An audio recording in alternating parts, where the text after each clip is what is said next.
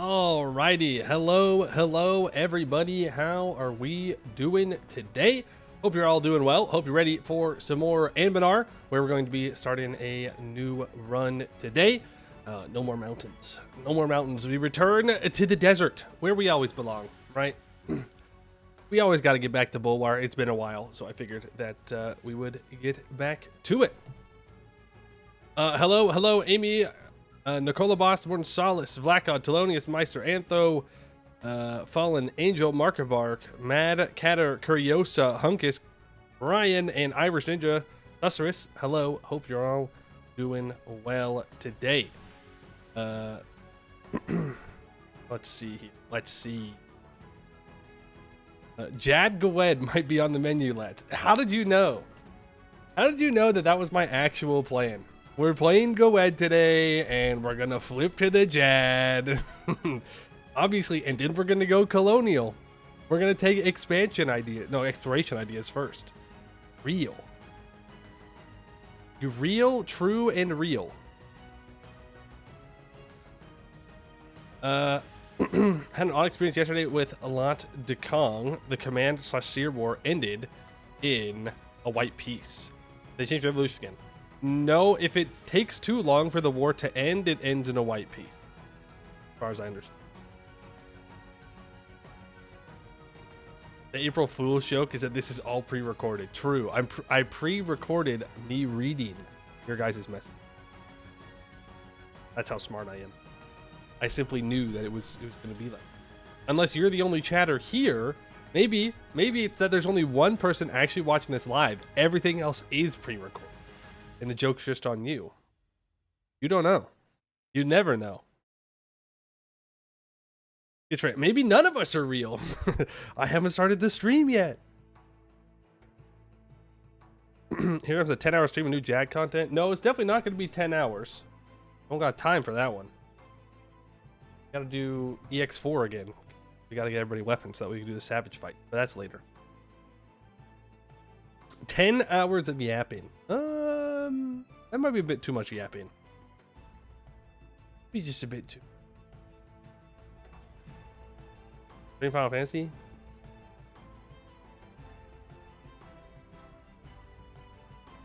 Yapping is magic. Is that so? Is that the Anbennar magic update? Is it's just my yap?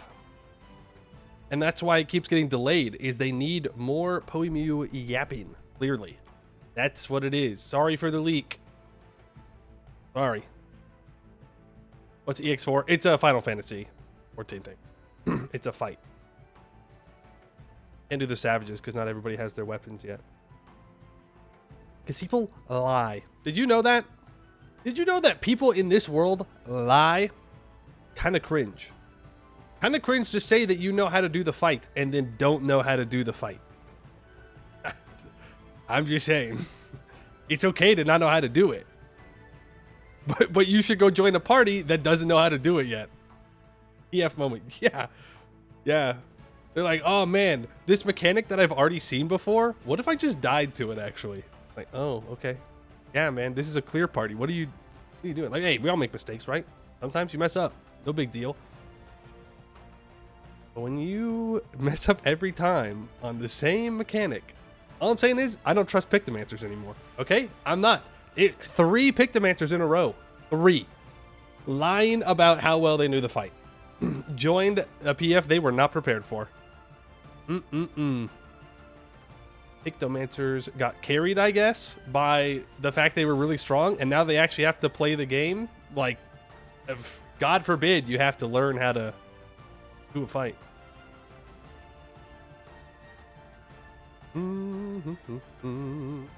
Gaslighting is magic. Okay, yeah, I agree. First, you have to learn how to dance, though. No spoilers, please.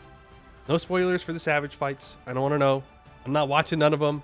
I want to do at least one lockout blind of each of them. I'd like to do the whole thing blind, but not everybody can spend the time for that. But I don't want to know.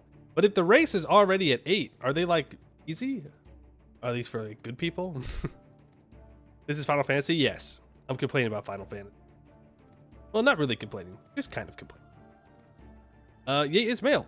Is it jadding time? I would say yes. It's definitely jadding time. All 7 races are over roughly a day? Ah, okay.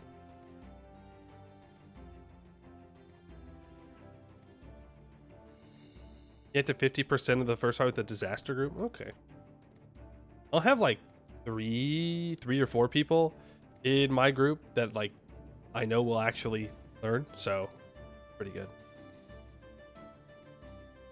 I once again asked for a Final Fantasy 14 free trial copy pasta as a command. But it's so long. It's such a long copy pasta. I'll think about it though. Maybe. Don't hold your breath. How's it going with that Colonial Magisterium run? Yeah, it's like super close. We're almost about to do that. Right there. Like I've been holding my breath for the Colonial Magisterium run.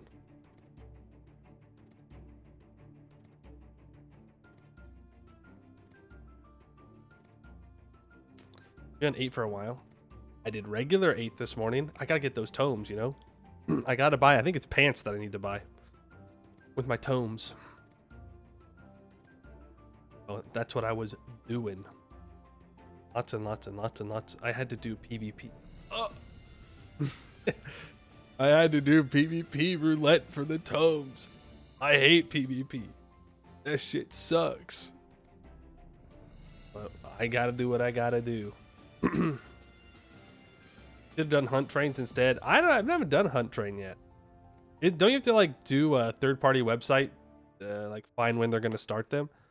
Like sometimes I run into them, and like I you know I just kind of join for whatever area I'm in.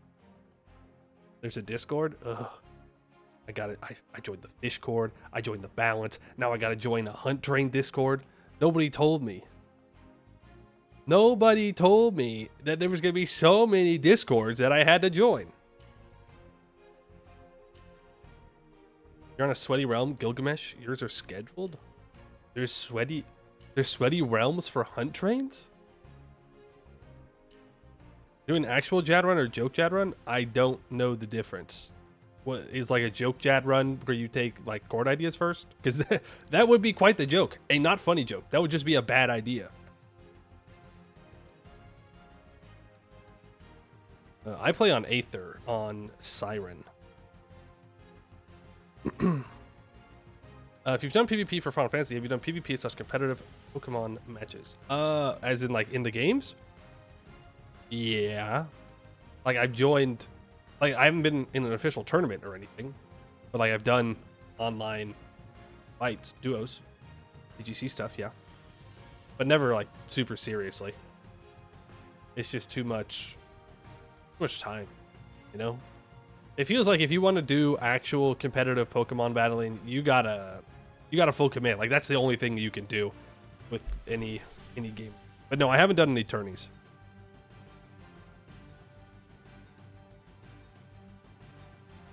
They should make Jad ride cows instead for April Fools. Yeah. Cow Jad moment. Huge. I don't know. I mean, it wouldn't be a terrible idea. Are cows as good as horses? Probably not.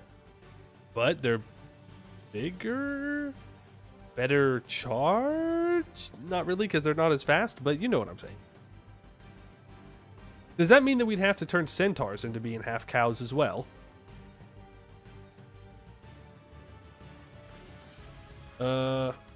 It 2 yours roughly at 7:15 a.m., 1:30 p.m., and 7:30 p.m. Pacific time. Well, I ain't getting up at 7:15 to do a hunt train. 1:30 is in the middle of the stream. 7:30 though, doable. Milky or Jad? Don't say that. Don't say Milky or Jad. Though this morning I could have done the 7:15 one because some fucking asshole was outside, fucking revving his engine and like driving up and down the road at like fucking 7 o'clock in the morning. And I'm like, what are you doing?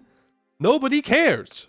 Like, why are you doing this? He does it every couple of days, but most of the time it's later in the day that it happens. So it's not a big deal. But this morning, no, he was ready to prove how fucking cool he is, I guess. I don't know. I don't know. And it woke me up, and I'm a pretty heavy sleeper, right? I don't get woken up super easily, but just kept going, and eventually I was like, what? Terrible. Wait till this guy learns about minotaurs. Well, of course, if we're swapping everything, then minotaurs have to be half horse. You know, the top half of a horse, and then the bottom half stays as a man, right? Got to switch the centaur and the minotaur around for our April Fool's Day. Are we playing Barbie Horse Adventures? Maybe we should have. Maybe that would have been, maybe that's my game, my forever game. Barbie Horse Adventures. I'm sure there's lots of deep strategy, high skill ceiling that I can really sink my teeth into and learn. What about reverse centaurs? Front half a horse on a human body. Well, I don't think that would work. Well, I guess it, oh, you just mean like their head would be a horse and then they just have like a human body? I guess, yeah. That's just the horse head costume thing, right? Or do you mean like the front half in total is a horse and then it's just 2 human legs in the back? Because that wouldn't work. I don't know how that would anatomically work. Like, how are they supposed to get the human feet to be on the ground to help them move? Good thing about horses, they got their legs on the bottom of the horizontal body. Humans are pretty vertical. Human on all fours with half a horse on. Oh, okay. You're going in a very different direction with that one. Interesting. Interesting. Terrifying. Focus on the feet. Did I say feet? Legs? Feet? Look, I don't know what to tell you. That centaurs have 4 appendages on the ground. And so if you have the front half being a horse, that means the 2 human legs are going to be in the back. And human legs go straight and they don't go down. Hooves. The word is hooves. Did I not say legs, feet, hooves? It's all the same thing. Okay, you know what I'm saying. Again, I'm going to put you behind a horse and smack it. That way it kicks you and then I can't be liable. I didn't do it, Your Honor. The horse kicked him. Not my fault. You need to assert dominance on neighbors. I'm going to put a spike strip out. That's what I'm going to do. Legally speaking, this is... I don't own a spike strip. You've been kicked in the head by a horse. That's why Bray Lars. Yeah. What's it me, Your Honor? I don't have no hooves. Look, it's a hoof imprint. See these? Hands. Intimately knowledgeable about horse autonomy. Yeah, Morton, why you know so much about horses, huh? Interesting. Curious. Imagine knowing pretty basic information about a pretty common animal. Where? Yeah, okay, this is... yes, this is what I'm saying. That's horrendous. How is he supposed to move? Hold on, let me pull it up for you. That way you can see the hell that he... Look. This doesn't work, okay? This... this dude is not going anywhere. Like, how do the feet get to the ground to help the reverse centaur move forward? What do you do here? Do they just move on their knees? Does it stay slanted, but then they just use their hands? And like the back half is crawling? So it's actually a 6-legged centaur. Think about it. I think that's the only way it works. Otherwise, maybe if they're super flexible, but I couldn't imagine walking like... It's an insect then. Yes. Reverse centaurs are in fact insects, confirmed. We answer the big questions about science. You could almost say it's educational. I don't teach you. One song is playing in my ears. I don't know what song you're talking about. So I suppose that's good for me. I don't need to know.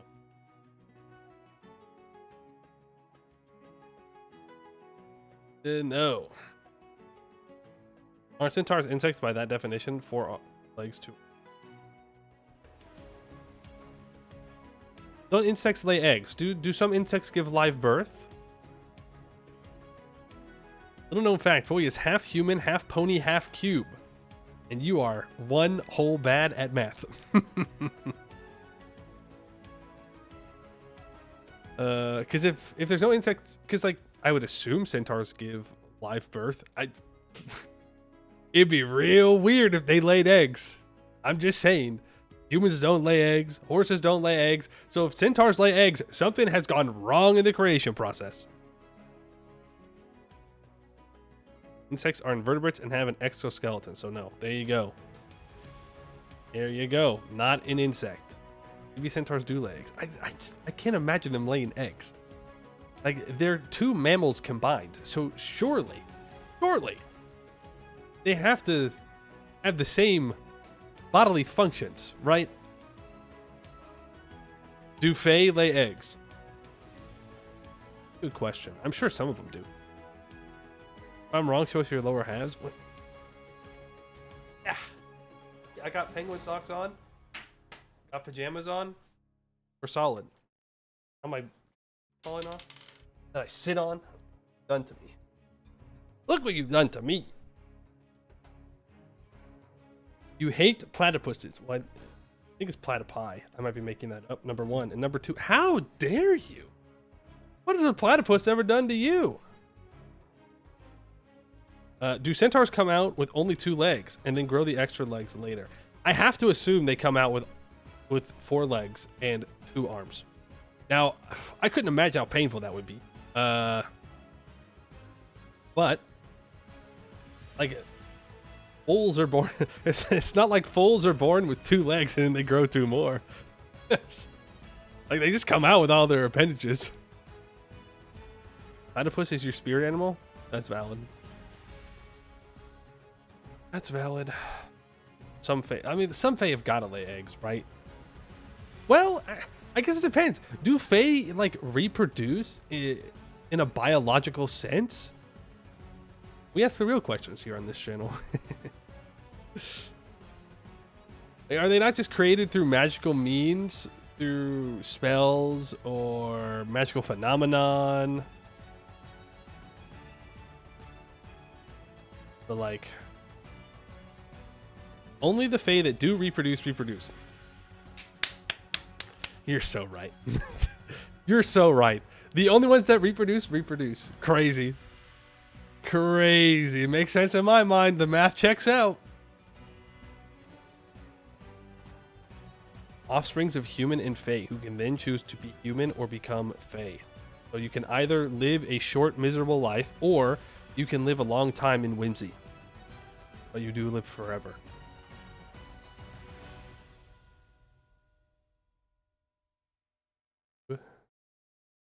Yap, no yap. We're already yapping. It's too late to stop the yapping. The yap train has already started. I don't know Fae. I do not. I was never a fairy kind of guy, you know? I was more like a Thomas the Tank Engine kind of guy. Bob the Builder. Like in Disney Channel in general. The only Fae I interacted with when I was young was Tinkerbell.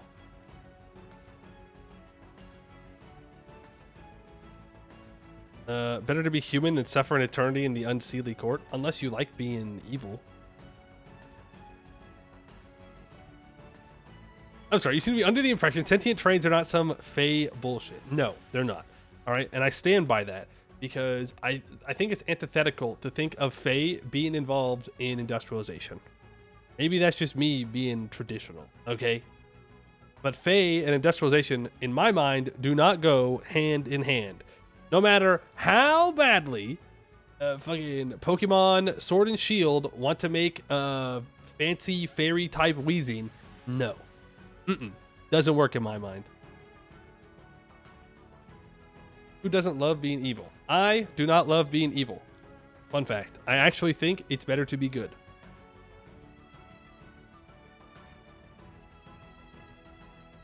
Don't Fae get countered by iron? Which is a pretty weak thing to be countered by. I'll be real. It makes sense, right? The time period of, like, you know, switching from bronze to iron and all that, when a lot of the stories probably became solidified and started to be spread. But, like, it's just iron, man. It's not even that crazy. That's the first medal you get in Minecraft. And that kills you? Pathetic. Pretty nifty for like 50,000 years. They fell off. They fell off.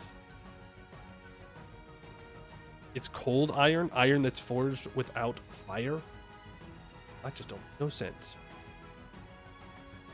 How do you even do that? That's like some magic bullshit to me. Humans are also countered by iron. That's a good point. Humans also are countered by iron. True. Me talking shit about the Fae. The Fae pulling out an iron sword. Oh yeah, human boy? Let's see how you like it. Werewolves being weak to silver was invented by early monster movies in the 30s, so pretty good, honestly. I think if you asked most people what is a werewolf weak to, they would say silver, so successful change on their part. Is that really where it comes from? It just feels like it would be farther back, right? Where did werewolves mean?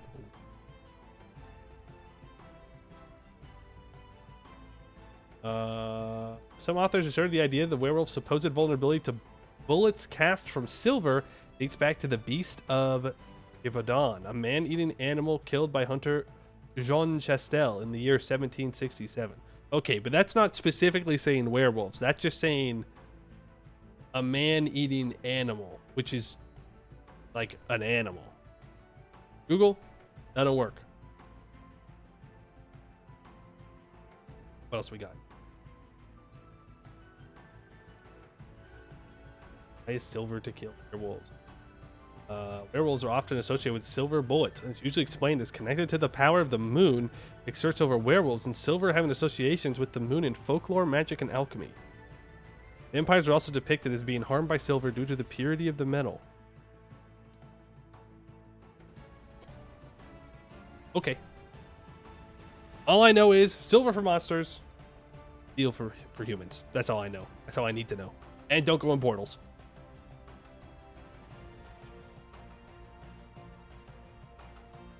You think a werewolf is resistant to an RPG? Hey, there's only one way to find out. Get those werewolf hunters in there with an RPG. Let's see how regenerative? Yeah, how regenerative a werewolf truly is.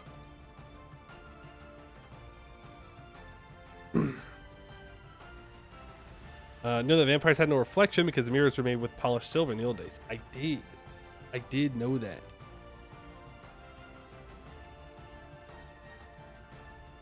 Rather be countered by silver than garlic? Okay, but vampires are like both. Kind of. But like the vampire lore goes back far. I know that. All the stories about them and how you defeat them and whatnot, or how they come to be. That's just old. Not like super old, but pretty old. We're talking like maybe 1,000 years. But really, when you start to get the, not even 1,000 years. No, incorrect. Incorrect. Unless you're talking about the garlic thing. The garlic thing might be the 1900s. I don't know about that one. Vampires are countered by a sharp stick. Talk about being bozos. Okay, counterpoint. Back to the whole Fae thing like we just talked about. Humans are also countered by sharp, pointy sticks. Original Legends, vampires not die in the sun. They were just less active. The idea that they disintegrate came later with them. Okay, fair enough.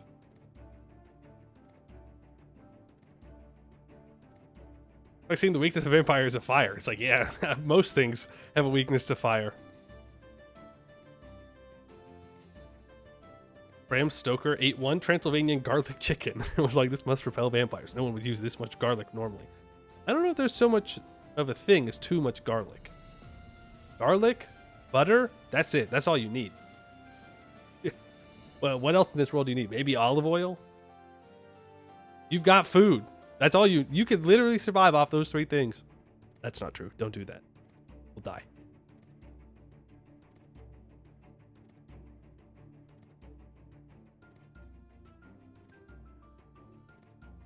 Joker's where most of the modern weaknesses of vampires in popular culture come from. I wonder what he'd think about people being attracted to vampires. would he think? What would he think if he saw Serena from fucking Skyrim? You know? What would he say? Could he comprehend what people would say about Astarion? I don't know. You can just survive off grain and water. You probably want to die, though. Probably. What did he think of Twilight? Luckily, I never got into Twilight.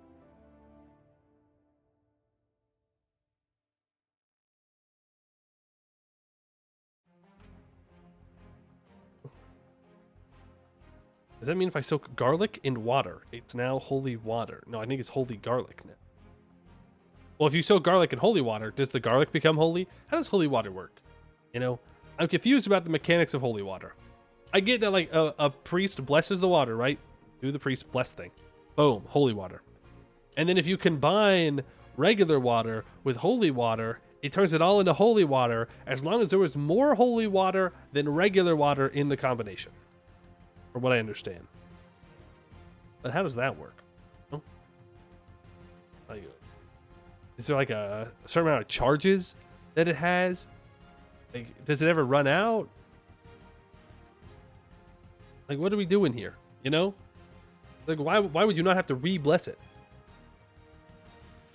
I'm not calling it magic, okay? I would never say that such a thing is just like an adoption of pagan beliefs into a different religion. I wouldn't say that.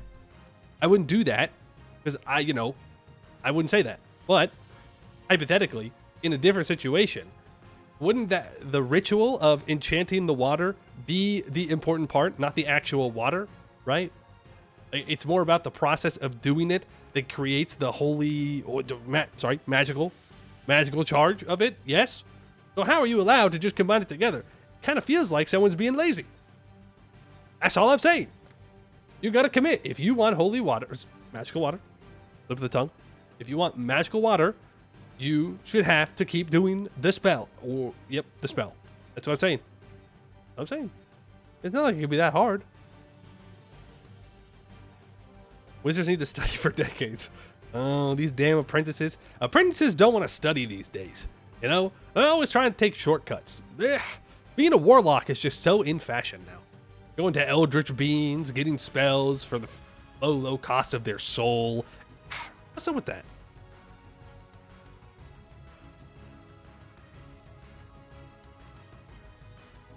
I do love the math problem of the cost of a Jesus and wafers and communion wine. It's a lot. It's a lot. Holy water is just water with silver particles due to using silver crucifix. So can I make holy water? If I just grab, let's say I find a silver ring on the side of the road somehow, and I pick it up and I bloop, plunk it in some water. Is that holy water now? No, it's not, because I didn't do the spell. I didn't do the incantation, which means it's nothing, right? If you got the raw materials to cast Fireball. And I know this is going to be kind of hard for some people to understand because they think that you don't need spell components, but you do. You may overlook it, but you do need spell components. And I just throw it really hard at a goblin. It's not going to do anything but annoy them. It's the incantation, the somatic component that makes it into a fireball. Or you buy a flamethrower. That also solves the problem. Are you ordained by a church? Then no. Can't convince with that. They can try and gatekeep holy water, but I'll create my homemade holy water if I want to. You can't stop me. This is what you all came for today, right? Talk about reverse centaurs and holy water. What if you go to an online church? Good point. You got to do it yourself. You can get ordained like 15 minutes online. Oh yeah, that way you can officiate weddings, huh? Maybe I should do that just to put it on my resume.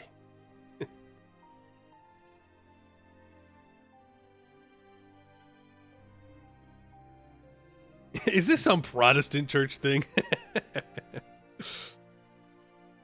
Do Protestant churches even have holy water? I always just kind of assumed it was a Catholic thing. And that it was just kind of dropped. for Protestant. I guess it depends on how far away from Catholic doctrine you get. Right? I don't expect, you know, like a... Well, Protestants are heathens, nothing holy about them. True, unless you're a Protestant, then those damn Catholics. I was confused. Are Americans Catholics or Protestants? Neither. That's not how it works here. Believe it or not, we got a lot of different people that believe a lot of different things. But if you're talking about like evangelicals, those are Protestants most of the time. It's a bit complicated and would become very political very quickly. So I will steer us away from it. But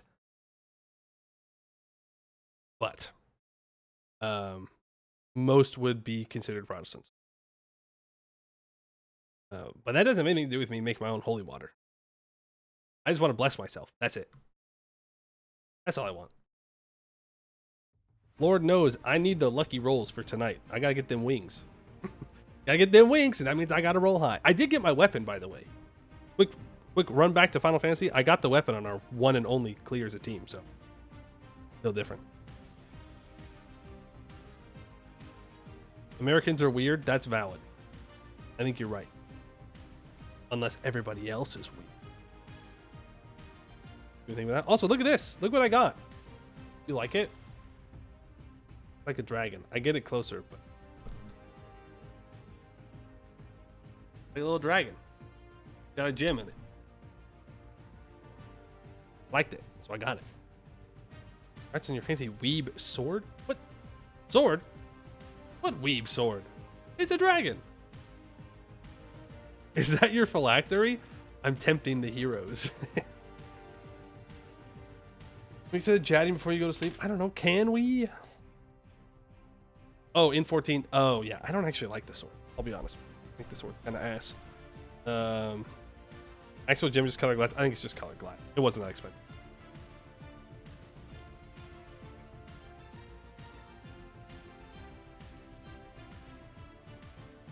I actually like the crafted set sword. It looks like a rapier.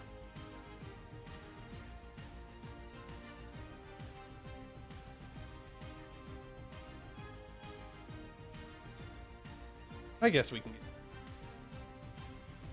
I suppose if that's what people want to do, can stop the yapping. What everybody knows is the best part of the stream.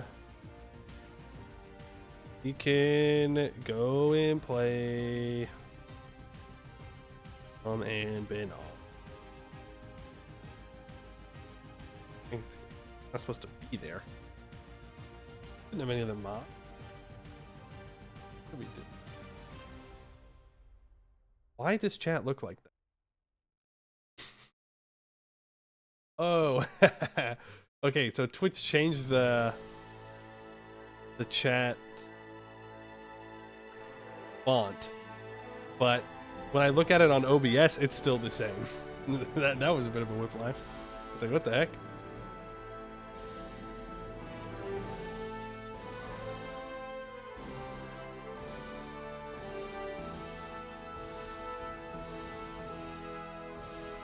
It's like think they're Christian. They tend to be really picky about which parts they follow. Well, I don't worry about other people.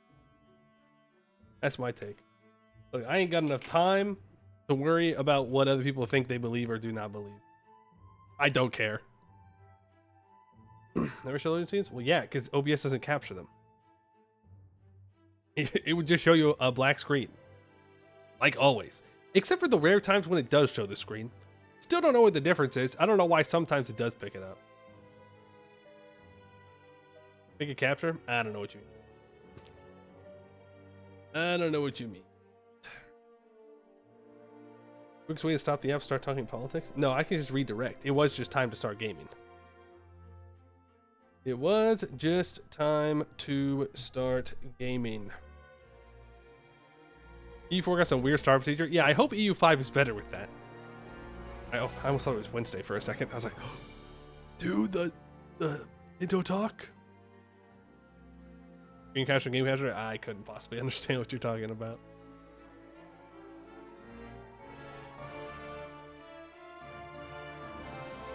EU4 has to totally shut down and then restart whenever you exit to the menu. Crazy. I know, I said we were going to do the Anbennar dev diary and then I never did.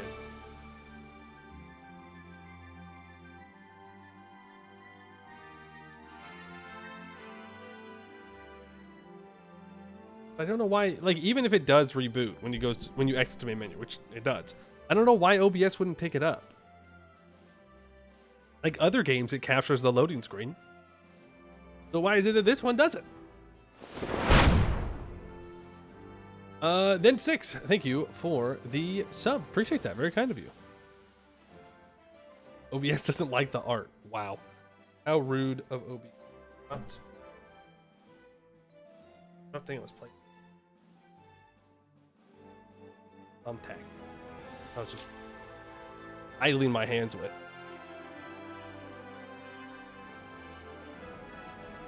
Maybe it's like a separate instance? Maybe. It could be. It very well could be that. Real and true and real and true. Especially when you use screen cap? Yeah, I know, but I like to only capture the thing that I want to capture, right? And for literally every other game, that works. Doesn't want to see this hentai background when the game crashes. Okay, relax. We all know what my background is. Pause. Pause. Hold on. Now I must defend my honor. Make sure you know that's not true. See? Look. It's just a penguin. Predictable. Predictable Poe moment. It's just a penguin. Frantically changing it to something. Yeah, that's how fast I can change things, actually. I changed it. I knew. I predicted that you would say that. And therefore, I changed it beforehand. With Zoom on desktop, I downloaded it like 3 days ago for a specific meeting. Whenever I said I had a meeting, I downloaded for that, and I just haven't moved it. That's why it's there. Most of the time, it's covered by the game, so I don't even remember it. I gotta switch our category over. Before I forget. Or I downright forget to do it. Pre-recorded, true, confirmed, always pre-recorded, never trust anything you see ever.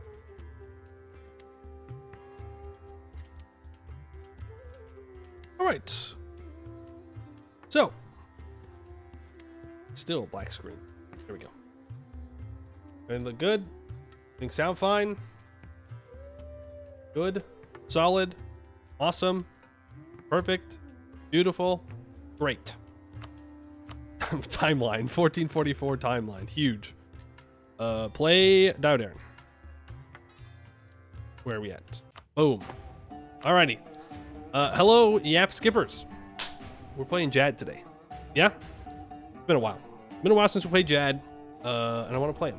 So, here we are. That's about all I got for you. Do we want to play the Great Conquerors? Probably not. Probably not. We're going to be expanding a bunch, so I don't want to deal with that. So I'm not going to do it today. Mythical Conqueror, no delay. No delay, huh? Let's not. War of the Eastern Sands. In the west, a Nolish pack lord, styling himself the Devourer of Suns, has united the packs around Hara Oasis, forging them into a great army. He has turned his army towards Bulwar and seized a great tract of land along the upper Saran River, defeating the Sun Elves of Sariand. Now it seems he has turned his eyes eastwards. The scouts of our legion have reported sightings of the Knoll hordes along our border, and we must rally our forces and strike back against this force of malevolent darkness, lest our light is devoured by a new Shazabane. One thing is certain, whoever prevails from this war shall be the next ruler of the Eastern Salahad. Just as Soriel rises in the east to face the darkness, we shall follow Jadar against this darkness of the west. In Soriel's name, summon the Legionnaires. To break the spirit of the servant of darkness, Jadar must face Zaka on the battlefield. Once the leader falls, the pack will crumble beneath us. No betting? No, I don't think betting would be a good idea, considering we better win. If we don't win, well, that would be embarrassing. I'll give you that much. All right, let's move towards Zaka, shall we? Let's get over there. We'll see what we can do. You think horses win? It's a pretty good bet. I'll give you that. Violence against religious minorities. I mean, that's just what we do, you know? Let the faithless burn. Hunting accident. Oh! Oh! What the fuck's... Okay. That's crazy. I don't know who Andrelian Yadar Zawir is. That's not his... Well, I guess maybe his daughter comes later. His son? Well, it was his son. If I played them after the dev changed some of the Jad mechanics. No. Zaka did it. That's right. Zaka did it confirmed. We could just fight him here. I kind of prefer to let him split up before we fight him, but I guess we're not going to have that luxury. We should win. Like, we have 115 discipline as Jad. It's that easy. It's simply that easy. Celestia was falling. This was not something particularly new to her, but what did surprise her was how fast it had happened. One moment she had been in Canterlot, getting ready to celebrate the new year, and the next there was a flash of light as she had been thrown downwards through the air. Spreading her wings to steady herself, the sands below her came far too quickly for her to catch herself midair. Instead, she slammed to the ground, sending up plumes of dust that obscured everything from her sight. For a few moments there was nothing, but as the sands cleared, it became clear that this was not Equestria. Celestia did not see ponies. Instead, there were strange bipedal creatures, ones with pointy ears who stared in shock at her. But that was not all. On the other side of her were more bipeds covered in fur. Bodies of the two species lay all around her, signs of battle she had not witnessed in many years. But the furred creatures were not staring at her directly, but rather at one of her hooves. Celestia looked down to see the body of one of them, perhaps their leader, with its head gone under her hoof. It was at that moment that a phoenix, her dear pet Philomena, came down from the sky, giving a magnificent cry from above Celestia's head. The pointy-eared ones gasped, and some looked skyward as the bird, while others pointed at the sun on Celestia's flank. Slowly, they all knelt, saying strange words the alicorn could only pick up few of. Sarnagir, Surael, slayer of Zaka. The conflict seemed to be forgotten.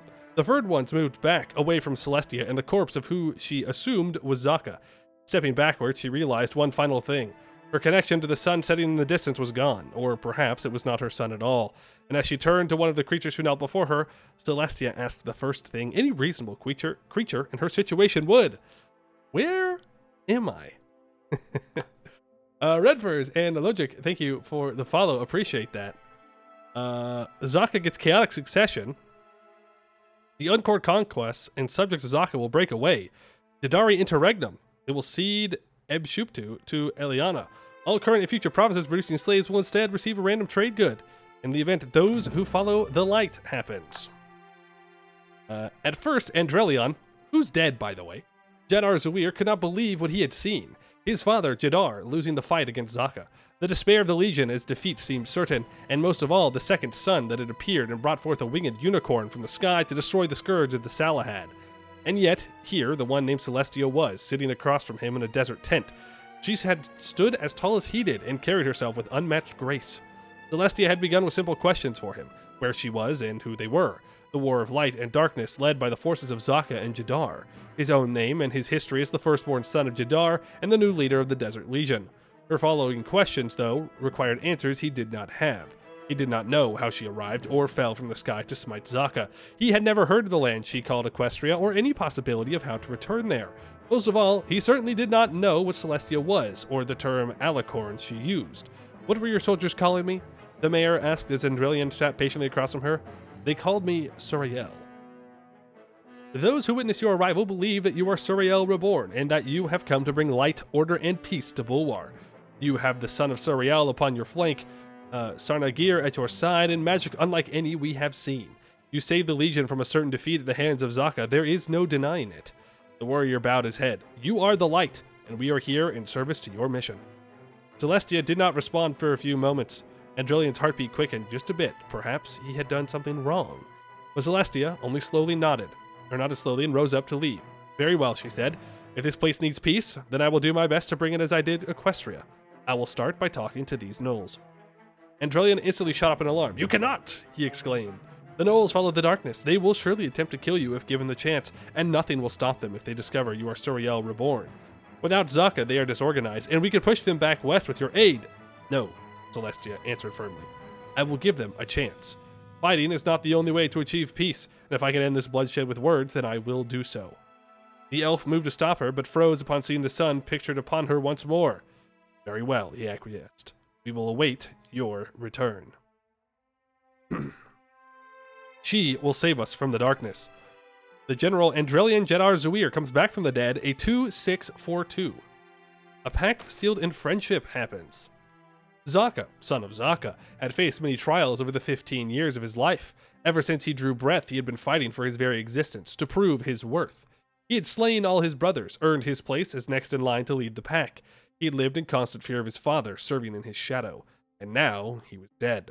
A being stronger than any of the Gnoll had seen had effortlessly killed his father in his moment of triumph.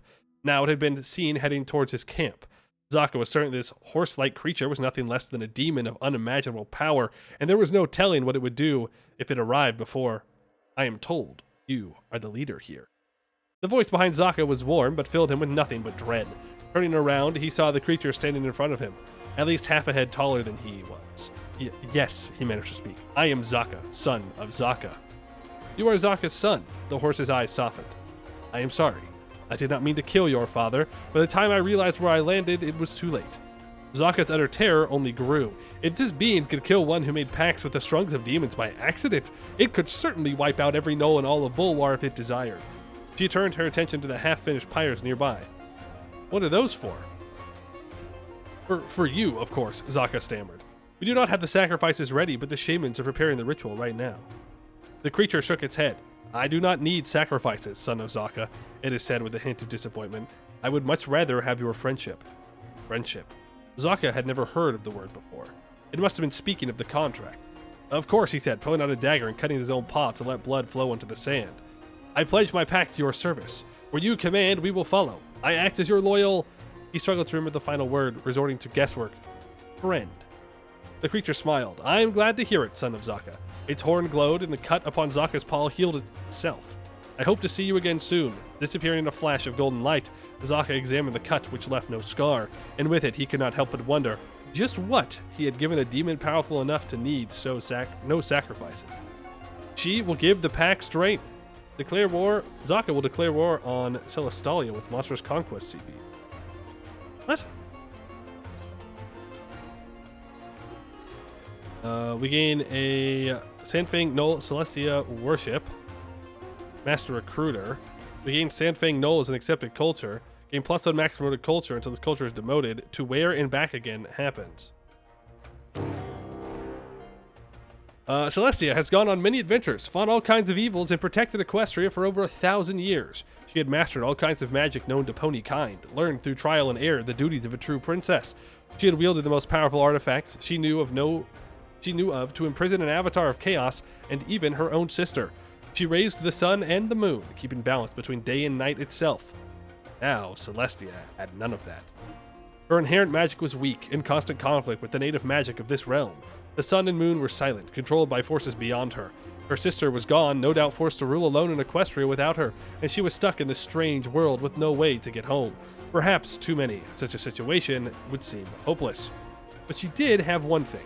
No matter how strange this world had, Celestia knew she still had friendship. She still had harmony. And most of all, she had the tenets of the elements of harmony to guide her way. Through honesty, loyalty, generosity, laughter, kindness, and magic. It was certain that answers would be found in time, and with her newfound friends by her side. The elf Andrelian and the Gnoll Zaka, perhaps a way home, would yet be in sight. There was still much to... Hold on. I got through all of it. I got so far.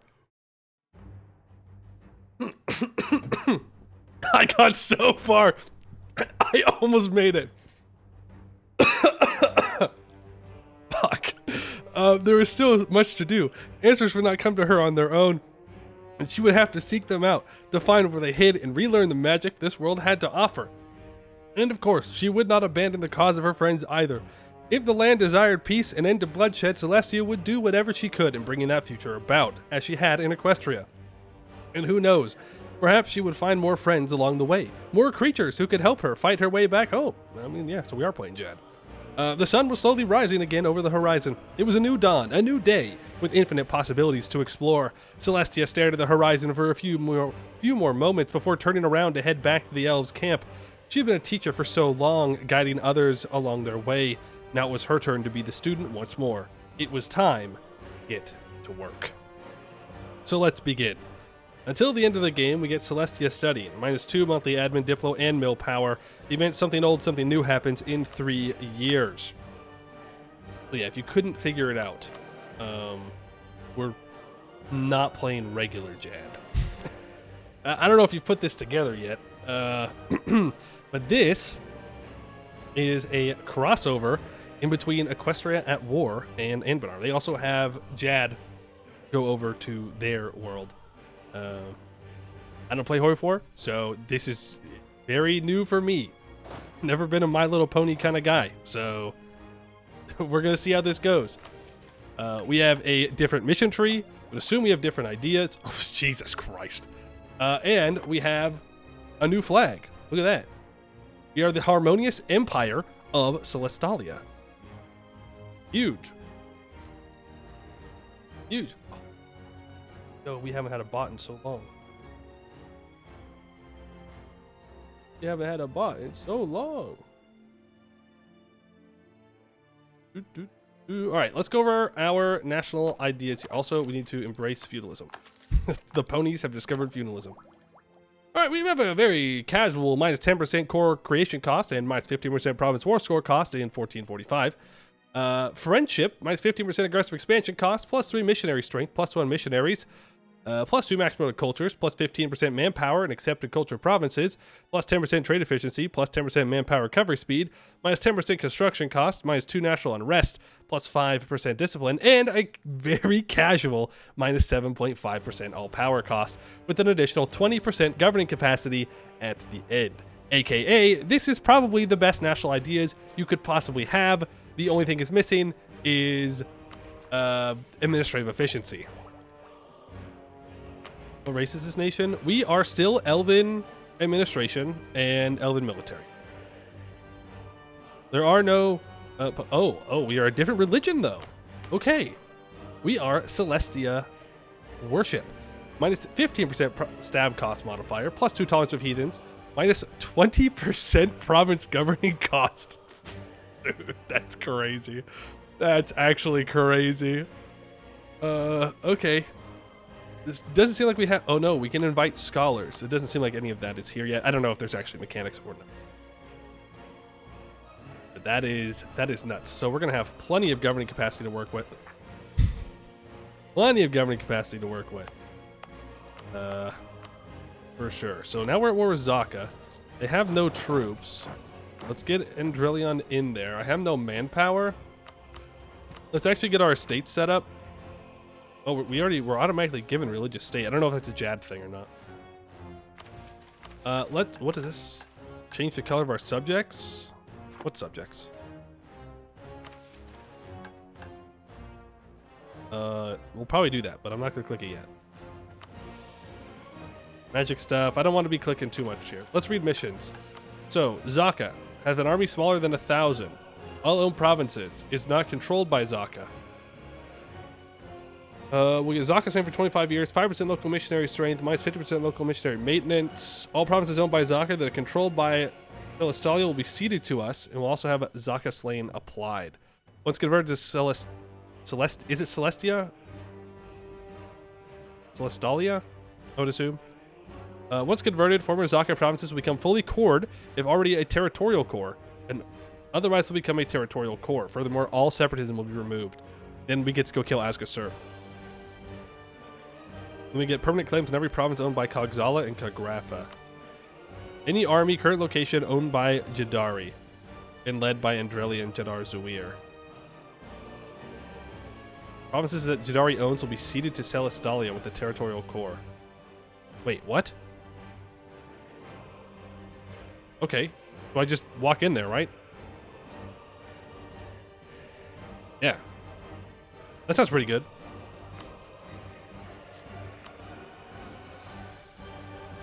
$45. Okay. Well, we're going to want to do that. So let's move north first. Let's get this all set up here. I meant to work. Any missions about Crown Land or anything like that?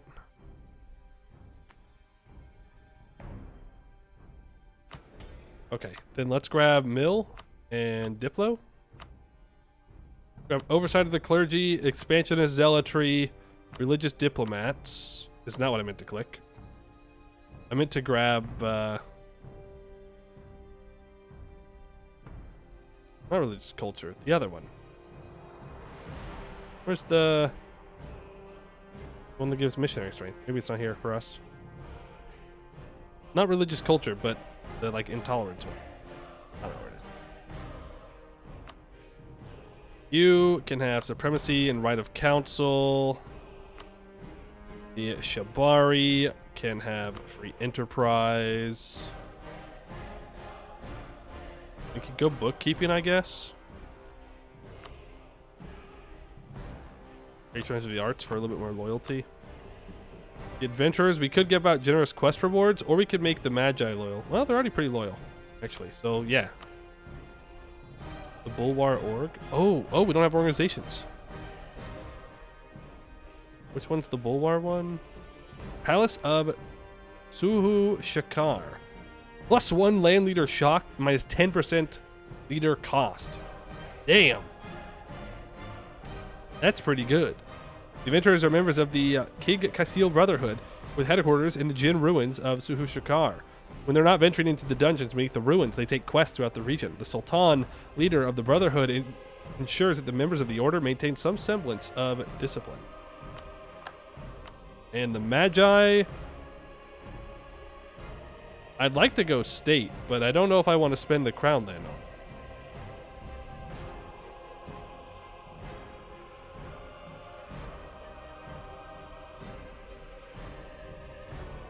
I just go guilds here? No, I should just grab it. Just living over. Then I can go generous quest rewards. Just fine. Eliana wants knowledge sharing? Sure. I did see that if we improve relations with them, we can probably get them as a subject. Let's start improving relations.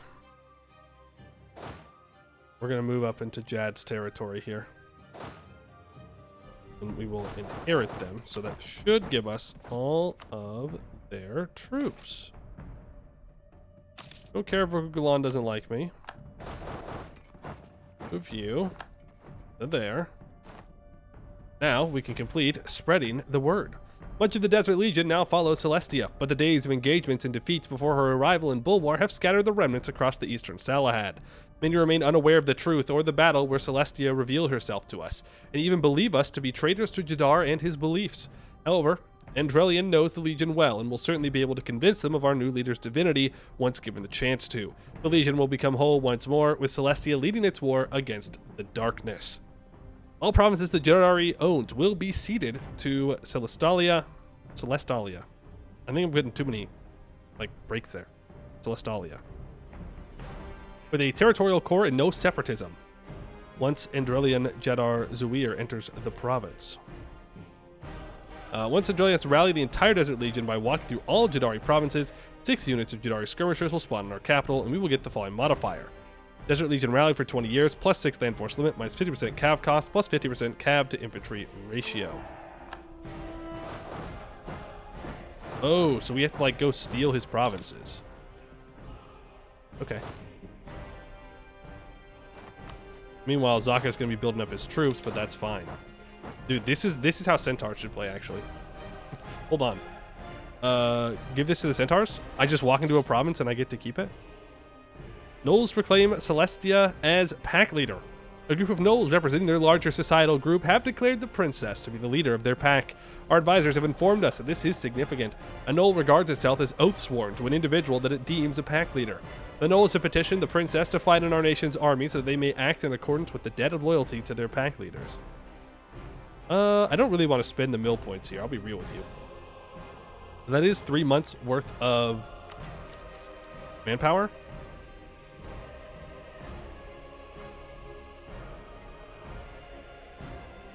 I don't think so. Agreed. Didn't it say that it had to have Andrelian in there? Yeah, no, it has to. I guess I could send the general around. Oh, Eliana's not going to let me through? Boo. Boo. Well, now we have to win. Well, now I'm not so sure we're going to win. It doesn't really matter. We just kind of ignore Zaka for now. I threw? I didn't throw. We just walk over here.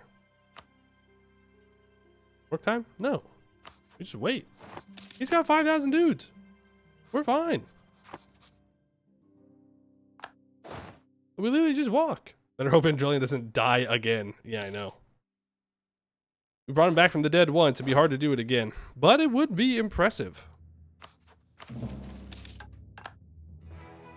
Is this what the whole game's gonna be like? Me? I just get to walk through everything? The Legion rallied. Calling the past few months busy for Andrelian would be a heavy understatement. He had traveled across what felt like the entire length of the Salahad, pulling together the Desert Legion after its total disarray from Jadar's disappearance. Word did not travel fast across the sands without a messenger after all, and he doubted many would believe the tale of Zaka's defeat unless it came from the son of Jadar himself. Sometimes he couldn't believe his own words when he spoke of a horse descending from the skies like a second son. They were still skeptical, as any reasonable elf would be, but Andrelian's reputation kept them from openly disputing his word. Either way, any doubts that had been banished when the Legionnaires finally seen Celestia in person. So this is the Legion, Celestia noted, as all the desert elves stood at attention. And I assume you are their captain, Andrelian. Jadar was the commander. However, now that he has disappeared, you are correct. Leadership of the tribe has fallen to me as his eldest son. The Alicorn gave a hum of thought. Reminds me of the Royal Legion of Cloudsdale, she mused quietly. Certainly more effective than the Royal Guard, at least. Clearing her throat, she turned back to Andrelian. How are they in combat? If they have an equal on Halan, I have yet to fight it. The cavalry are second to none, and their charge into battles will rout any foe. Cavalry, Celestia tilted her head. What is that? You've never heard of cavalry before. An effective army requires it. They're the finest of warriors on horseback. Andrelian suddenly remembered exactly what he was talking to. Ah, I can see why you might be unfamiliar with the concept. If all in your world were like you are. You mean... Celestia finally understood. A smile appeared on her face, followed by a small bout of laughter. Yes, I suppose it would be strange to see a pony riding a pony, wouldn't it? Well, as long as they are effective in defending us from threats, I suppose. Yes, very strange indeed. We will be able to recruit Jadari skirmishers and eventually Jadari horse archers. Remember to switch this unit type. And for 50 years, we get +6 land force limit, minus 50% cav cost, plus 50% cav to infantry ratio. We get a bunch of skirmishers and 6,000 manpower in the capital. Right, now we just have to, like, beat Zaka. Which, you know, not necessarily the most difficult thing to do. Which unit type? Yeah, they've walked away, so we're good. What the heck is Cinder Ralka disease? Oh, these are just like the regular ones. Yeah, we don't want that. We want the extra defensive shock pip and the extra offensive morale pip for Jadari skirmishers. We definitely want the Cinder... Oh, no, I think we do want the Cinder Legionnaires, actually. We definitely want the Jad horses. I mean, that's why you play Jads, for their horses.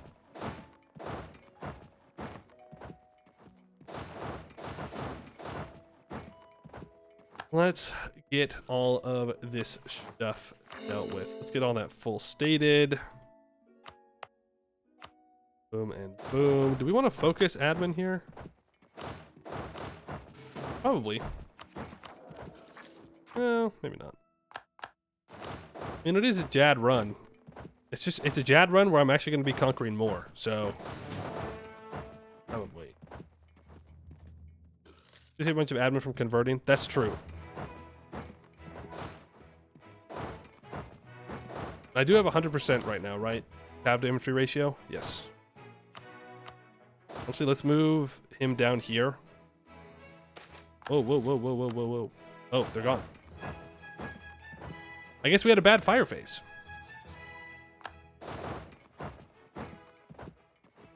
Religious first, maybe? I don't know. Good question. I don't know where we're gonna go first. Probably admin ideas. Yeah, probably admin ideas. Look, Jad may be gone, but like, this is Bulwar we're talking about, okay? Only ideas? We have insane ideas. We start off with minus 10% core creation cost, minus 15% province war score cost. And our religion gives us province governing cost reductions.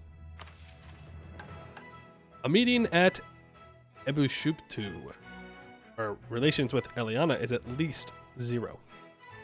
The Desert Legion is unified and finally stands with Celestia in her quest to bring the light to the Salahad. But the Harpy flock of Eliana, led by the former wife of Jadar himself, Dessien, remains skeptical and even outright hostile to Celestia. We cannot blame her for such in these difficult and often confusing times, nor for having seized control of Ebushuptu in the wake of Jadar's disappearance, and Celestia has made it clear that she has no intention of bringing the Harpies back into the fold by force. Diplomacy and a hesitant meeting at Ebushuptu in honor of Jadar will hopefully set things right. The Memorial of Jadar. Ebushuptu, the holiest site for all the Jad, and the place where Soriel had revealed his truth to Jadar. Celestia was no stranger to the symbolic importance of such places. Back home, the Griffins treated their mountain of Solar Spike as the birthplace of Griffin kind with similar reverence. It was only here that the elf Jadar's wife, the Harpy Jessien, had agreed to meet her in honor of her presumed late husband. Jadar's body was never found. The elves of the Legion had searched for countless days and nights for their former leader, perhaps even with the hope he would still be alive somewhere in the deserts of the Salahad. But all attempts to find him had been fruitless. He had simply vanished without a trace, leaving many to believe Celestia's arrival was a miracle from Soriel brought by Jadar's dying breath. In honor of that sacrifice, a ceremony would be held at the peak of Ebushuptu. There were speeches, of course. A great crowd had gathered to listen to those who had known the elf closest. Andrillian spoke of his great talents as a warrior of the light and his ceaseless struggle to continue Soriel's work. His tireless devotion to the crusade against the dark, which he fought to his very last moment. Jessien spoke of his life as a devoted husband, a caring and inspiring father, who taught that everyone has a role in Soriel's work and is worthy of his blessings. How he brought together people of all races together to change the world for the better, and inspired all around him to do the same. Jadar's daughter, the Harpy Jadaressa, tried to say something, but only managed to fly off in tears. Celestia listened with rapt attention, learning of the one who for many she had taken the place of. Finally, it was her turn. She had no words to say, no story to tell, but Andrillian had asked her to play a part in the ceremony, and she had reluctantly obliged. Stepping forward, her horn glowed with golden magic as she lit the flame which burned with brilliant light in front of all the crowd. It needed no fuel or guardian, for as long as Celestia drew breath, it would continue to burn of its own accord. The elves and humans all lowered their heads in respect before reciting a prayer to Soriel and then dispersing to talk amongst themselves. "It is time," Andrillian said as he approached Celestia. "Jessien wishes to speak with you now. I shall remain nearby if you have need of me." Celestia nodded. "May his soul rest in eternal peace." We get Celestalia, or Celestalia gets Ebushuptu, and it changes to Celestia worship, and it gets a center of reformation of harpies and horses. Could be someone's fanfic. Jessien watched as one of named Celestia approached her, the mountain winds blowing through her feathers. "You remind me of him in some ways," she began, once Celestia had stopped in front of her. "You lack his resolve, but your eyes show the same compassion he had." "Thank you," the Alicorn replied. "I am truly sorry your husband is gone. From what you and others speak of him, he was an elf like very few creatures I have ever met." "There was none quite like him, yes. I still miss him dearly." Sighing, Jessien looked instead to the fading sun in the distance. But he did not want Soriel's work to revolve around him alone. "Andrillian speaks the truth about you being Soriel reborn, and I know that he would have been honored for you to continue his mission to spread the light across Halan. The flocks of Eliana will stand by your side." Celestia joined Jessien at the cliff edge. "I will do my best to honor his memory. Will Jadaressa be returning soon? I would like to speak to her as well." "Not while you are still here. She blames you for Jadar's disappearance. Her father meant the world to her. I just hope she does not stray too close to the flocks of Seadin again, for they would not hesitate to capture her if given the chance. They still follow the old ways of the hunt. That is unfortunate. Such needless conflict is always regrettable. The pony stood up and spread her wings. I will go find your daughter and make sure she is safe. Even if she is not in any danger, I wish to apologize to her as well. The harpy nodded, and the former princess leapt off the cliff face to soar above the desert sands below. As Celestia faded into the distance, Jessian pondered what Celestia meant by her words. The fighting between flocks was not needless. Every matriarch dreamed of one day uniting the eastern harpies of the Salahad. Perhaps she desired an end to the disunity. She knew Jadar intended to one day bring the light of Suriel to the remaining harpies, so why would Celestia not as well? Andrelion, the elf quickly walked over upon being called, informed the Legion that Celestia desires war with the flocks of the north. It is time for them to finally find Suriel's light. Let us bring harmony to these wayward flocks.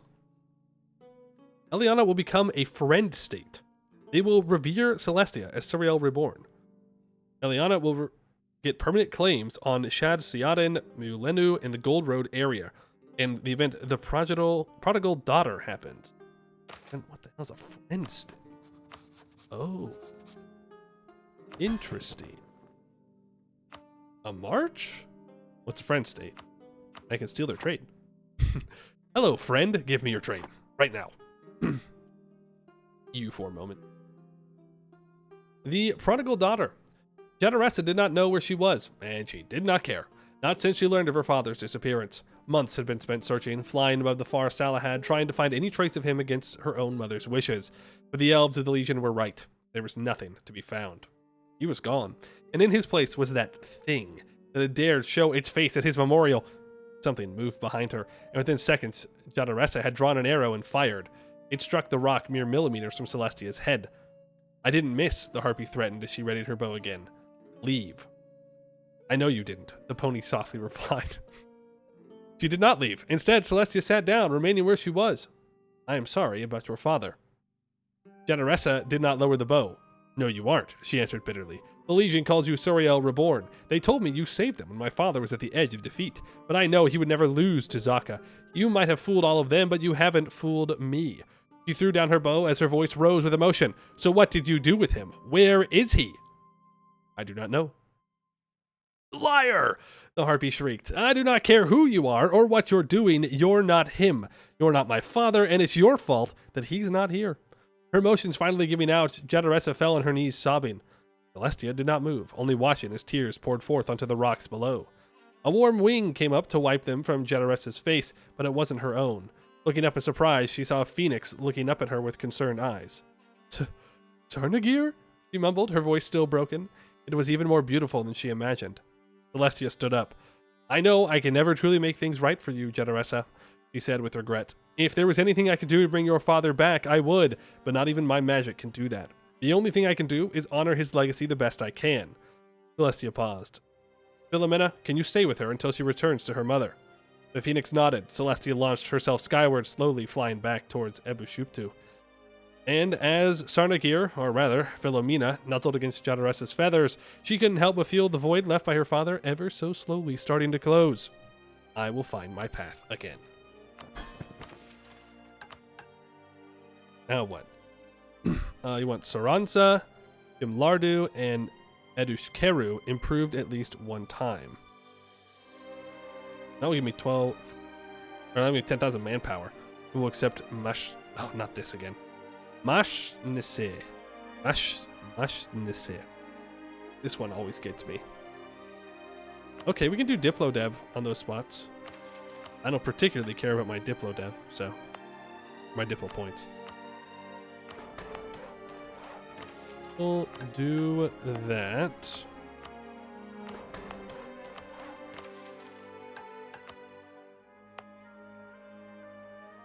Did I not develop this? Guess not. I'll save the point.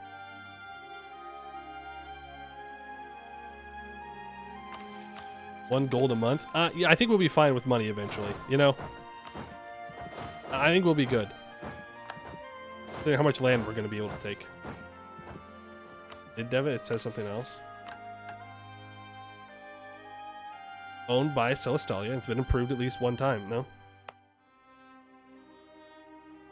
I think it just starts off. I don't know. Maybe I missed it. The Sirusham Confederation. The Sirusham Confederation, made up of the 7 tribes of the Mashnase, have long inhabited the Salahad as desert nomads. Pivotal in helping the Legion establish itself, Jadar's former leadership of the tribes has unfortunately not extended to Celestia. The human tribes remain uneasy about her presence, but their support will be necessary in the times to come. Andrelion will meet with the tribes and ensure that their loyalty and faith in the Jad is replicated with Celestia, along with convincing them of Celestia's place as Suriel Reborn. Perhaps a show of good faith will win them over. We get a 50% cheaper Diplo Rep Advisor, 10,000 manpower, get the 7 tribe army until the end of the game, plus 12 yearly tax income, plus 6 land force limit. We accept them as a primary culture, or as a accepted culture, and we get plus 1 max promoted culture as well. And now they want us to go kill the other harpies. And this is to deal with Zaka. I should probably build more dudes. I have 22 force limit. Yeah, I'm gonna build 3 more guys. Allied Edus Vacan, that's not too bad. Right, and we have our march here. Now, what bonuses do they get here? Friend state. Yeah, but what does that mean? What do they get out of this? What do I get out of it?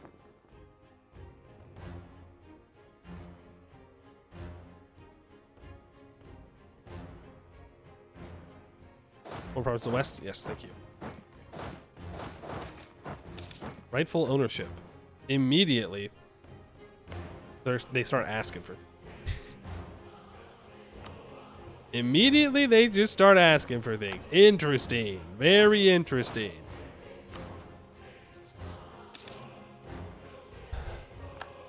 Oh, and Hashur has been released as a vassal of Sarian. Ah. Okay. Over. And there goes Ilzin Zaka. You can complete Zaka Remnants. Do you know if Verkal Dromek is religion agnostic? I think so, because the mission tree for it was added in before any of the other dwarven religions. I don't remember though for sure, but I don't think there's a specific one you have to be. While Zaka's son, now known as Zaka, follower of the sun, has become our friend, most of the gnolls that made up Zaka's old pack continue to be hostile to us. Celestia has told us that she desires Zaka to rule his gnoll pack in her name, and that peace and harmony in the Salahad is her goal. Zaka knows there's only one way to achieve this, and that is the complete subjugation of the packs and the utter destruction of their armies. Only then will they acknowledge her strength and accept her rule. 25 years, we get plus 5% local missionary strength, and Ilzin Zaka minus 50% local missionary maintenance. That applies to all the provinces that we're about to take from Zaka. Once they are converted, they become fully cored. If they're already a territorial core, and then if they're not a territorial core, they become a territorial core. All separatism will also be removed. This gives us a permanent claim on the Azkasur area, which we're going to go after immediately. And we free the slaves. Based ponies, I guess. The question is, do I convert first or core first? The answer, probably core first. And then convert afterwards. Well, good news. Bad news. Good news is we're focusing admin. The bad news is I don't have enough stuff. Yeah, let's get these guys hired because they're basically free. Yeah, I like free things. Rivals. Lots of possible rivals. Am I going to subjugate Azkasur? Doesn't seem so. Seems that we are going to annex them. You want me to build a mage tower there? You gonna give me the money for that? They also want me to own Edus Vacan. Well, that is an interesting thing that they want me to do because they are allied. Now, the bad news is Edus Vacan is allied to Varamar. And I don't really want to fight Karadir right now, if I'm gonna be honest with you. We could do non-co-belligerized, and, just do things. Stuff and things. We do not have minus 15% aggressive expansion yet. Not real. Who's Vakin can be a rival. Oxala can be a rival. Grapha can be a rival. I like to go after those guys, to be honest with you. But let's get Askasur done first. Yeah, I know I could be core and stuff. Rather just save my missionary. Well, might as well do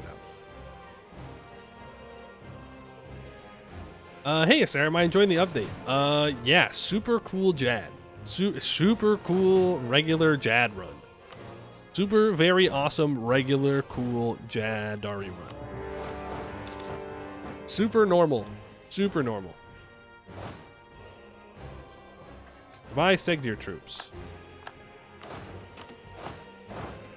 Please don't have the noble dwarves rise up and kill me. That would be super not cool. In fact, that would be straight up kind of mean. And this is all about friendship, so I don't think you want to do that.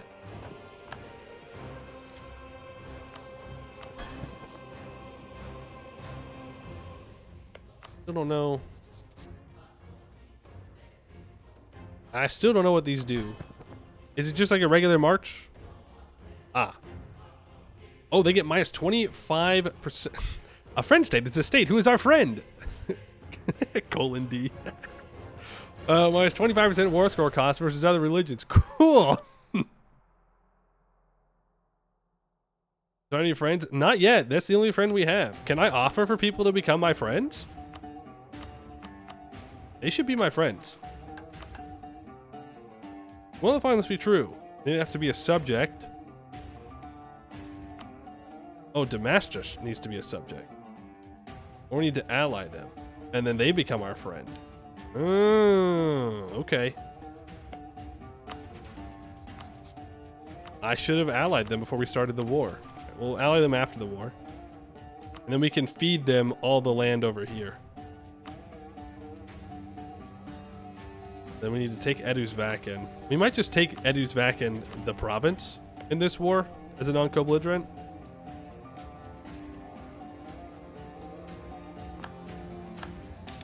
What happened to Jad? What do you mean? Jadari skirmishers. It's right there. We're playing Jad. Gonna get a dwarven subject out of the peace deal? No. I don't want to risk breaking the mission tree in some way.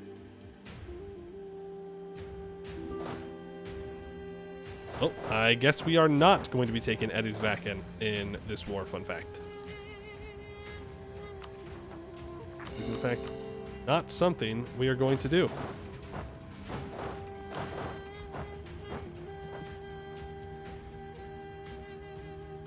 Sariend is going to fully annex them.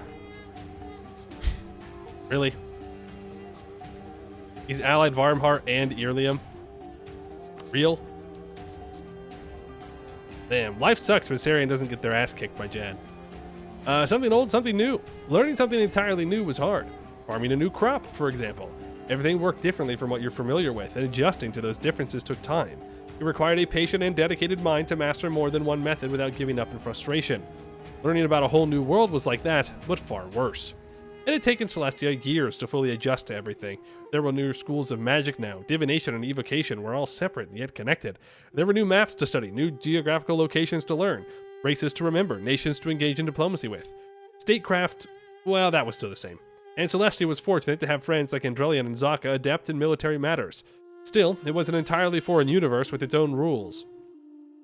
But Celestia persevered. She read every tome and text she could get her hooves on, studied both history and legend alike. She memorized cities and bays, trade routes and rivers, deities and mortals. If it was something to know, she was determined to learn it, until her knowledge of Halan would rival that of Equestria. And now it almost did. No longer was she confused the confused pony staring out over the desert. Her magic had not yet fully returned to her, and her abilities as a mage of this realm still only resembled that of a young abjure. They would likely change too, as she could finally turn her attention to finding a way home. For now, it was time to go out and experience this new world. Somewhere out there, Celestia knew that she would find a way back to Equestria. Whatever brought her here could certainly bring her back, and both the magic of this world and her own was no stranger to breaking the walls between dimensions. It was just a matter of finding it. The learning may have ended, but her adventures were just beginning. There's a whole new world to see. Celestia studying we removed, so we now get more monarch points per month. Open ruler magic menu. We get minus 50% XP gain modifier. Is that them telling me to not do that? Or is it a she lives forever, so they just want to slow it down? Could be either one of these things.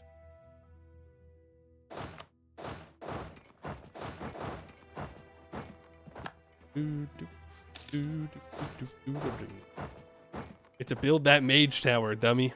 Fair enough. Fair enough.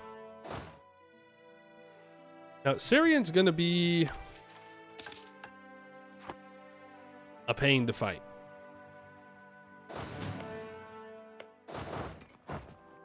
Yeah. Lucht has announced me as a rival. Truly, everybody hates me. And I'm just offering friendship. And this time, that's real. We are just offering friendship. Real and true. Edu's Vacan refuses to wipe pieces out. So be it, man. Do as the AI does. Bully the monsters. We make friends. Yes, that's true. We do want to do that. Though I think we need to annex them, right? Or we just feed it over to Eliana. That'd probably be the smarter thing. Yeah, we just feed it over there. I wanted to ally Damascus, though. Well, there ain't no point in me sitting over here. Got a relay here. All right, Schuber. Have a good one. Peace out. You would love to get, like, money and war reps out of Segdir is the thing. Do I do an anti-monstrous conquest? Yes, of course. What else am I gonna do? These harpies are monsters. That's why we gotta feed the other harpies that are not monsters. Here, here, here, and here.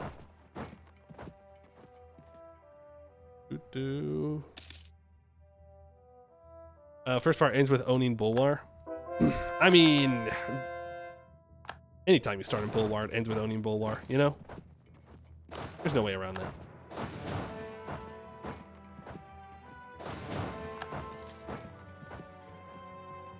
I don't know where we're gonna find the money. We really are playing Chad. No money, no monarch points, declare war. Declare war. That's how you fix your problems. More war. More friends. Think about it. Think about it. All right, now we can just half state all of this up. Throw on and enforce religious unity edict.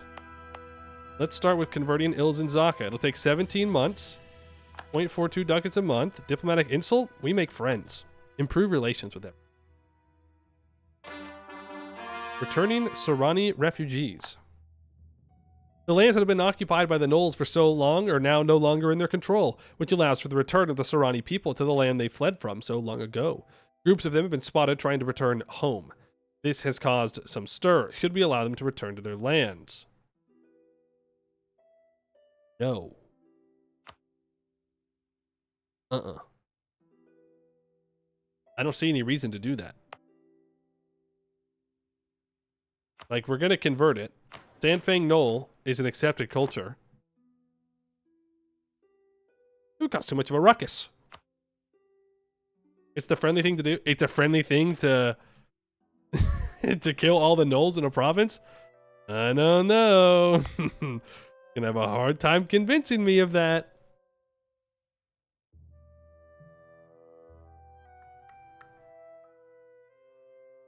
Nah, why not? I'll let you in. I don't want to lose all that prestige. That's really what it comes down to. Maintain that. We're about to get some rebels.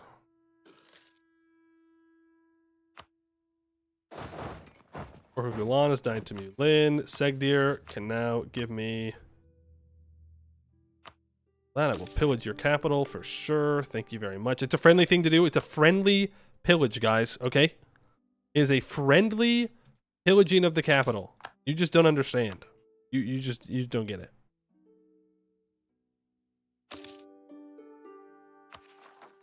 Oh. That's fine. Roll that up. Yulin has taken Verkogulan.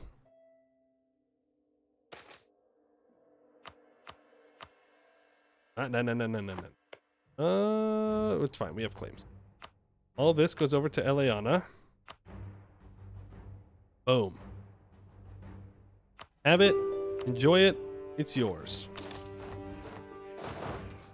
Then we want to ally Damastis.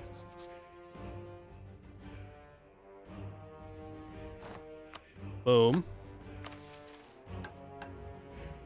And then what do I need to do for that? Hogzala has no own province in the Bulwar super region. Okay, they just want us to go take this stuff and then I guess we keep it. But Damascus gets their cores back. Fair enough. I will seize land here to get up to 33%. I think I just want to sell titles immediately. Be honest with you. Give it to Damascus. Okay, they want me to give all this to Damascus down here? Which, like, I'm fine with. I don't care. I don't need it. Now give out the missionary strength privilege. Oh, you're right. I didn't have it because I didn't have any other religions. You're so smart. You're such a smart cookie. Get rid of the edict. Don't need to pay for it. No thank you. All of that can be full stated up.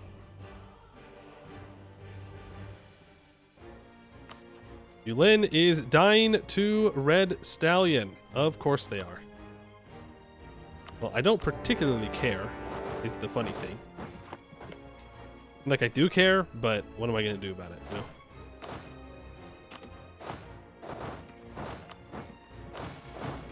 you know? Here.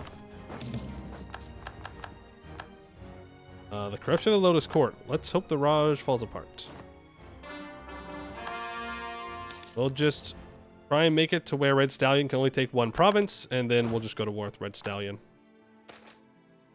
Learnings of an Elder. That's right. We do have Learnings of an Elder because we are 1,202 years old. Still young. Still young. I should get this all power cost guy. And definitely gain admin. We're now at 663. Also, we are powerful mage, kind-hearted, benevolent. So I think that should have been up. Because we like friends. Friendship and all that. She's actually immortal. Good for her. The Renaissance has happened. We should get our 2 siege general there. What else do I need to do?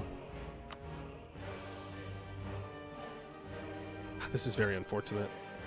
Remember when the problem used to be that Jad would go into the Forbidden Plains? Now it's that the Forbidden Plains comes into Bulwar. Funny. Funny how things have changed. Wants to go beat up on the monsters. And have a bunch of money. He wants to fight Sariand as well. Let's start building a spy network on Sariand. This is I don't think we can beat this right now. No, we most certainly cannot beat that right now. That is a pretty toxic alliance block. We should look for other allies somewhere.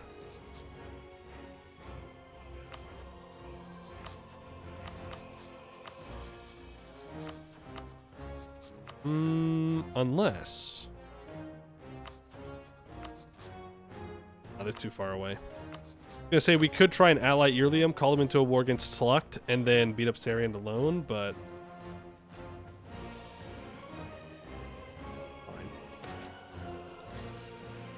Ninshara's vision. Darkness.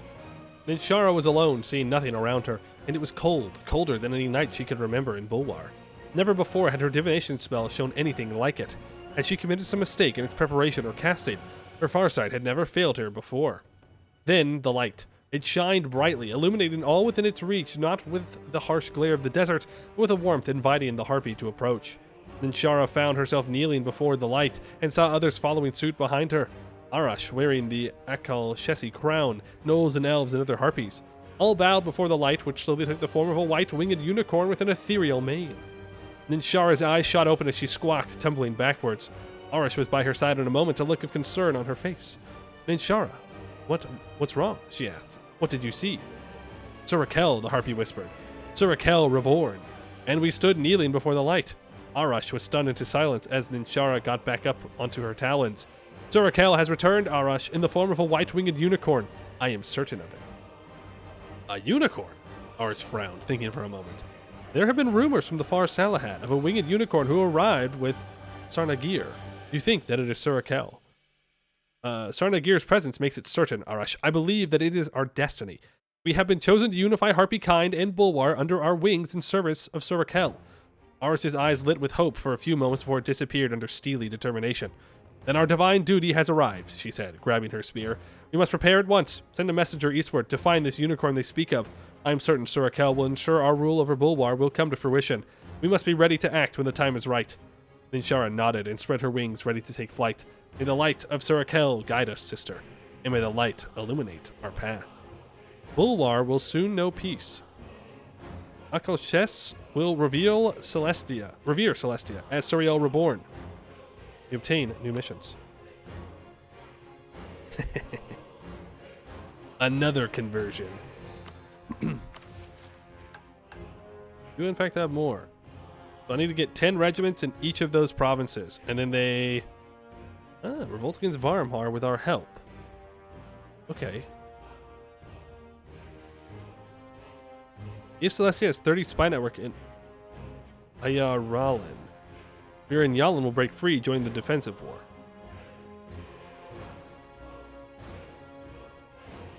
Okay. If Tyr and Yalin has either 50 opinion of or 90 improved relations, they'll become a subject. Got it. We got to make them happy with us. But, like, don't we need to get through Sarian first in order to make that worthwhile? I guess not. We could just feed Alcashes a bunch of stuff.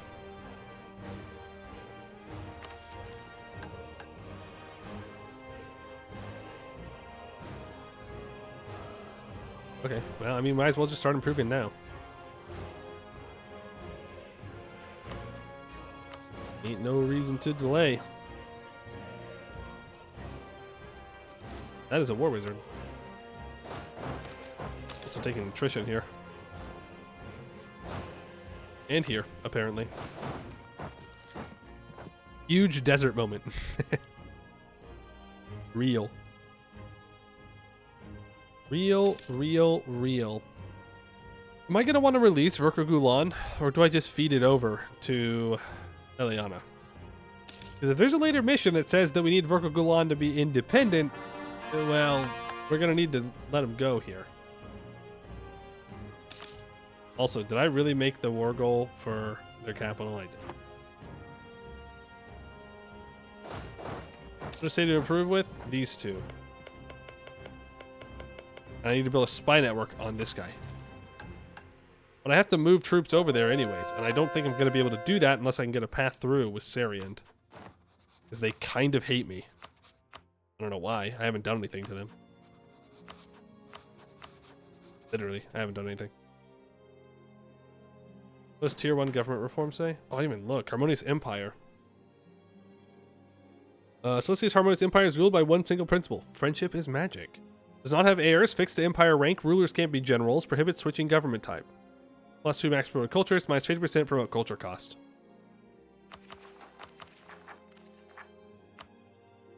That's it. Ooh, rebel time.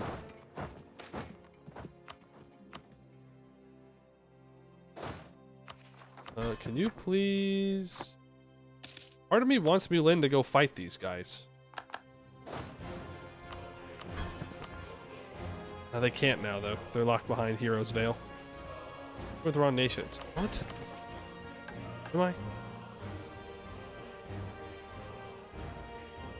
Oh, I am. You're right. You're right. It's these two I need to improve with. Improve and improve. That would definitely help. Rebels are not very friendly. Can we just point that out real quick?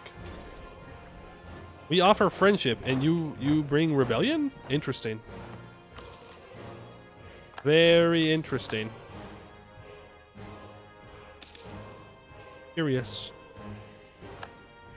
So-called peace lovers. Well, actually, these are demon worshipping gnolls. I don't think they count as peace lovers. You know, not a Jad run, but it's still Jad. Lots of rebels. Will I play as Jadar in Hoi 4 next? I will not, because I don't know how to play Hoi 4 at all, nor do I own the game. So, unfortunately, I cannot do the opposing side of this. Move you north. Lost Siege of Heroes Vale. Okay, so War Wizard moment. Why my subject walked away from that, I do not know.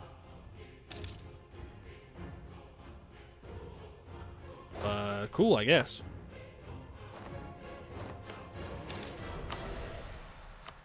I think we just declare war on Red Stallion immediately.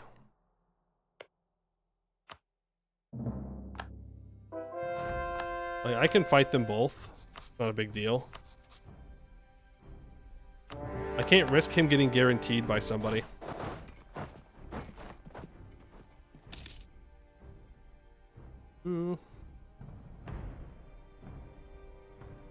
He's letting enchantment? Nope. They're not. This needs a fort, right? Yeah, it needs a fort and 15 development. Ouch. I don't have the money for that yet. After this war, though, we might be able to get there. Oh, Mulin's queen. Oh. Yeah, I mean, maybe. Maybe she casted that siege magic. It's very possible.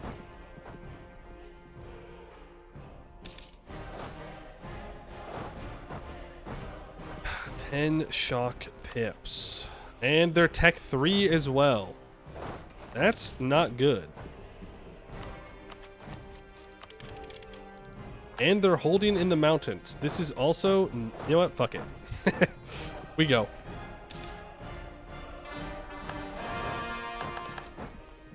Do you really have a fort over here? You coward.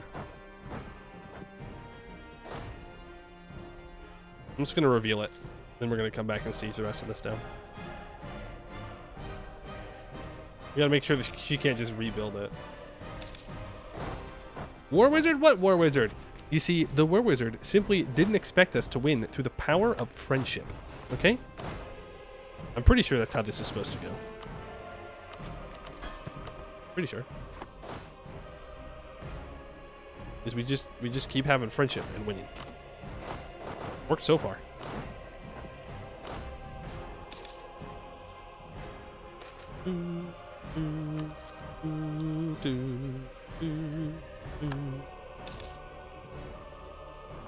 Maintain that relation improvement. I need to come back and siege down Heroes Vale.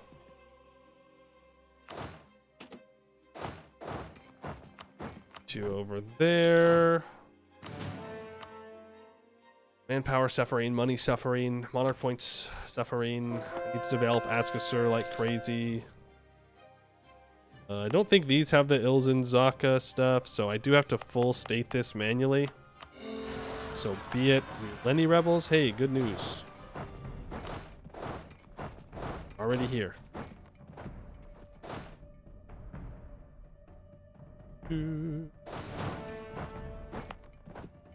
Oh, ask us, sir. There's 15 development. Now I just need to build a fort there. That will complete that mission. Oops, I need to keep having improved relations with Kumarkan for now. Dartax is dying to ask Evren. I mean, worst comes to worst, we just have to wait for the Zamartal ball, right?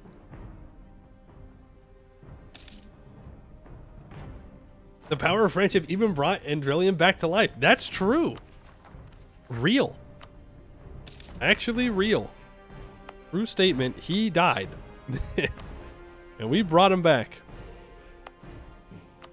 It's really that easy to be a pony. It's that easy. Segdir announces me as a rival. Okay, whatever. That's a free show strength if our truce ends and I can still go to war with them. Freest show strength of my life. We're just playing on the Steam version of Anbennar right now.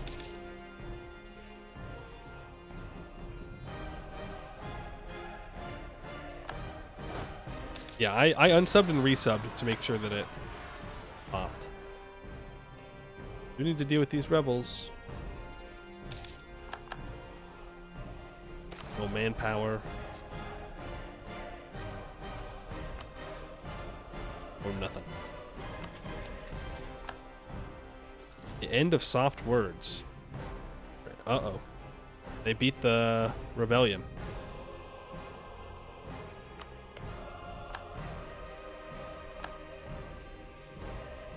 Okay. Looks like they're going to get their independence here. Need these guys to finish their siege. We're gonna go deal with these rebels. We might want to just merc up.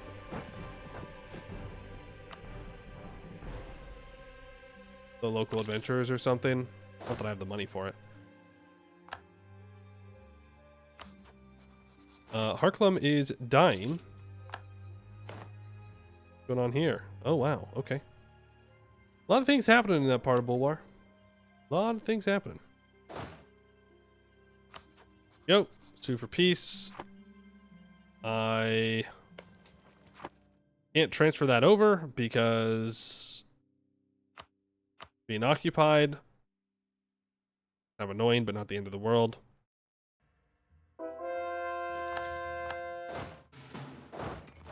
We'll bring our guys back over.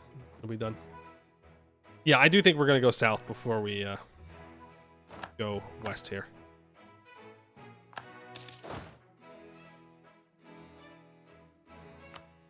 Can I just take this for myself? No, fortunately not. Fortunately not. I do have to kill these rebels now. They hadn't gotten that fort back. This would have been much less painful. Where are you going? You don't have to fight my rebels, man. It's okay. I appreciate it, though. Like, kindness and friendship and all that, but, like, come on. I'd rather you be a little bit more smart. Rather than being kind, can you please just be, like, halfway smart? Would appreciate that. Thank you. Is this a hidden path there or something? This is just regular Jad gameplay. I don't know what to tell you. Glad I got over here when I did. That's what I was worried about, is that someone else would jump on him. But that's not a big deal if I occupy the province I want. Okay, now this can be transferred over to our subject. We will... Oh, we can't forcibly release Furko Gulan. Is it because it's occupied by rebels? I honestly don't care if they own it. Well, no, it won't matter, because the Gold Separatists will enforce demands immediately, and then they'll be independent. We'll take your money. Take your war reps. Take your trade power. They will instantly enforce demands, and then it didn't work. Okay, well, I guess Siadan's just gonna chill. Or Mulin's gonna chill. It don't matter to me. How are we allowed to move here now?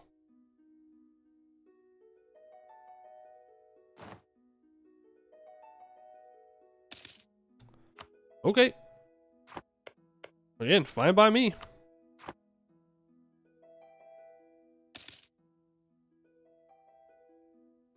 Harpy hold, Harpy hold, Harpy hold. That's right. Harpy gold hold.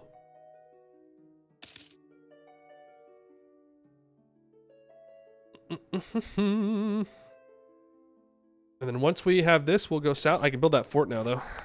Ask a sir, fort it up.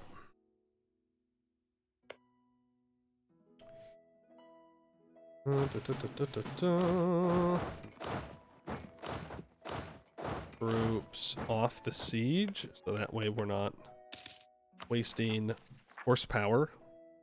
What we have is horsepower. Westham is immediately elected emperor. Interesting. Interesting stuff. I could take Tex. I see no reason not to. Turn off the conversion edict. Turn on the conversion edict. Yep, remember we don't want to full state any of this because it will automatically get full stated when it gets converted. I think we're pretty safe to move these troops south, so let's do so. Let's do so. Full state east, yeah. I think this too, right? No, we don't need to do Zaka Slain, but this state we did.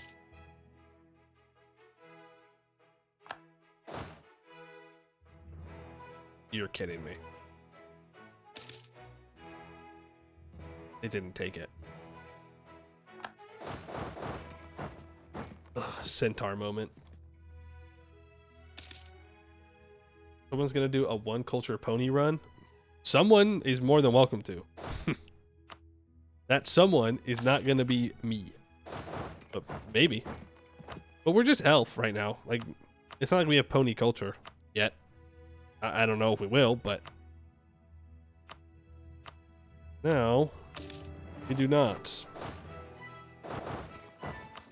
Alright, new rivals. Sariand, you're a fine rival, and I wanted to rival you. I will rival AR Yellen.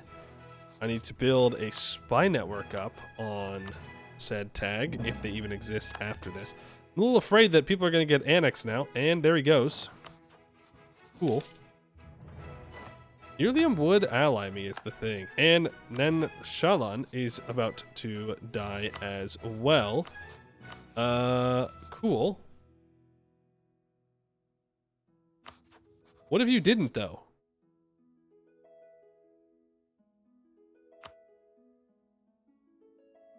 What if they did?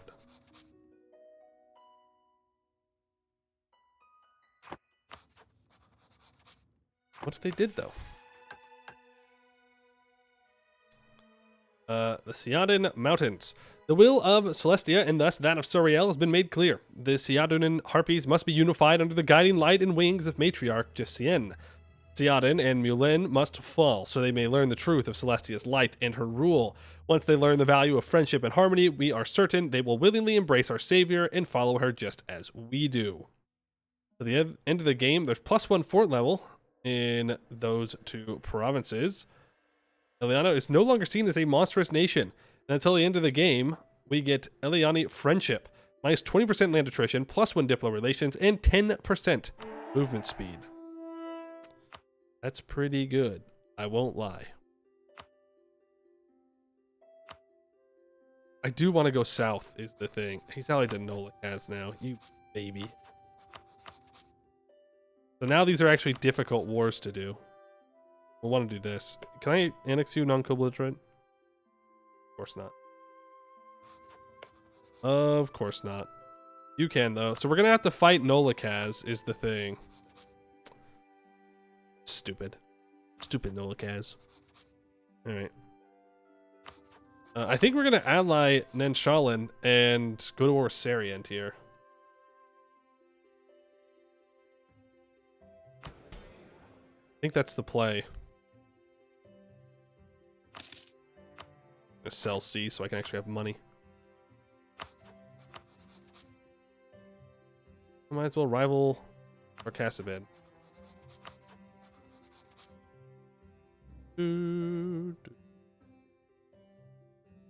I could try and ally Irlium here.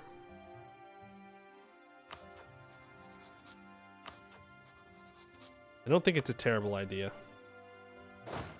But you guys need to move north. We gotta save our boys. Can't have you dying, hopefully. Preferably. Do it, Sarian. I dare you. Well, they're going to. He's malevolent, so like he's gonna do it. There it is. Go ahead and ally him.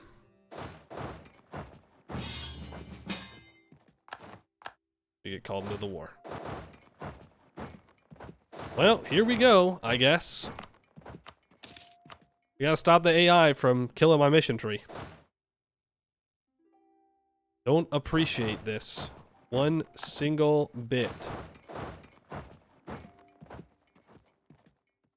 Of course, it could be that Varmhar just full annexes them as well, and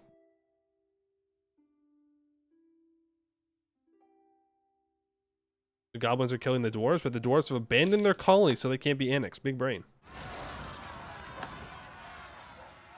There are more. Okay, we have to merc up. Let's go for you. You are unfortunately infantry, which is not what we want, but it's what we're gonna get.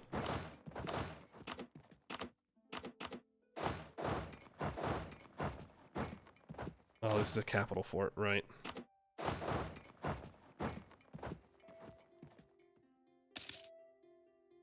Our master recruiter is dead.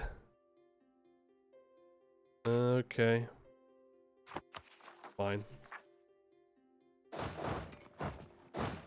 Here's our mercs. How influential are our nobles? They're not influential at all. Give them the officer rights. Go ahead and give me a new general. Ooh. Okay. Free siege? Won't find me complaining about that. No way, no way, no way.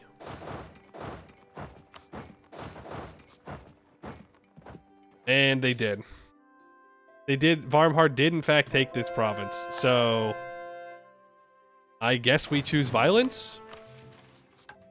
Friendship ended? No more friendship?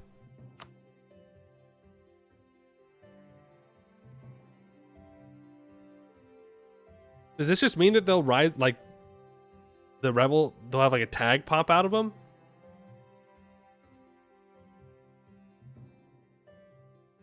I don't know how this works.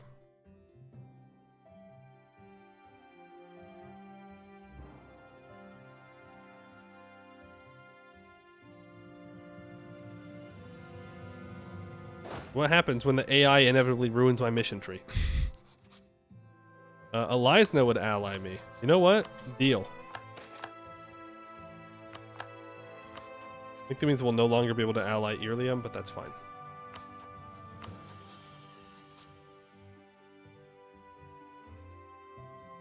Transfer occupation to your ally so he doesn't get 100%.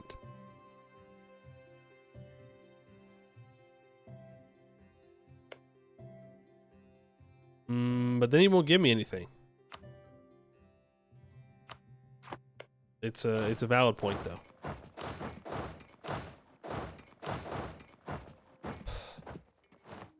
You absolute idiots. You bozos. You absolute numbskulls. They got rivaled and now they're stuck up there. Oh, you idiots. You dummies. You fools.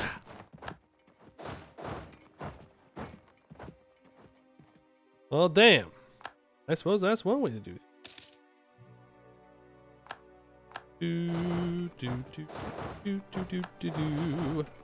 It's free real estate. This shit's free. There ain't no one here. Free land. So-called land enjoyers when they don't have land. Interesting. Jabber, thank you for the follow. Appreciate that. So this cab over to here. Now I know that they could get the moment that I want a carpet siege somewhat near to them, boom, access. That's just how it goes. How does anti-monster work in a defensive? No, we do not get less. But I'm hoping that he only gives me Edu's Vakin. I could also be a little rat and separate piece out here. But I believe it counts them as being a belligerent. If you're in a defensive war. If you take land from them. I believe.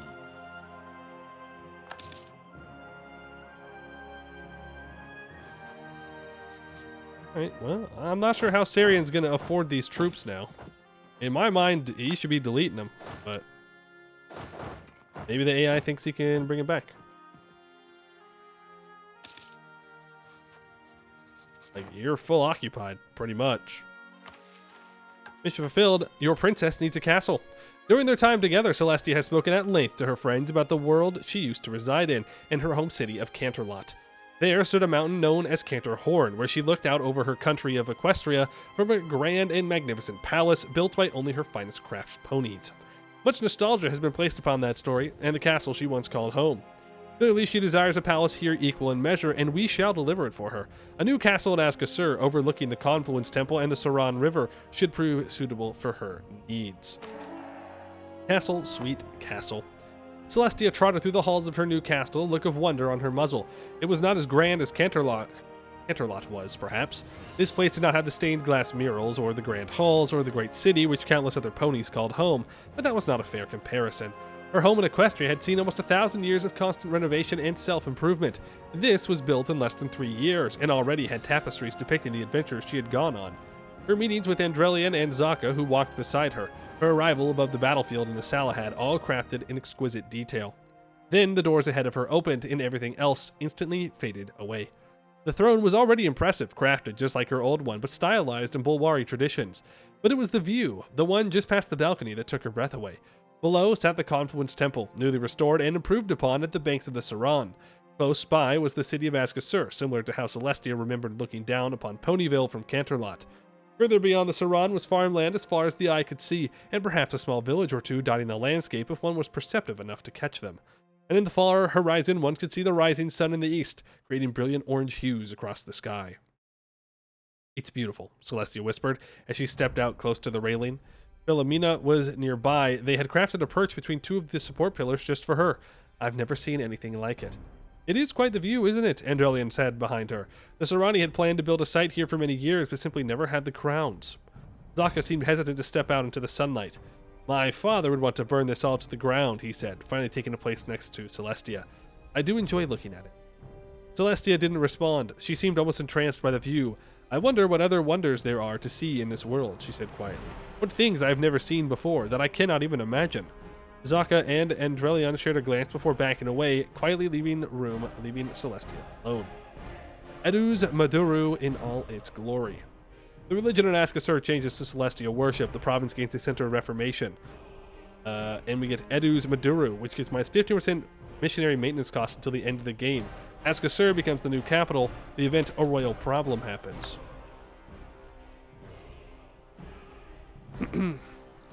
The throne room was not the only place in Celestia's new castle, of course. There was another, a place below with a round table and enough chairs for all of Celestia's closest advisors to sit and discuss the matters of Celestalia, along with Celestia herself, of course. Only Zaka and Andrelion were present, taking a seat on either side of where Celestia was to sit. Both remained silent for a few minutes. "Celestia seemed pleased by this place," Andrelion began, "but I have never seen her act so strange." Perhaps some sort of foul magic is at work here. Zaka shook his head. No magic from a human or elf would affect Celestia, he disagreed. I believe she is not satisfied with only Edu's Maduru. She desires more than just this place. More. More. The knoll pointed to a map of Bulwar on a nearby wall. She spoke of other wonders, places such as this one. What else could it mean except a request for the other temples? My father sought the ruin of all Bulwar, and his ambitions were nowhere near what Celestia's are.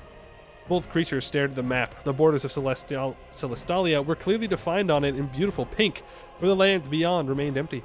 Edu's Vacan is the next closest temple, Andrelion finally provided, but their priests are stubborn. They had refused to see Jahair as Suriel Reborn in the past.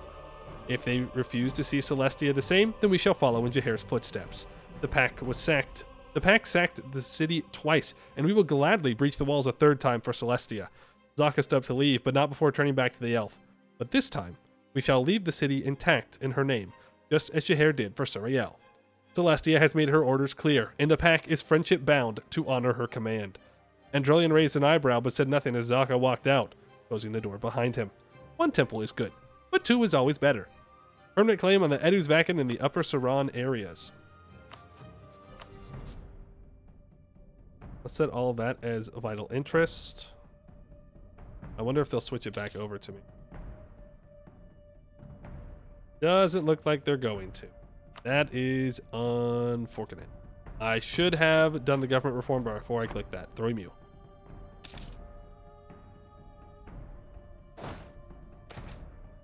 Those proclaim to be pack leader. Tolerance. Are you not going to switch it over to me? Even though I've set it as vital interest? My guy? No? Okay. Alright. Whatever. Do the mission while I get control of the war. It'll be a different war is the thing. Right, we need to build a mage tower and ask a Sir now, so we need a lot more money. He's not deleting troops yet. We're going to get this 49%. I'm a believer. I'm no longer a believer. My belief is dead. I'm a believer this time, though. Belief is dead again. Never be a believer, always punished. Oh, look who's running away. Coward. Oh, look who's back. He just got Tech 4. That's why he feels confident to start siege and stuff now.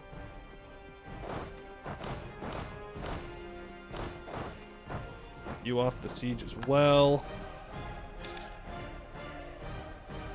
Next mission is going to require me to own that, isn't it? No, it's just going to require me to own Edu's Vacan, and then it wants me to go after a bunch of other stuff. So it's not a huge deal if we don't get Heshur. I mean, it is a center of trade in the Syrian node, so I'd like to own it. But it's not the end of the world.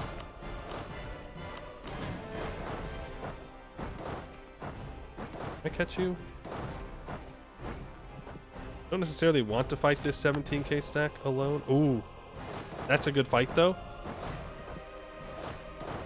Yeah, and he knows it because he's running. This is dry lands. Should just decimate his troops. Unfortunately, not get a stack wipe there. Oh, we did. Never mind. They just disappeared. We shouldn't get a real stack wipe. Okay, so here's the thing. We're at 92% war score, right? I think if we go and free him from the wheel, then we'll be good. Just take out the rest of Sarian's troops. Expensive manpower-wise for sure, but necessary. So if we go liberate his capital, then we should be in business. Access? Yeah, I know.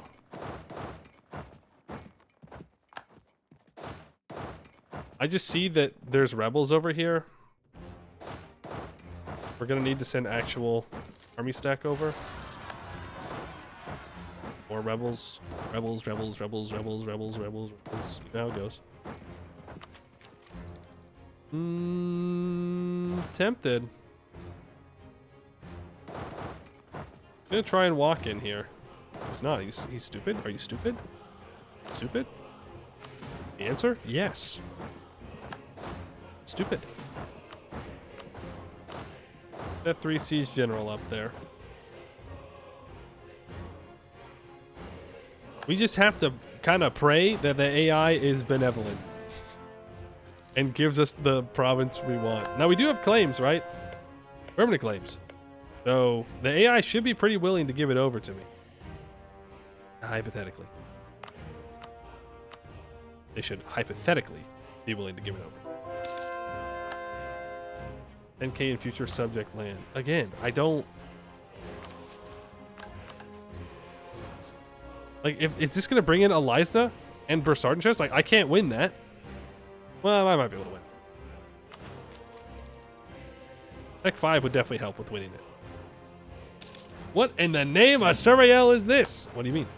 Playing Jad. Okay, so they didn't give me Hashir, which is kind of sad. But good news is Ava Mazan is here. I'm not sure why that's good news, but they are here.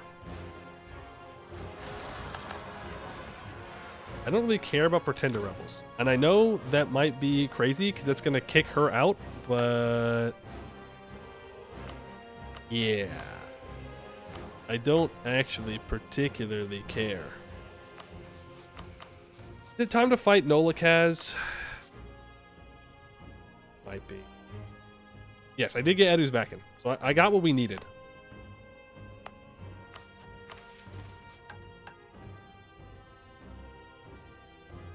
Let's just increase their proficiency in a magic school.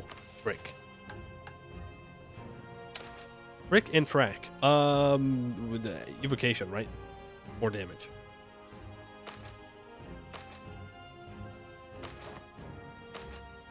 What tag is this? Jad.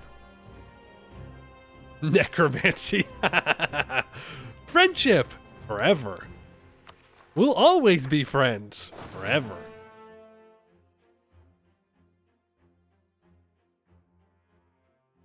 I know I transferred the occupation. I know. That's why I didn't get it.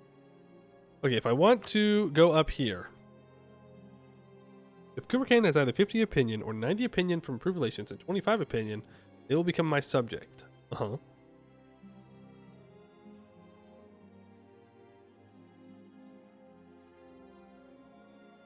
Mm-hmm. If I have a 30 spy network on the Harpies, which I almost do, Fern Yang will break free. And Nen Shalin will break free, join the defensive war. And they will become our friend state. Nen Shalin will become our friend state. Akelches will become our friend state. The other one doesn't exist. But I have to be able to put troops there. Okay.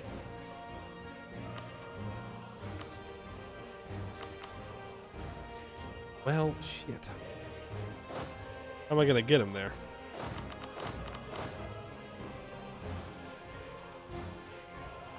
Do spy works as well?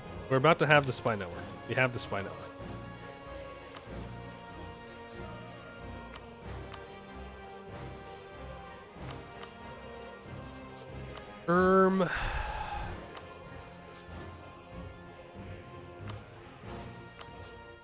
I mean, the easy option is just declare war on Tukt, right? If we curry favors with Elisna, we can do that, and then that also guarantees that Elisna can't join against us when we go to war with Varumhar. That actually sounds pretty good. Let's curry favors there, and I guess that gives us time to go back and deal with these rebels. But they have a bunch of Hashir rebels as well. Ouch. Pain. Pain and suffering. Learnings of an elder. Let's get those mill points up. Now 665. Never say I don't do anything for my vassals. Never say it. I do things. I do stuff and things for them. Stuff and things that I don't want to do. Like fighting the rebels. We should really get a fort built up down here in Urgu Lagnu. Nice mountain fort. But for now, save my money for that mage tower.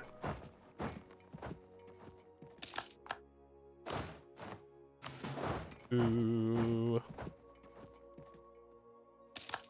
This. Who else needed an opinion of me? They're dead.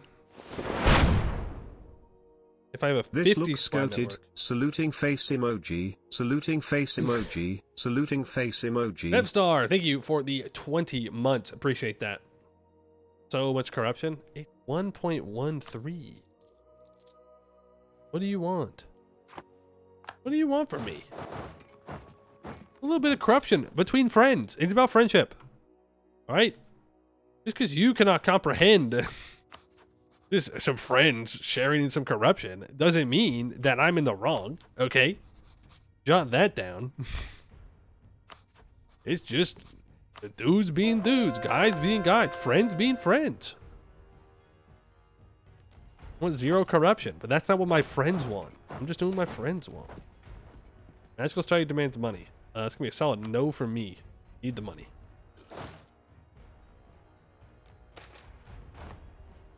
All the ivory, 20 prestige. Government reform. We're a theocracy?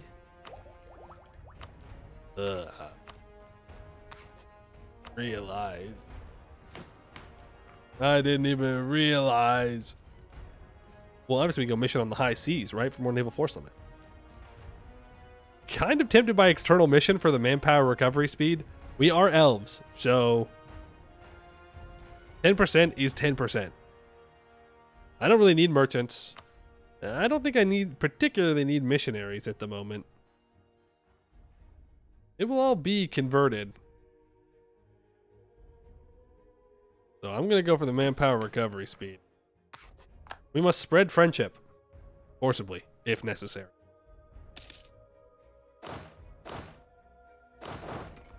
Make sure you spread out so you're not taking attrition here. This is going to make us go to war with Nolakaz, which means we're going to need to, like, jump on these guys while we're in the middle of this war. And while we're doing this war, it's going to be lots of wars. And they say we're not playing Jad. They say we're not playing Jad. And yet, here I am, always at war. Interesting. Very interesting. Just with Segdir's up. Wish you were still a valid rival. Could just pop over for a little bit of monarch pointage. Okay, select. Colonize. Anti-monstrous superiority. Let's get in there. Do the siege because you're mercs. I want you on the siege. Pray they don't get lots of access down here easily. Now, Eliza, Tech 4. Tluct, Tech 4. Nolakaz, Tech 4. Me, Tech 4. So we're all slacking. We're all behind on tech. I could take Admin Tech 5, by the way. It's not like it's going to get any cheaper to take. You know, we're not getting that institution until I develop it. But I could also just develop the institution. Though I'd like to do it in our capital. So I'd rather get the Mage Tower. I expanded the development. That way I can build this for a little bit cheaper. I don't remember how much it is. Is it 5% cheaper? Yeah. Which, you know, not bad. Not bad.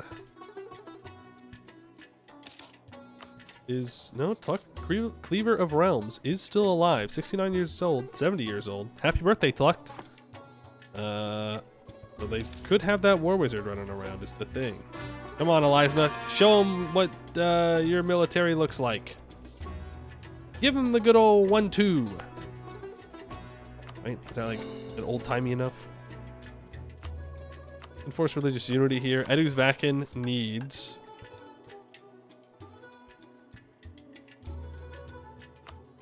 a temple. I will build that temple after I build the base tower. I'm gonna greed to fight these rebels. Never punished for my greed. I've never been punished for greed ever before in my life. Ever, ever, ever. Always lucky, never punished. Red Camp, thank you for the follow. Appreciate that. I was correct. Was not punished for my greed. Huge. Just take a load. Yeah, just take a load.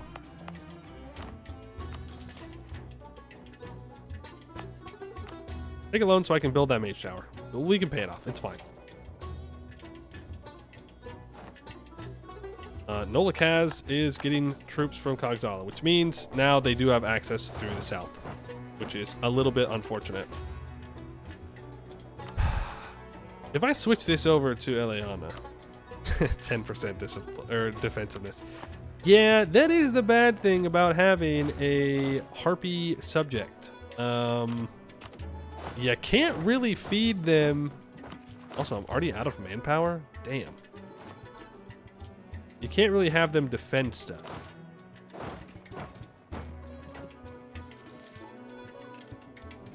Really already out of manpower? That's crazy. Why? Was it this war? I don't know. Lux does have a gold mine we can steal. Yes. That is why I feel very confident about taking a loan. I hope you guys like gold money. The gnolls are also throwing, by the way. Their harpy vassal died? No. They're still here. Oh, you mean this one? Yeah. And Kumarkan is also gone. Super cool. Yeah. AI ruining mission tree moment. Just kind of how it'd be. We take admin ideas first. Am I being slow moment? Fuck you. I'm not being slow. That's just not true. Like, they just did it immediately. Like, there's nothing I can do about it. If you think the, like, 2 months it took me to occupy this is what caused this, you're crazy. That would be insane. Also, we gotta fire the mercs and hire new ones. What's the point? What's the point of having mercenaries if they run out of manpower? Simply, hire more people. I'm only hiring you to die, which I guess you're doing well enough, but you're not doing it often enough. Not doing it often enough. Okay, well, I mean, hey, Eliza is still helping. We're gonna have to hire that new merc stack before we start this war. Access through you? Yes. I need access through Varmhar. And Alcashes, I also need access through you. Actually, cancel that. We don't need it yet. Damn. Tlucked, the rule of Tlucked AI, plus 25% defensiveness. Alright, well, there you go. At least we know what's causing the defensiveness buff there. They make it pretty clear.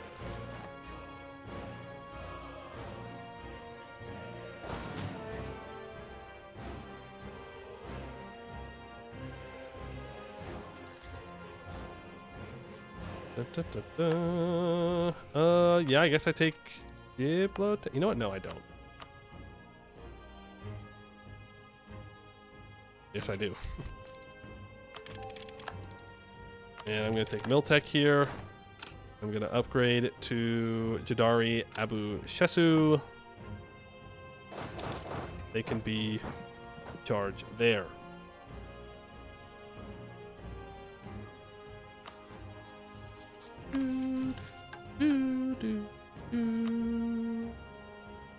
All that's going to have to be done. Have the great project, the Queen's Throne, at tier 1. What? What? Are you crazy? Are you crazy?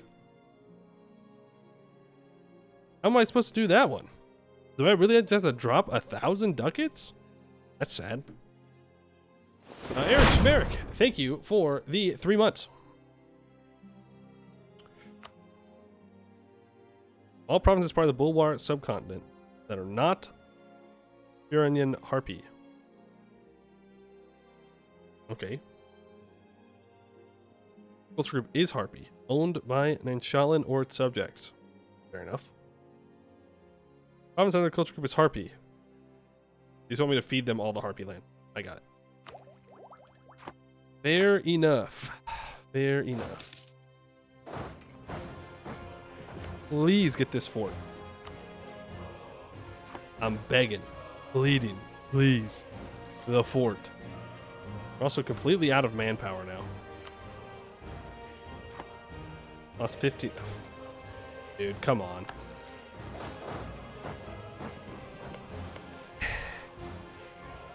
Sometimes it just be like that. Sometimes it just be like that, and you just keep getting 49% rolls that don't go your way. One day. One day. All right, well, I guess we're going indebted to the merchants. And then we're hiring the independent army.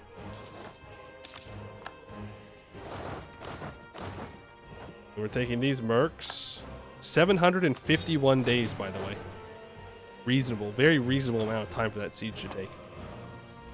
I kind of need Nolikaz out of the war is the problem, because they're going to go siege down all of this, but I need to send these troops to start the Varumhar war. I think I just start the Varumhar war. Because I can just peace out of the Tlucht war. I don't really care. Like, it's not that big of a deal. Do I still need to put them in the spots? Yep. Still got to put them in those spots, and then we'll be good to go. AI's already just annexed everything. Elves of Bulwar. Only effective when you play in Bulwar. That's just how it be. Otherwise, they're useless. You go here. Yeah, I can build the temple, you're right. Alright, and let's start this thing. Preparing the uprising. A Harpy messenger has arrived from the west bringing important news. The humans of Alcashes and the Harpies of Nanshalan have pledged their true loyalty to Celestia and Suriel Reborn. However, they cannot aid in our quest to bring her light to Bulwar yet, as they suffer under the yoke of tyrants who reject the truth. We must aid our newfound friends in gaining their freedom, but their masters will certainly not give up without a fight. Preparations against them may be prudent before the Nanshaleni and the Alcashesi reveal their true allegiance. Alright. Raider Selizna has dishonored the call. Oh. That counts as a war against me? Okay. Cool. Hey, that works for me. That's fine.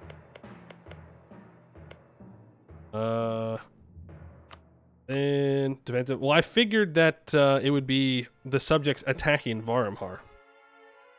Right, Tlucht. I might as well take stuff from Tlucht, right? Grab the gold mine. I don't need all of this. Break your alliance with Nolikaz for sure. Give me money. Yeah. This just gives me the gold mine. That's what I really want. I could have taken the forts, but I don't care. Boom, boom, boom, boom, boom. Tlucht will probably delete them. And once Tlucht is dead, then the defensiveness is gone anyways. I don't need this stuff right now. I need to be able to take the temples, which are all over here. That means no one's sieging my capital anymore. Now we can go after Varumhar. Karadir is still alive. There he is. If he tries to siege this down, we can go jump him.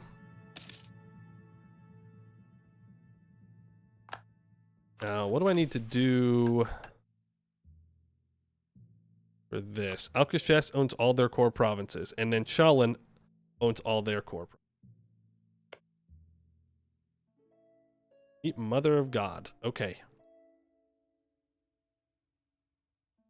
Elizna? I mean, yeah, we were always going to have to eat Elizna, right? We're playing in Bulwar. We got to eat everybody. It's just a matter of what's the order of operations here. This. Start trying to get up towards this adaptability for the core creation cost reduction. Okay, he is scared of me. Is good. Volunteers for the holy fight. Thank you very much. Magisterium gets faceting and Demarian tea culture. Seems kind of greedy. Alcashes is braver than I am. I would not be moving my 5 stack there. No way.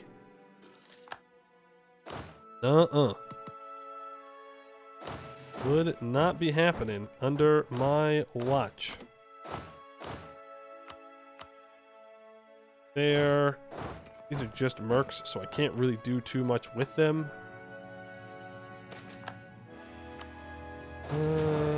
Yeah, you can move up here. And then I want to take this stack, or this guy off. We're not wasting manpower. Those 2,000 guys are going to be annoying. We need to deal with them. If I don't have to fight Karadir, I simply will not do so. Fun fact. I will just not do that.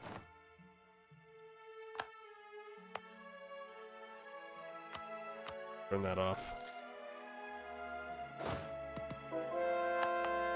Ask us, sir, would you like to give me access? Or that's not Ask us, sir, that's Sariant. Sariant would actually like to give me access. I will take that military access. And try and fight these 2K guys so we can keep coring up stuff down here. Ooh. Did Karadir die? Yep. Oh, guess solves the problem of fighting Karadir. Masters can come over here and unsiege this stuff for me. It'll work out just fine. Good, keep the 3 siege guy. You do not. You keep the 2 siege guy. Sometimes EU4 still surprises me with how odd and weird it is. I understand that it's calculating that the 6 shock is better, which it is. But they are in a siege. I would like them to keep the higher siege guy. If at all possible. Lose 1 3-star general, gain another. AI moment. Such things can only happen in my dreams. And playing Zhongdu, of course.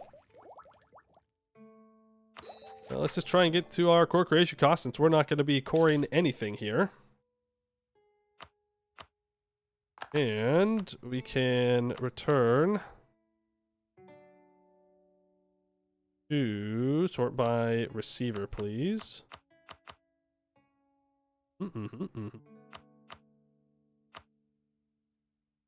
That seems pretty good to me. Crazy. That's a crazy amount of land that we're taking. And then I will personally take Kumarkand, I think. Right? We don't have claims on Kumarkand, but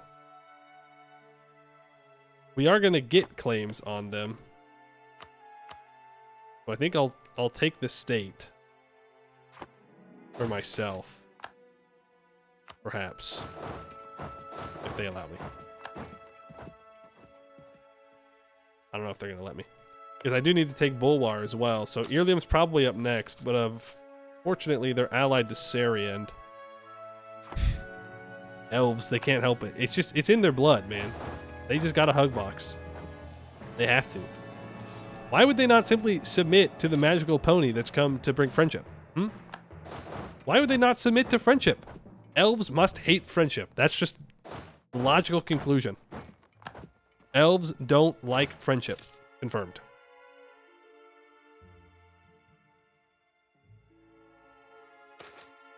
Human dominance is undermining us?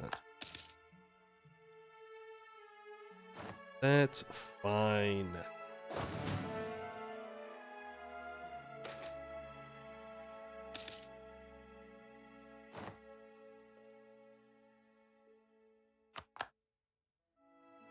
Please get the sieges. Come down to stop those guys.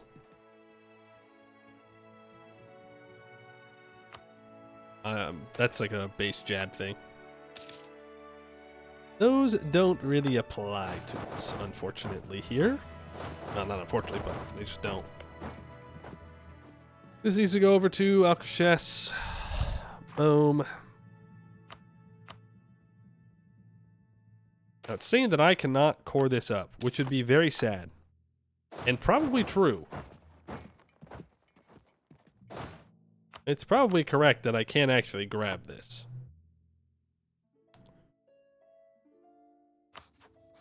Do I need to own Kumarkand is the question? No. Alcachess needs to own Kumarkand. Because they're going to inherit them anyways. So if I just feed Alcachess all this stuff, then we should be fine. A coalition? Coalition D's, that's what I say. What are you going to do about it? Right? That's part of the northern state, which is Misharalan, which we don't need. Well, we do need, actually. We do.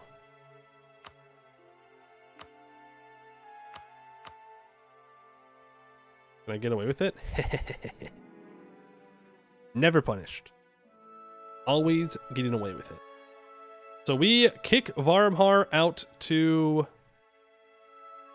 the plains. Have fun with the centaurs, Varmhar. It's what you deserve. Boom. Next up, we rival Irlium.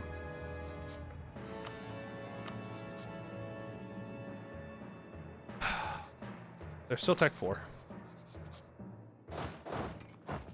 Do I walk back to dunk on Sarian fastest?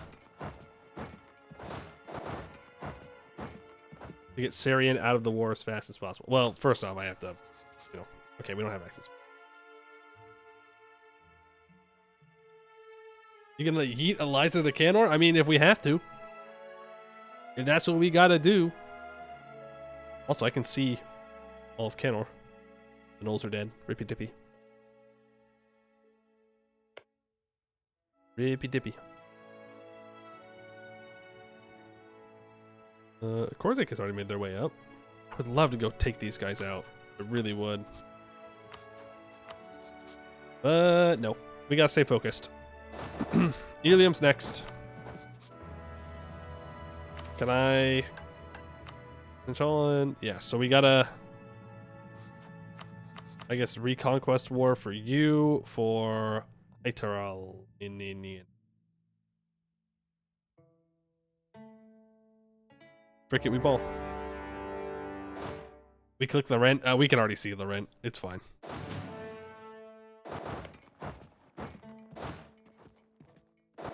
We need to get Sarian out of this war as soon as possible.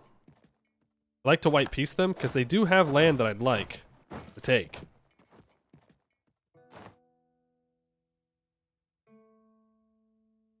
They're kind of afraid of me, it seems. I miss Sarian's troops. I will not miss them again. You're out of luck, out of time. Bye, Sarian. Let's quickly try and just carpet siege Sarian out here. I'd like to break their alliance with Irlium and call it a day. We'll see if they let me get away with that. I'm gonna let them die. Oh, we need Miltech 6. Someone could grab it. One of their subjects could grab Miltech 6. That would be pretty devastating. Not lie. Also, Tluct did delete both of the forts. Calculated.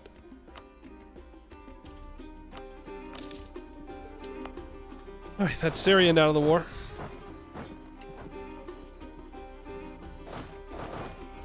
Bring you down and we'll deal with Irlium. Actually, we have to move everyone in here because they are actually going to also move in there. Not the fight that I would have wanted to take, but I guess we had to pick a fight somewhere.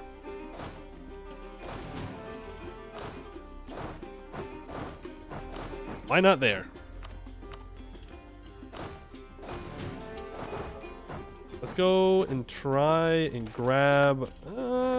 we should probably go for the war goal, honestly. Let's move north. Not that I have the manpower. Really do that one. Let's... Here. Can I grab you? No. Here it goes. We have 13,000 manpower, which isn't great, and I'm assuming... Well, I do have 30% professionalism, but I don't know if I really want to get rid of it. Be kind of... sad. Be kind of sad to do that. Take the prestige. I don't need to be improving with you. I need to be building a spy network on probably Bursartan Chess. Ask Everin if allied Abdel Tunger. Oh, I didn't even realize that we're at war with Aska Everin. Okay. Yeah, well then we'll get our cores back for you in this war. There's only 2, so it's not a big deal. Do I even need to go after Bursartan Chess right now? I don't think so. I doubt we're going to be able to get all of that.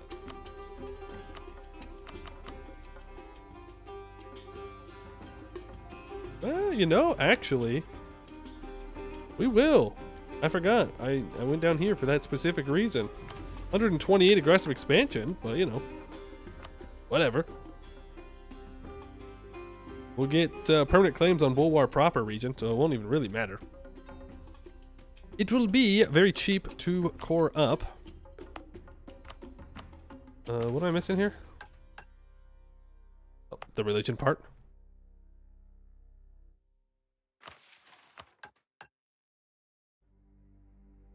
Ugh.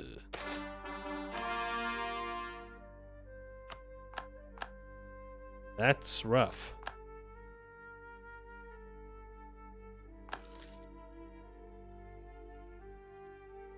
Yeah, do I get Serrani as an accepted culture though? Here anywhere?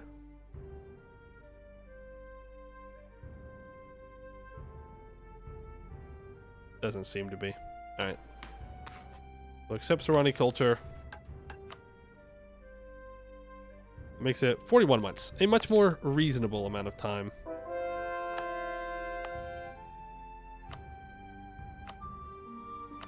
Start converting that.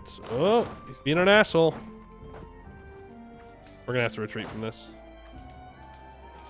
Oh.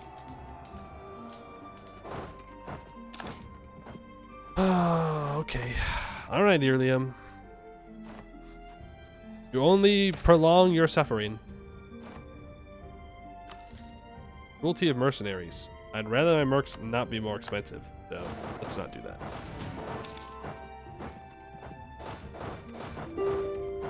Elf moment. What if we switch to human military? Hear me out.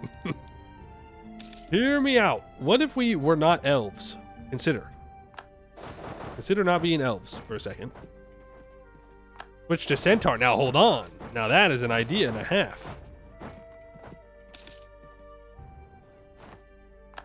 That is an idea and a half.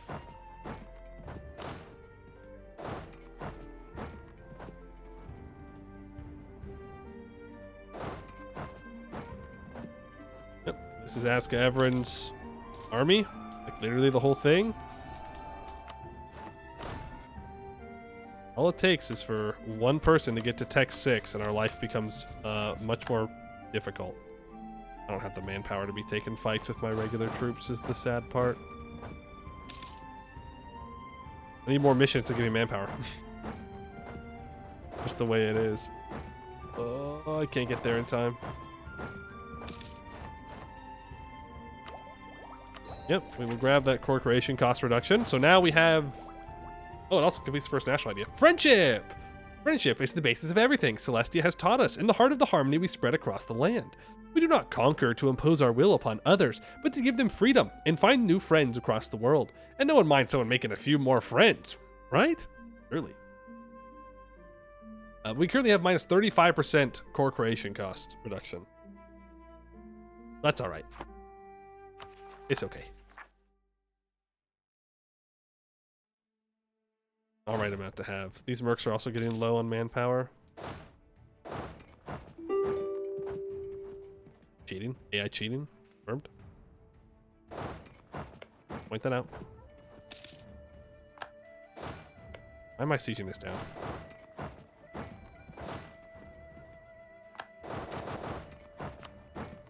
Forget that. Go after their capital. We can pick a fight in Ardu with Anzabad. We should easily wipe them. Move you back over. Worried about religion? It has power too. Ours does not. Ours has no power. Well, that's not true. It gives minus 20% province governing cost, which is a superpower in and of itself. Gonna win this? No stack wipe? We fell off. We've fallen off. Confirmed. No stack wipes. Sad. They still have too many troops, in my opinion. They should have less. Because I don't want them to have them. I don't think they've earned them. Source? Trust me.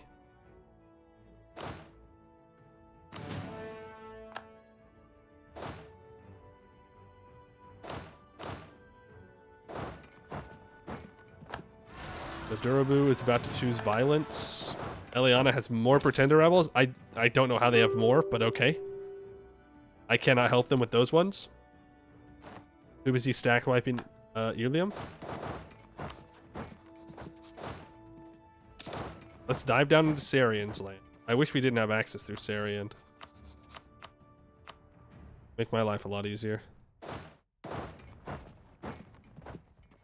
I also wish we owned Hashur. Now I really wish we did, because that would prevent people from just like walking through and going to my capital immediately.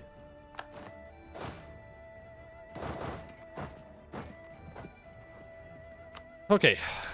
Now... Wait, Harklem's not a... Oh, Harklem. Oh, buddy. Oh, buddy, old pal. Oh, buddy, old pal. That's not good for you. You shouldn't have done that. Well, okay, here's the deal. That's Zanite culture. Shouldn't I hand that over to Alcachess? No, I think everything south of the Saran should be mine. Everything south of the Saran should be mine. They can have everything to... Goodbye, Harklem. Bozo.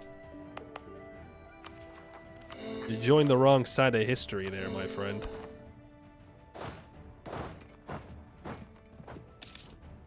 Okay, we're going after the war goal. No, I'm not. I just see Ilium's troops down here, and it's free. It's free. Just free. Though I would have preferred if I could actually fight them here like I was planning to. Now there's a bunch of guys there. It's mostly Aska Everin, isn't it? Yeah.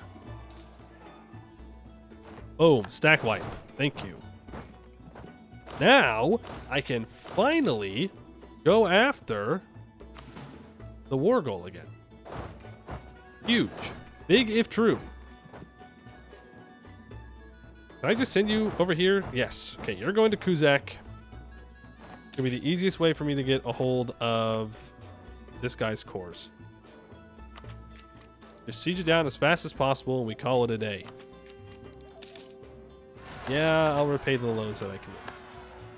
New Sun Cult rebels. Why would they ever want to worship the Sun Cult when you could worship Pony? Obviously. It seems pretty simple in my mind.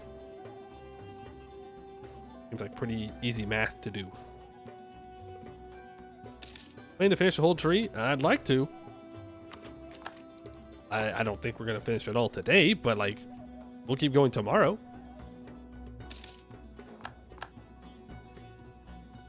That is if I can ever, you know, win a siege. Physics study slows. Spend more effort. I was about to ask, why do techs feel so expensive? But, you know, elf moment. 5% tech cost. Real elf hours. 2 day in a row streams aren't real. They are real. Don't let your dreams be memes. Be a believer. All right, we can upgrade our horses to horse archers now, which makes them, you know, murder machines. I believe because it's another offensive shock pip. No, it actually gives them another defensive shock pip. Okay, they're not as good as I thought. Am I thinking of the level 10?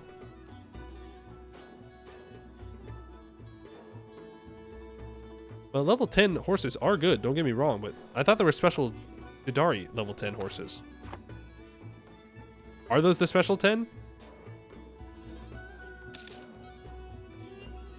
Where's our pony admin? True, and our pony manpower recovery speed. I guess I don't really know how that works. I don't know how pony conscription works, but I can only assume it's better than elves. You know, it can't be much worse. Minus 50% manpower recovery speed is pretty rough. The pony's got to at least like find 1 or 2 of them that want to fight. Surely.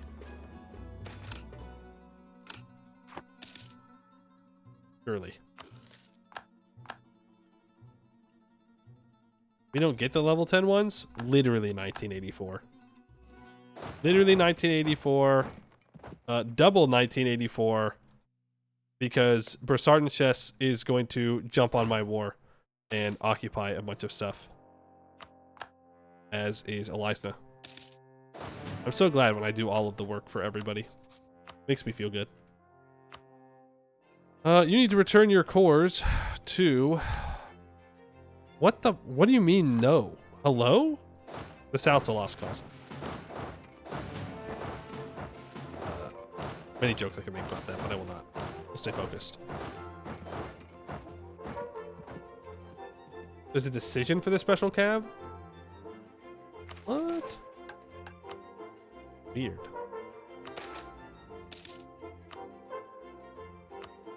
Weird. Why don't you go step on his capital?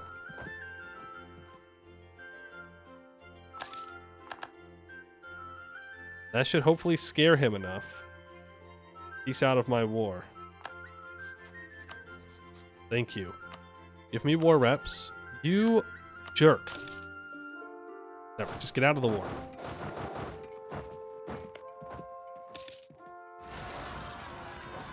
Slux separatist. I guess we're not going to be able to take as much as I had wanted. I've been cut off by Elisna.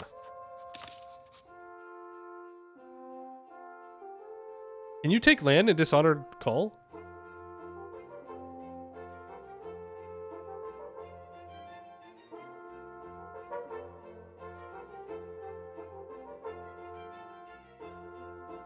I don't know. I've never used Dishonored Call before. It doesn't say we can't. I'm going to save. I'm not seeing anything that says I can't take it. Just remember, Elisna, you chose this. Okay, that was not it.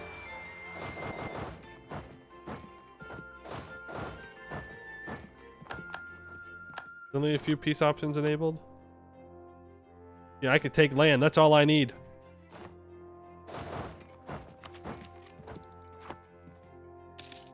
That's all I need. Get this back. Rajnad Haga announces me as a rival. True. Real and true. Real and true. Rajnad Haga and I, huge rivals over competing territory. Real. We're on equal footing, he and I. Real. Guess this is how 125 AE is fine. Yeah, I mean, hey, can't join a coalition if we have a truce.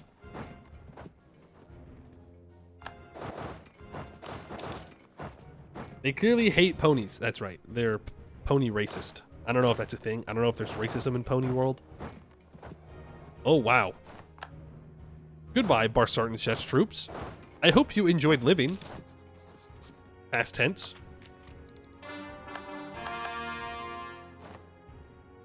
To be fair, we did get our new cavalry, which, while they may not give a lot of offensive power, perhaps, it is new cavalry earlier than everybody else. So. A second temple. Edusvaken is the second of the 3 great temples of Bulwar, nestled on the banks of the Saran and the oldest and largest of the trio. With Celestia's desire for all the temples, it is also the next location that we must ensure falls under her authority.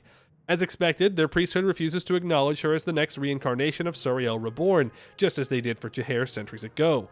So just as Jahair did, we shall show them that she carries the light of Suriel the only way they understand. Or. Edusvaken gains a Celestia Worship Center of Reformation. We get +1 missionaries till the end of the game. Permanent claim on a bunch of areas that I do not currently own, fun fact. But will soon. Zebra slavers. Jad takes them to the sword, or gun, I guess. Why are the zebras doing slavery? I guess you could ask that about literally anyone doing slavery. It's not like zebras doing it makes much more sense than a human doing it, but it is just odd to hear the phrase, the zebra slavers. It doesn't exactly connect in the old brain, but I guess those damn zebras, how dare they? Hope Jad does good and kills them all, or whatever. Let's get you to convert. Hey, guess what? Our manpower's out again. Yeah, I agree. Elven Mercs should not have 50% less manpower, or 50% less manpower recovery speed, whatever it is. That's crazy. They're mercenaries. Just get rid of the discipline bonus.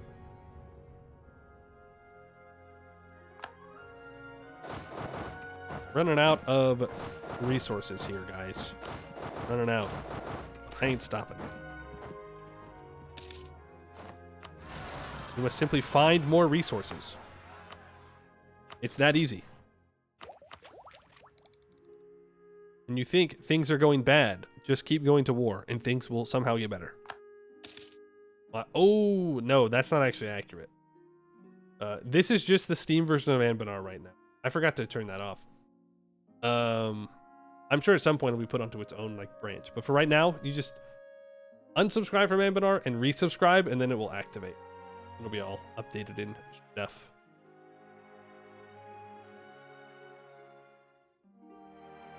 Forgar. Forgar.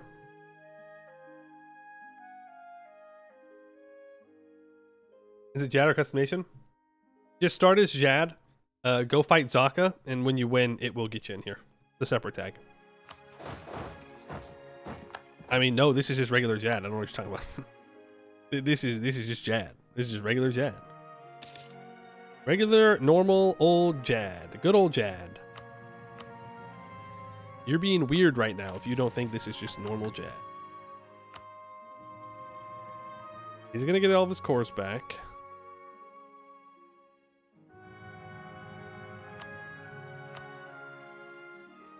Then, yeah, okay. So let's do this peace deal with Earlium. I want war reps and I want money. I need money. Boom. I did take Bulwar for myself, right? Yes. We'll core all those bad boys up. And the Divine Duty. Ninshara and Arash, the queens of Danshalan and Alcashes, are the chosen of Surakel, tasked with a divine duty, that being the unification of both Harpy kind and Bulwar under their rule in the name of Celestia. Both know this will be no easy task, as the flocks of the Harpy Hills are fragmented and torn by infighting, while Bulwar remains split between the so-called chosen Sun Elves and their human subjects. But through the light, the queens find strength, and in the name of harmony, they will bring peace, prosperity, and unity to Celestia's garden. We gain permanent claims in a bunch of areas. Alcashes inherits Kumarkand. Permanent claim on Bulwar proper. And Shallan are no longer seen as monstrous. And they gain permanent claims on all of their primary culture. We gotta go fight Silent Blade.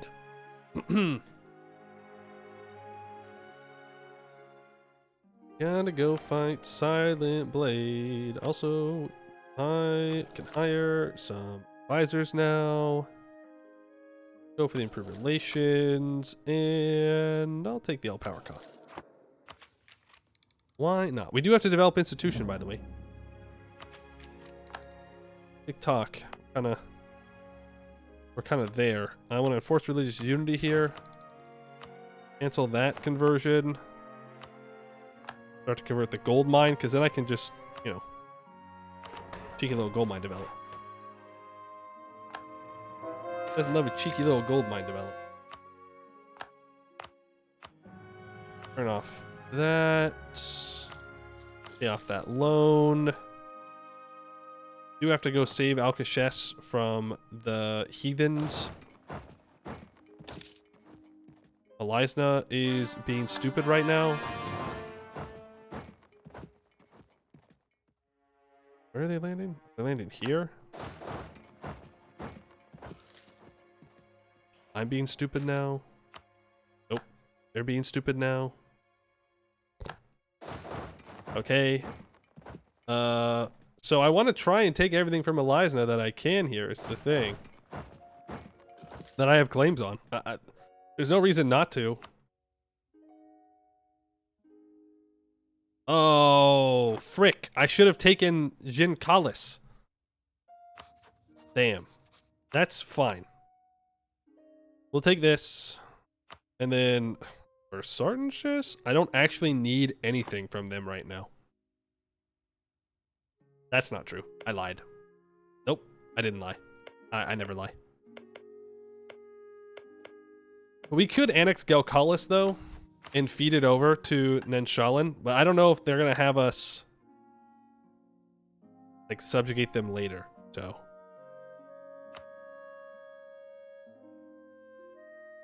I'm not going to be super rushed to do that. I do need 200 provinces in the Bulwar super region. The Celestalia worship.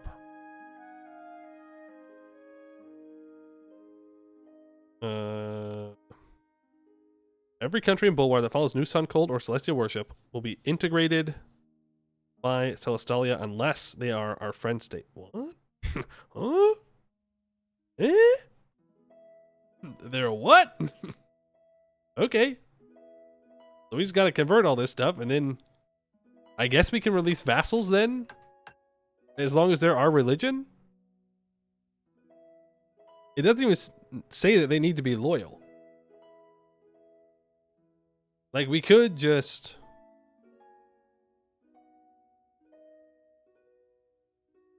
We could just vassalize everybody. Force convert them. Well, they'd have to be loyal in the first place to convert them.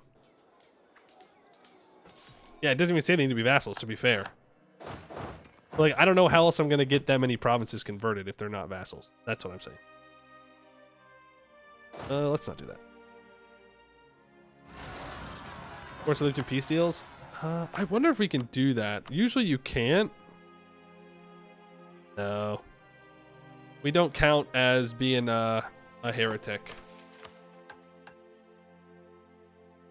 Boo. Boo. Otherwise we could.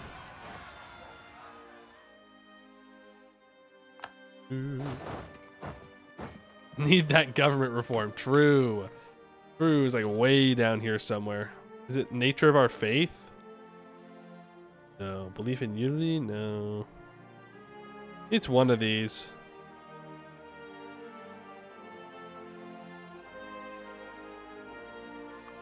Great Holy War. Allowing you force religion even on neighboring heathens. It's all the way down to tier 13. But you can technically do that eventually. Didn't it say you integrate new Sun Cult nations too? Yep. Means literally all we need to do is get 300, 200. 200 provinces converted to our religion. That means that we probably want to focus on taking out Krathanor, Abdel Tungar, Mountain Hugger, Akatbar. Akatbar is fine, actually. And Marblehead. So we do actually want to try and snake up into the north. To annex these guys. And then the rest of them will just get annexed automatically. Silent Blade will give us some more as well. Plucked, obviously. Has a lot of stuff in here that we need to take. Technically, this stuff down here is also Bulwar. So, we can go and deal with that. Then maybe, just maybe, we'll be in a pretty good spot.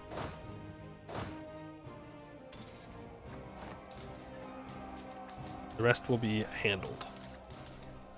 Of course, there's land that we're going to take from Sarian. No, I really don't have a huge incentive to take land from the elves, is the thing. Only as much as I need bare minimum. Because it doesn't say we annex them, it says we integrate them. There's a pretty big difference there. That's free cores. We are having an elf manpower moment, though. That is true. Just keep fighting. All of our problems will be solved. Always press W. Yeah, we can ignore Sarian. I guess that's true. Is it going to start converting their stuff? Yeah, I mean, it will, huh? How do I create another one? More centers of religion sounds good.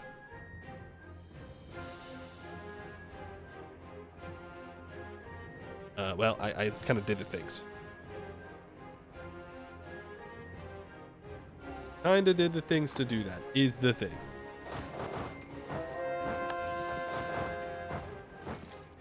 Stack wipe here. Yeah, okay, I guess, man. Earlium, because they're in a war still, so now Earlium's occupying the stuff over here.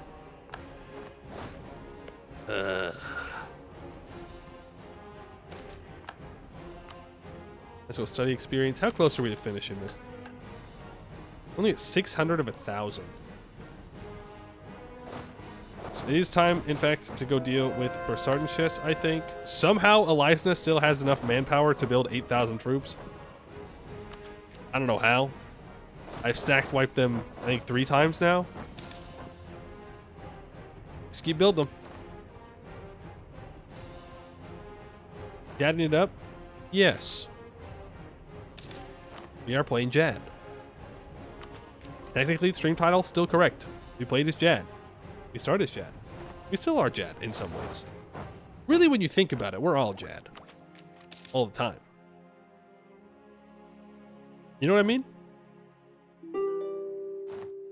Why is this coming back and dying? Elisna just stupid, huh? Surely next time, guys. Next time you try and land on Jinkalis, it'll work. For sure. I'm a believer. It'll work. No one has any idea what you mean. That's not true. You all understand. We're all Jad at the end of it. Hey, Galcalis, that's not very nice. Are you about to lose to Marblehead? Do I just white piece Bersardenshess for now? No, I take money. I take money and war reps.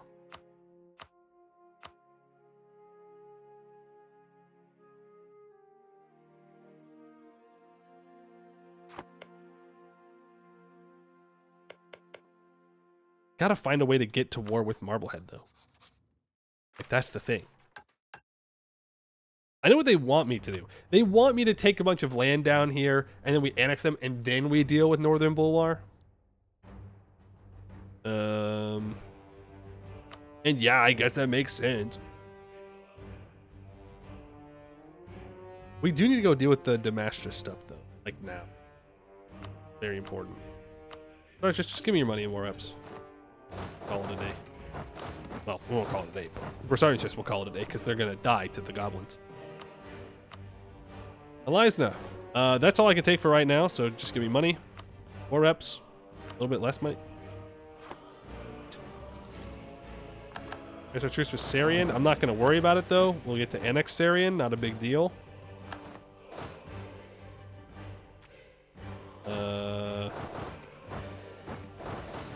Get you moving down towards Kogzala. You still 45% war score, 44%. Nola Kaz, I am a great power. Did you know that? They don't know it well enough. I say we inform them. Ooh, and they're fighting against some lizards in the south. Okay. Select his allied Viacock. Our truce with them is up in 75. That's 3 years. Not too bad. Bulwar needs a temple. As does Brisson and Madurabar. It's being a little slow to core. Alright, it'll catch up. Kogzala, anti-monstrous war. Damascus, I could call you in. I don't see any reason why I wouldn't. Yeah. I don't see any reason why I wouldn't.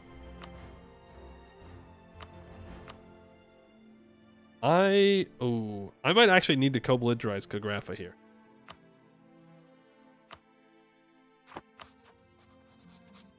Here's the thought process why. I can take this for 44% war score. Damascus cannot.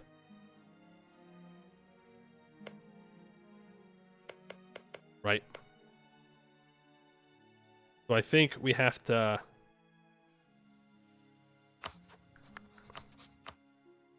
We have to co-belligerize, which means I have to fight Haragstad, which is also very annoying.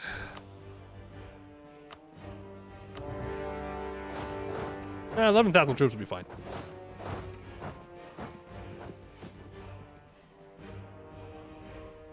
When can I hire the adventuring company?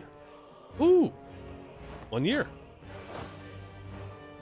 Well, that's pretty convenient timing. Let's focus on getting Kagrafa out of the war first. I think I'm saying that.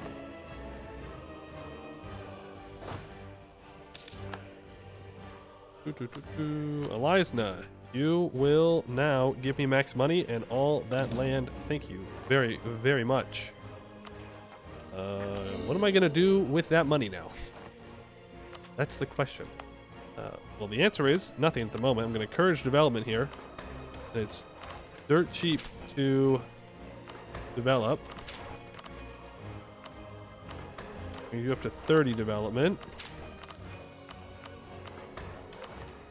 40 development. The Renaissance is present, and I didn't get a pop-up. So that's super cool. Probably wasted a bunch of monarch points there, but it'd be too bad. Worst comes to worst, I'm just making money. Is it a crime to make money? No. You want to know why? Because money equals friendship. At least now, I guess. Anything I do, I can justify by saying it was for friendship. It's pretty nice. It's a pretty good cop-out. Like, all these wars we did? Friendship. Sorry. My friends wanted to do it. And we get rid of slaves. So, like, we're the good guys. Very clearly. All this trade, friendship, yeah. It's all good. It works. Not sure it would hold up in a court of law, but there are no courts that don't serve me. So it doesn't matter. Yeah, we're going to get rid of these guys. Kagrafa and Kogzala. Then we're going to go Tlucht. Then Silent Blade, I think.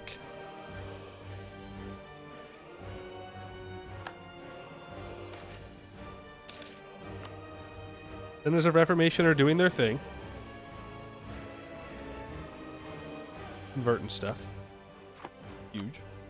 Durbar has a temple, so it just needs to be converted now, and that mission will be complete. Now, I do need 2 provinces owned by me or a subject in the far Salahad that has a port. It needs to be improved 1 single time. Well, good news for you. Oh, there's some diplomacy, or some diplomatic development. Now I just need 250 ducats, or crowns. And then every coastal province in the far Salahad owned by us or a subject that has been developed gains a shipyard. Like, we could develop more.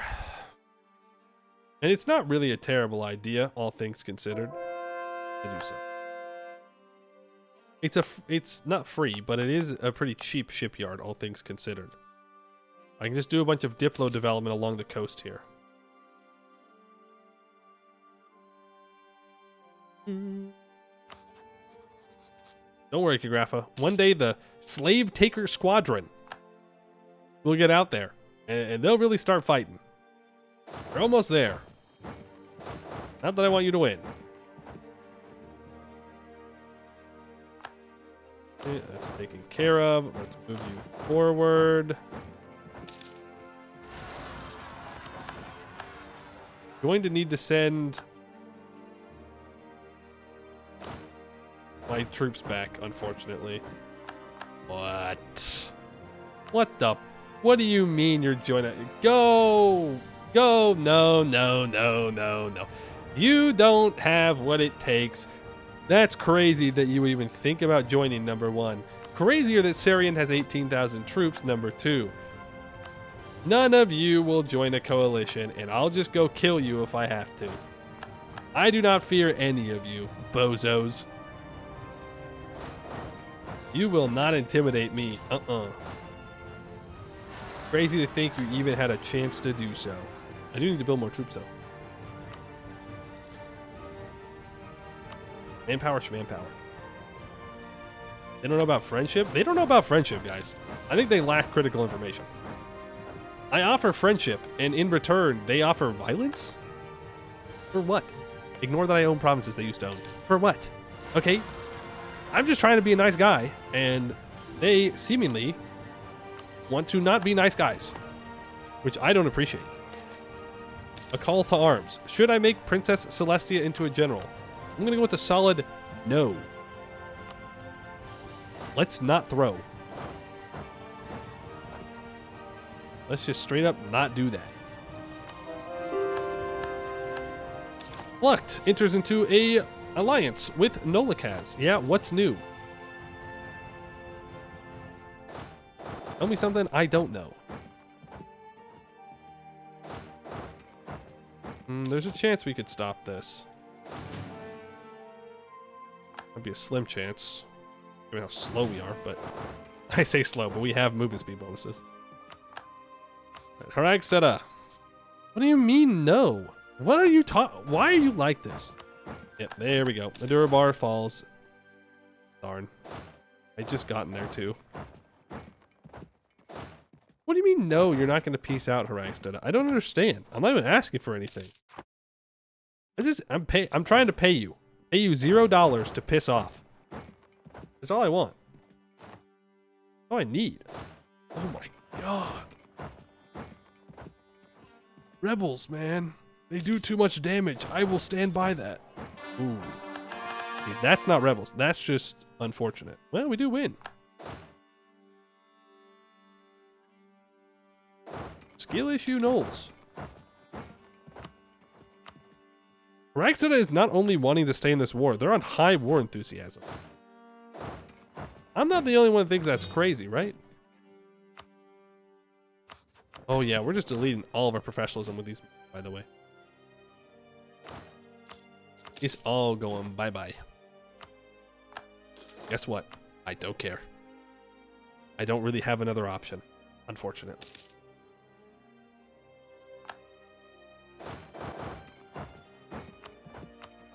Elf moment. Elf moment. Gotta do what I gotta do. Might as well slacken.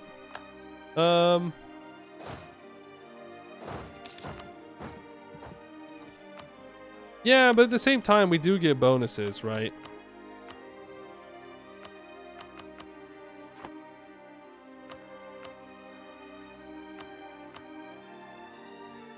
Not make it a core. That's just straight up not true. No, that is straight up very true. It is straight up true, but I can fix that. If I just don't return this core here,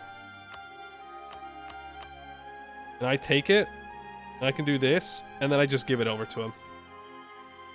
And that will fix our problem. That'll fix the problem. Yeah, we lost Siege of Brisson, but I don't know what you want me to do about it. I got no manpower, no dudes. Who needs professionalism? Who needs god dang professionalism? That's for like nerds or something. We're not nerds, right? Every pony. I've been waiting all day to pick when to say that, and that's when I'm gonna fire it off. Right, every pony? We're not nerds here. We're cool.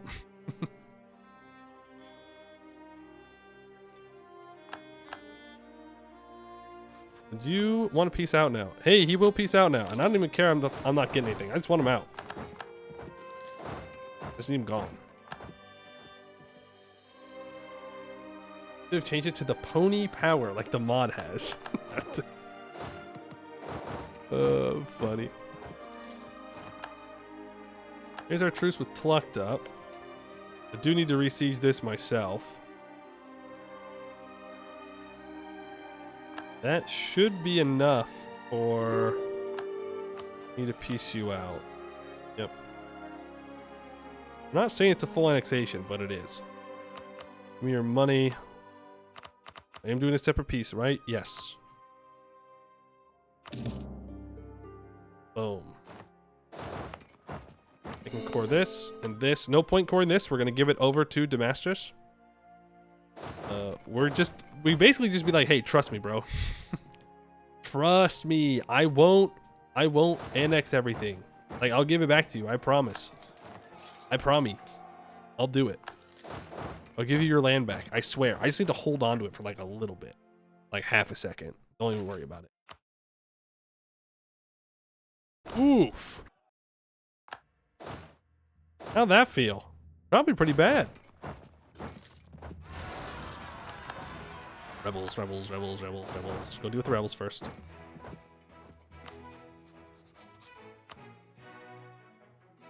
Like to dunk on Plucked. Don't get me wrong. But I can't just siege down a freaking fort owned by my goddamn rebels. Hold on. Get rid of those rebels real quick. Do I have like high war exhaustion? No. If I have to fight Nolakaz in a second war, I have to fight Nolakaz in a second war. It doesn't matter. They're not that strong anymore. I just need to actually get a good fight against them. Hey, Dark Target, how you doing?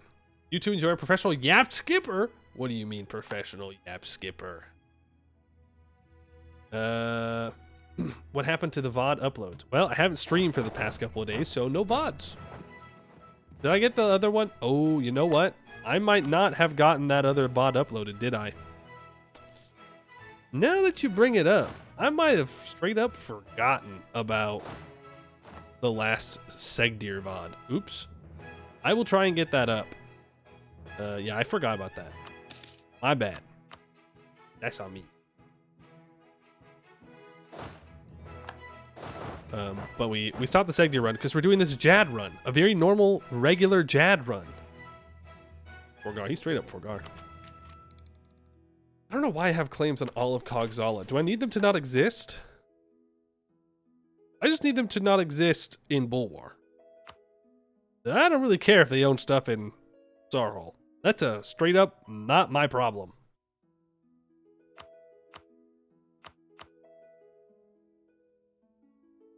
That is not my problem. Yeah, like I don't even need this. I just need these 3 provinces. You must continue the Yap skipping as revenge for not knowing what happened to the Segdeer dwarves. That's fair. I'm going to take that tech and I'm going to build a workshop on my capital because it's very good. But the claims, they're permanent claims, right? Yeah, they're permanent claims. We can come back for them later. But why? Why take land later when can take land now? That's a valid thing you just said, Chatter. That's a very real thing that was just said. Oh, huge. Poor uniforms. You know what? It took a while for us to get poor uniforms. I'll give them that. We've had that cloth province for quite a bit. Proud of the game for not immediately giving me poor uniforms. They just killed my heir immediately, but we brought him back to life. I didn't even have to bird. How high of an overlap there is between certain groups due to solely because of the Hearts of Iron mod counterpart of this? I mean, it definitely probably helps with the overlap. I don't know anything about My Little Pony. I know that Rainbow Dash is the name of one of them. And I know that Celestia is the name of another one now. I've doubled my knowledge. It's pretty crazy how fast I learn things. I have doubled my knowledge in one day. Pretty good. Pretty good. Idea cost reduction. More missionary strength does sound kind of nice, actually. Yeah, I'm going to go with the missionary strength one. Also makes institutions, or no, sorry, makes missionaries cheaper. I don't know why it's an institution. It's not even on this list. But now we have essentially free missionaries, right? Missionary maintenance costs minus 60.8%. Inflation is increasing that by 4.2. Ooh, wait, is my gold mine converted? Let's make some money.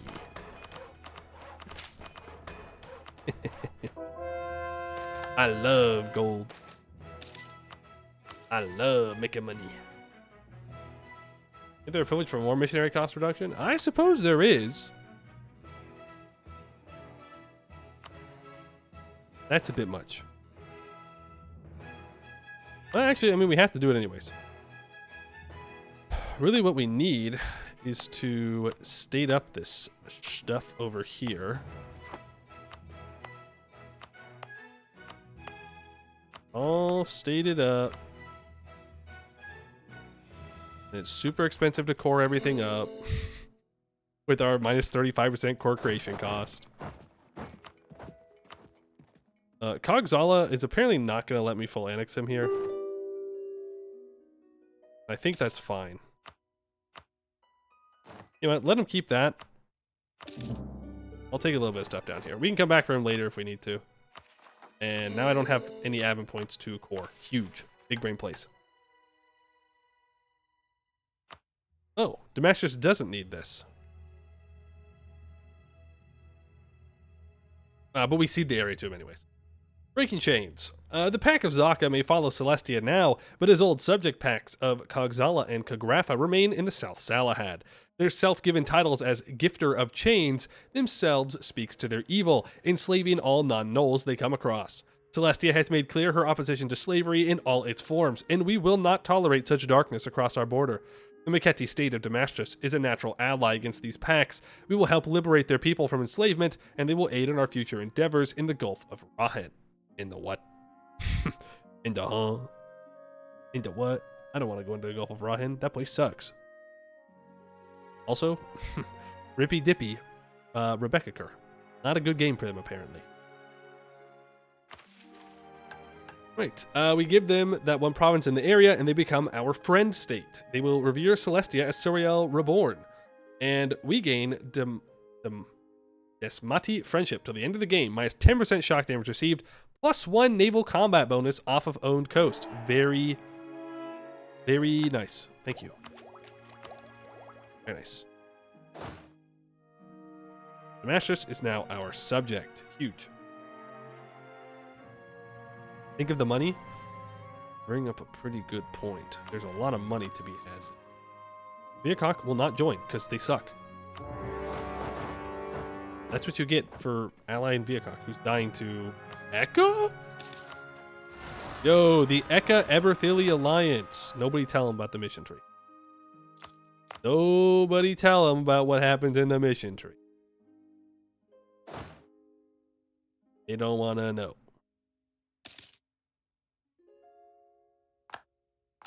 I do not need all these troops on this siege. Now, keep in mind, 94, I think it was, 95, we're going to lose our 100% cav to infantry ratio, just like Jad does when they form the Jad Empire.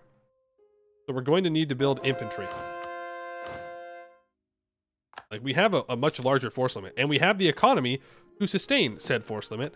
I just don't have the buildings, the manpower buildings to do so.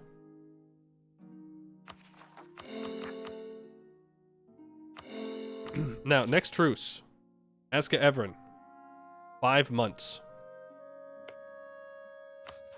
We do need to be a little careful about a coalition forming here. We can always jump on Sarian at literally any time. I can go loot Segdir again, apparently. Who doesn't enjoy looting the dwarves a bit, eh? As friends. Looting as friends. It's different. Your puny human minds simply cannot comprehend converting friends through violence. We might as well just accept all these cultures. There's literally no reason not to. It will help us convert faster, which we need to do. We're only at 66 provinces converted. We're going to need a lot more than that.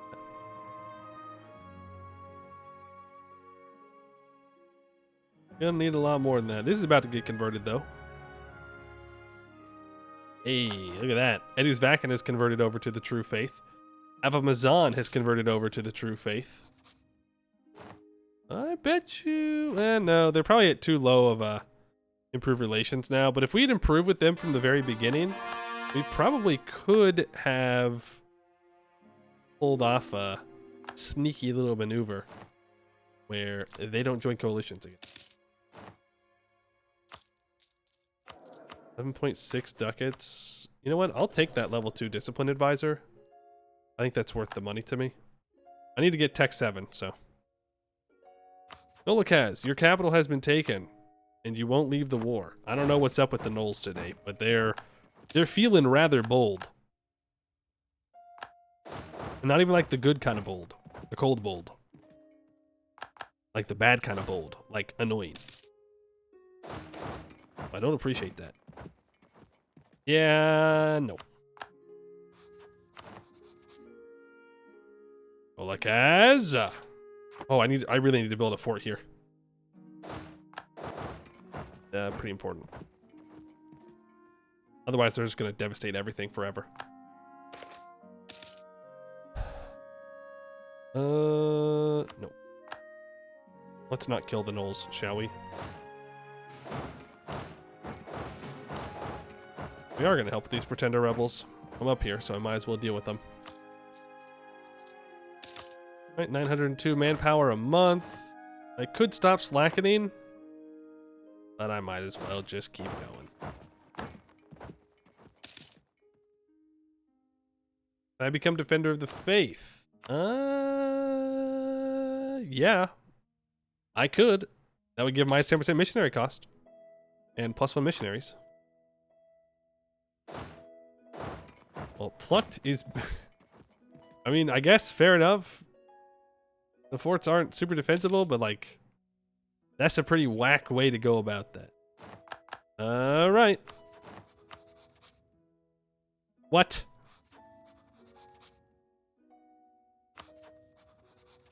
Guarantee my ass.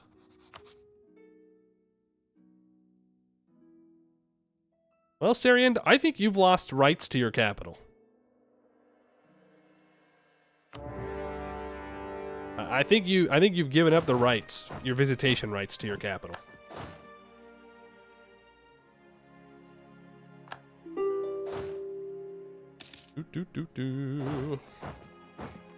Yeah, we keep slackening because I should probably hire another merc company. Segdir is unfortunately ruining the prosperity of my capital, which is not appreciated and will be remembered. Really don't want a coalition to form, and then I can't go to war with anyone. I kind of like going to war with people for friendship, of course, but I do want their land. So all I'll say is they're the malevolent dark. Dad may no longer be here with us, but through his spirit, we will banish the darkness. Yes.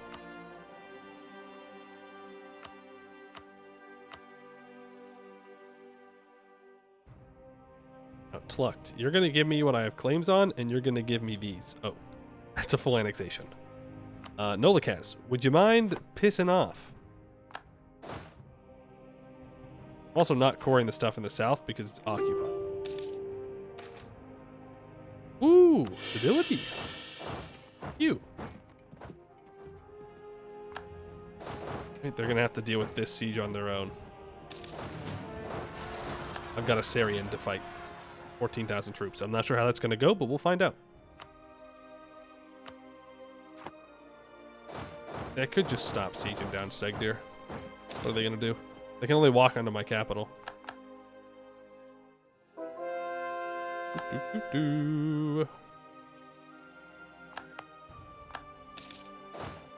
Right, Syrian's gonna walk away. Fine, I guess. They're allowed to do that. Kind of a coward's tactic when you think about it. You're just kind of being a big old baby if you run away from me. You're just admitting that you're not as cool as I am. I mean, it's fine. You can do that. I can't stop you, basically. Let's get... Okay, 10 infantry might have been a bit much, but I clicked the button already, and I don't really feel like unclicking it. So, I guess we'll get 10 more infantry. Alright, we have stacked wipe Syrian. That is it for them. Now, how much do I actually want to spend on this is the question, right? Like, I will get to inherit Syrian for free. So I really should only take money and trade power. Because why waste my resources on taking it manually? Right? Like, it's almost all converted. As funny as it would be to take their capital and then Syrian not own Syrian, and I do love doing that to the AI. I think the correct thing to do is just take money, war reps, end a rivalry, and then just not have to deal with them again. They can pay nuisance tax. The neighbor tax has evolved. It's now a nuisance tax. You've made me pay attention to you. Now, suffer.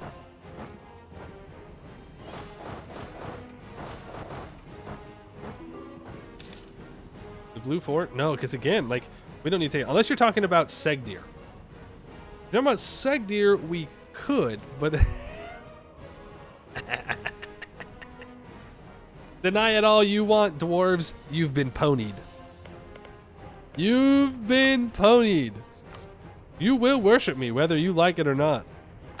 Eventually, your people will rebel. They have seen the light. They will not turn away.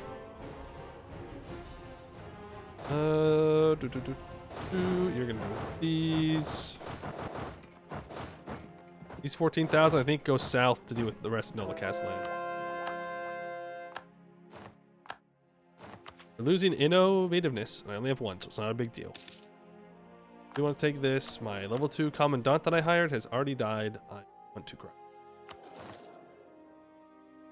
Literally 1984. Always unlucky, never lucky, always suffering, always... Can you stop? Level 3 theologian that's 50% cheaper. That sounds kind of nice. Yeah, I'll definitely hire him when I have the money. My income keeps bouncing back and forth. When I'm looting, I'm making a lot of money. When I'm not looting, not so much. No, always be looting. With friendship. Looting for friendship, of course. Not like maliciously or evilly. Friendship. I really gotta get that fort built. That's probably the next thing I spend money on.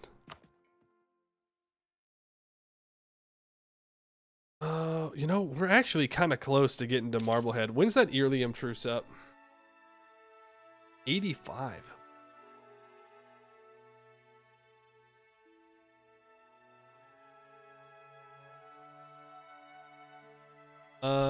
You know, if we go to war with Elisna in 84, then I can make a claim under Marblehead, and that's how I can take all of Marblehead's land. So, going to war with Earlium to take Anzabad is probably a good call. Just so that way I can maybe take one province off of Bersarden's chest. In fact, I'll make a claim here. Just so I can threaten war on it when our truce is up. And then I have a coastline that I can walk up.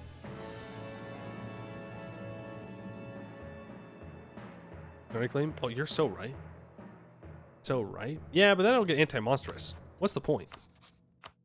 What's the point of going to war if I can't also call someone a monster, you know? Friendship-wise, though. I don't know how that one works. I don't know how I can convince people that we're actually calling them monsters for friendship. That one feels a bit mean-spirited, you could say. You will finally go away. Elikaz, I really do hate you. It's nothing personal, it's just like, you're the worst. Sorry. Full annex. No one cares. Freedom from slavery in Equestria becomes wool. And I can now complete the Maketi Crusade. I know we could develop more provinces to get shipyards. Do I really want to do that? Yeah, I guess. It's a free building. Not free, but it's like free. I think I've already developed Sorn Cost. Haven't I?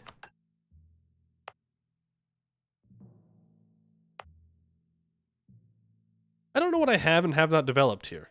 How do I check again? It improved 7 times. I don't remember improving that 7 times. It improved 0, but improved 0. Did I really improve this 7 times? I don't think that's correct. I did? Okay.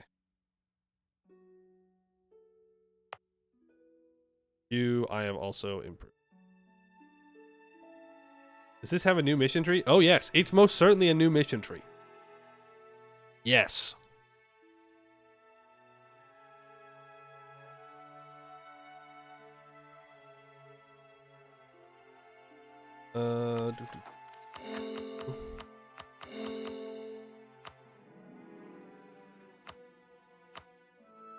Then I can complete the Maketi Crusade. The Maketi have long waged a war against the prolific slave trade in the Gulf of Rahin, which many have profited off of in ensuring its perpetuation. We have struck a blow against it with the fall of the nearby Nolish states, but it has done little to stem the flow of slaves and money through these waters. Celestia herself was horrified to learn such a practice and immediately agreed that supporting the Maketi in their anti-slavery crusade is a righteous goal, and as such we must prepare our navies to cripple these barbaric trade routes once and for all. Maketi crusade happens. Whoa, look at that. Boats. And the boats are fighting. Celestia had been told about the Lashni Hill long before arriving on the islands of Damastus, yet none of their descriptions could compare to seeing it herself. It was a wonder of natural beauty, one that could have very well been in Equestria itself. Young and old Damasti alike walked along paths through the trees, enjoyed each other's company in the grass, soaked in the sunshine in the pools. There was no question why they had invited her here to discuss the future rather than any palace. Celestia could think of no better showing of what they fought to protect. Celestia, welcome to Damastus. The Maketi diplomat slightly bowed his head in respect as he sat down upon an open field. Celestia, Andrelian, and Jessien followed suit. Your support in the efforts to rid the Gulf of Rahin of slavery is appreciated, but there is still much to do. Your aid came at a vital moment, but what you have witnessed is but a fragment of the extent of the slave trade across the seas. Rag Hamadeshi now hold dominion over both coasts, and while they may claim otherwise, the only reason they have come is for the profits of the slave trade. Are there no kingdoms left to oppose them? Andrelian asked. Striking from 2 fronts would be preferable. The Boyar Baretti produce the chains that bind their own countrymen for profit. They are just as complicit as the Raheni are. The pirates of Naleni are no better, raiding any ship for profit. Jessien narrowed her eyes. The Nalenian harpies have no interest in slavery, she objected.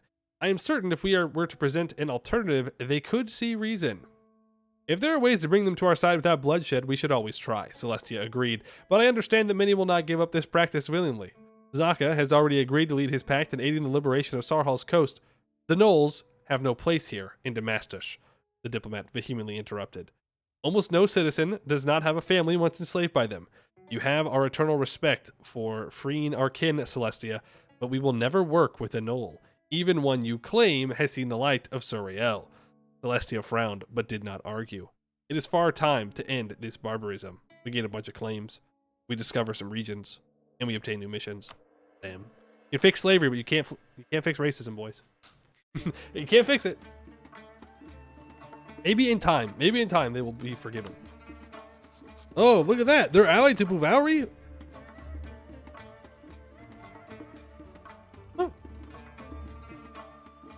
Oh. I need to put a embargo on someone.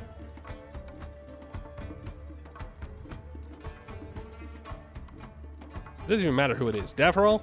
No. Who you? Doesn't matter. Either way, I have to fight Bouvauri at some point. Oh, he's super weak. No way. The slaver is friends with the slaver? That's crazy. That's wild. Who would have thought? What a surprising turn of events. I like how I'm looking at the development like it matters.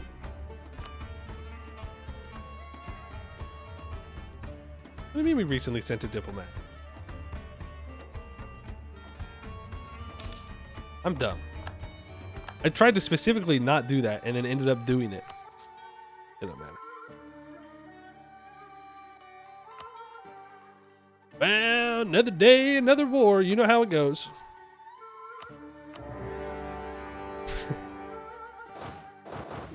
You know how it be. Out of one war and into the next. Syrian, I'm actually going to take this peace deal. I'm not going to get a full 100%. 95%, whatever it is, because they're allied to Segdir, and I don't particularly care. I got what I came here to get. Show missions? Sure, but give me a second here. So, Naleni needs to have an improved relations of 90. Well, problem there.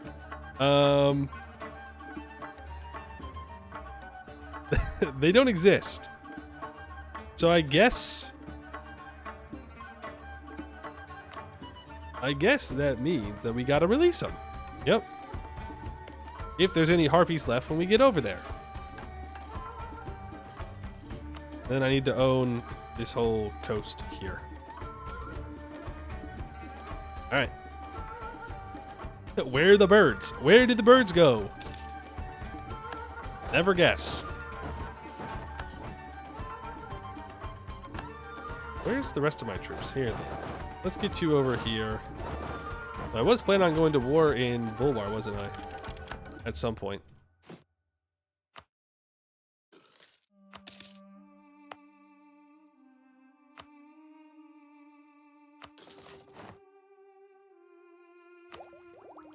Oh well. It's like in a couple years though, right?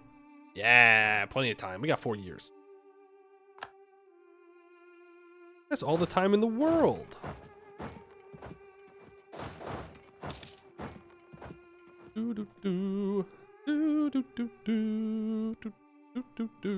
Requiring Alicorn Griffin meeting. Isn't that the one in Eskin? Isn't there another one? Another mission tree added by this? I just chose the Jad one because... why would I not? It may be very brief, but it is still an opportunity to play Jad. Also, wasn't I supposed to get oats?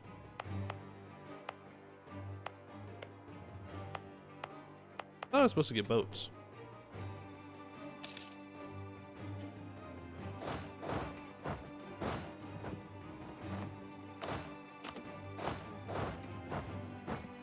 Boats building? Maybe, but I don't see him being built. Nope.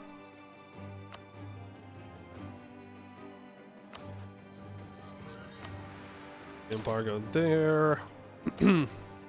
Warriors do not read books. The fall of Jiaodou. It's fine. France! Where is France? France, please! We need a France to kill the command. I beg of you. Don't let this be one of those games. Please. Please. Not today. Ooh, missionary strength, absolutely.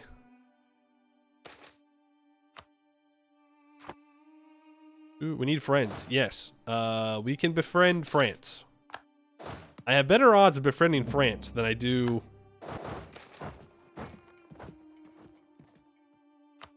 the command. You son of a biscuit, man. You just ate all of Brisarden's chest. That's not very nice. That's not very cash money of you. I'll say it. I'll say it. I'm not afraid to speak the truth. That's not friendship. It is nice, though.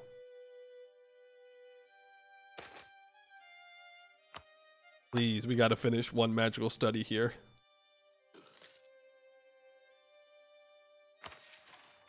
We close? We're close. I think one more event should get us there.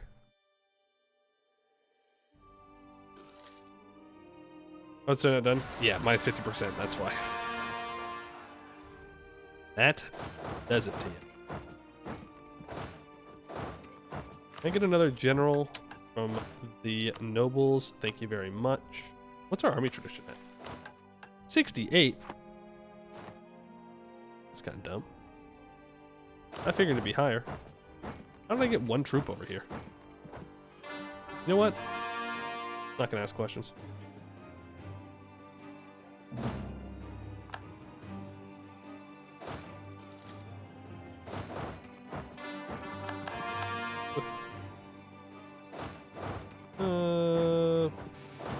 Now that we have the cannon here, let's get the cannon onto the siege. The rest of you can spread out and get all this occupied. Good news is Bavaria only has one province that we absolutely need to take. Soon TM.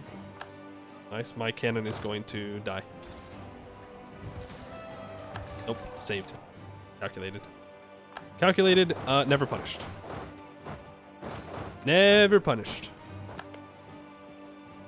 Never be down. Oh, hey! Darian! What happened? Damn, that's kind of embarrassing for you. How embarrassing. I hope Marblehead takes this. Make my life a lot easier. Oh, Keterata's jumping on Elisna now too. Done it. We've upset the status quo in Bulwar enough. Rippy dippy, all that army tradition I was just talking about. Ooh, we sacked their city with friendship. With friendship. With friendship. Actually, no, not with friendship. They're slavers. So we don't have to do friendship. Finally. Free from the hell that is making friends with the heathens. Hit the elves on the head too hard. I don't think that's possible. Do you see them? They had like 60,000 troop alliances early on.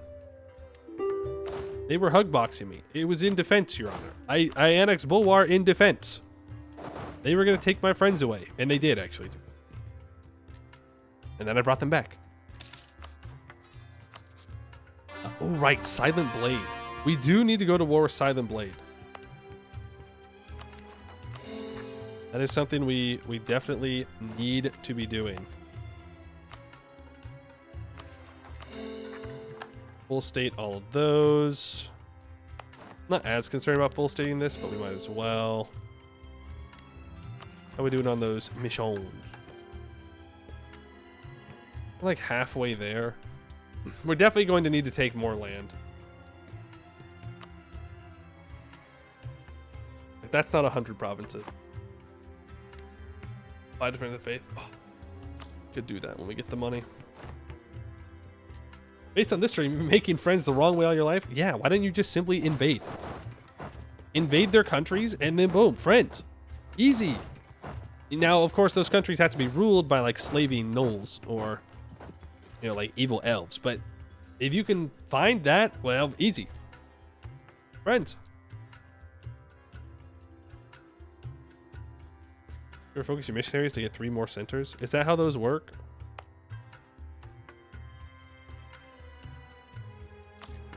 Or is that the mission thing? Okay, it doesn't even tell me that I'm gonna get 3. What do you want me to do? Guess? Fucking read minds?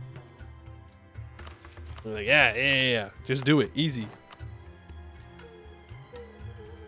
OE approves of overthrowing governments. Of nullish slavers? Yeah, go for it. Pop off. Pop off. Applies logic? It's not logic to assume that one mission will be like the others. That's jumping to conclusions, dummy. Plus, I'm busy making friends. I don't got time to convert people. Magical, I can't afford 402 crowns. Can you please just give me like a normal ass event? There's like a mages help with studying. That'd be super swell. I'd really appreciate a mages help with studying. Where are my claims?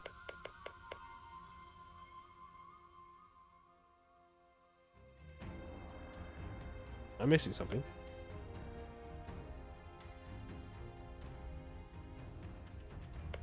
Oh, I see. I see. Okay. You give me all this core creation cost, and then you don't even let me use it, which, you know, that's fine. And all of this over to Damascus. And then, I mean, I definitely want to take Davero for myself.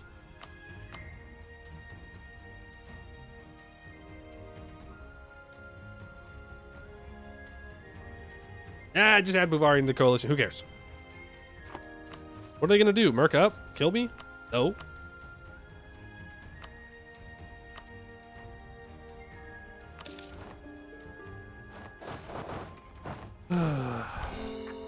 Alright, rivals. Yeah, I guess the command is my rival. I might as well just do it now. Get it out of the way.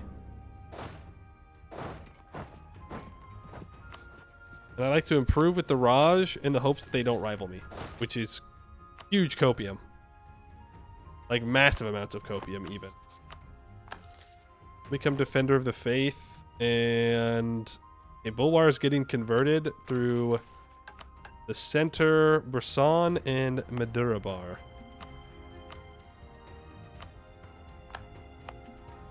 Good stuff. Are we at peace? Oh my goodness. Now I can lower autonomy in literally the entirety of my country. This will cause, I don't know, 40, 50,000 rebels to rise up. But you know, that's okay. We gotta do it eventually. I gotta get this autonomy down. Damn. Damn. I didn't even realize that it was all of our provinces. I don't know why. We haven't had bad crown land.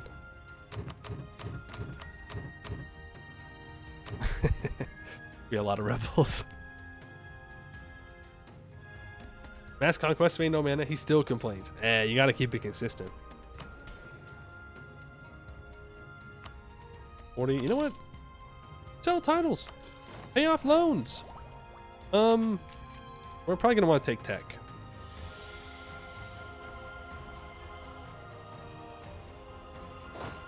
Alright, what does that do for our force limit? It doubles it. Casual. Another 10,000 infantry.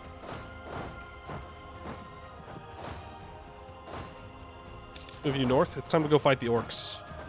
We could go after like Zanbar and stuff. Just a quick little pit stop. Zanbar pit stop. I think we're good to for it here. Well, they don't hate me yet, so I don't really care. You do hate me though. Who is Anzar's axe? Why are they guaranteeing you?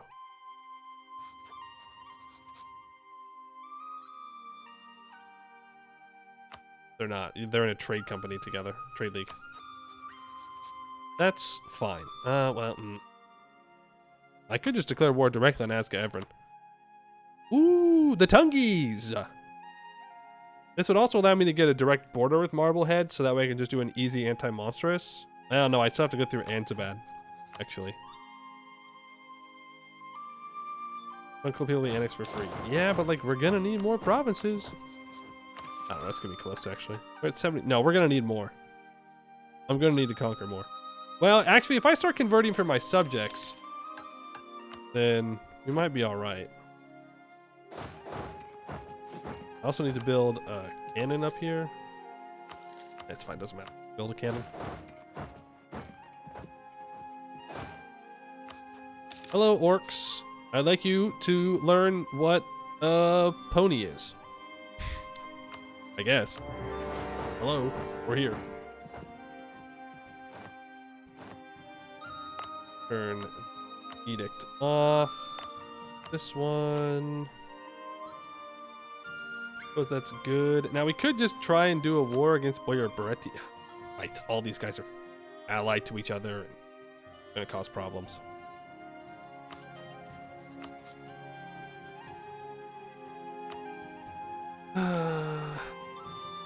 We're also gonna have to go to war with Haragstad Egg. Port bordering Rahin. And I could build one in Ebshub too.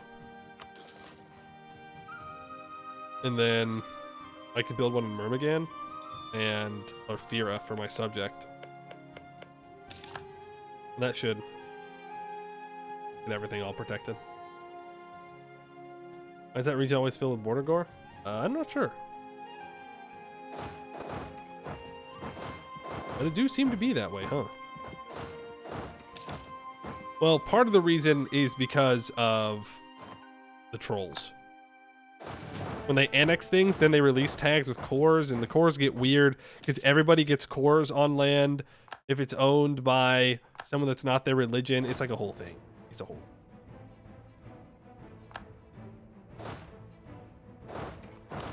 Whole goddamn thing. This was my fear, is that I would not deal with my rebels at the time. We also consider building a fort here, though I don't really plan on going to war with the centaurs anytime soon. We are a pony, so they might be like, no, you will. You will go annex the centaurs. Like, those are almost your people in some ways. Is that racist? Can I say that? Can I say that centaurs in My Little Ponies are basically the same thing? Is that allowed? I had the Diodaran yet. No. I'll give you the song. Give you the song, how about that? I hope we don't have a Diodaran. But at the same time, I hope we do. What does a My Little Pony Diodaran look like? Do the tigers get mad again? Or do people go, hey, why are we listening to this creature? This creature that we don't know about. Oh, he's friendly, huh? Wouldn't mind allying Catarata, though I have a feeling that it won't be allowed. Something about this tag doesn't quite ring to me of we're going to make friends that are independent friends. Having friends, good. Independent friends, though, well, maybe not so good. Maybe not so necessary.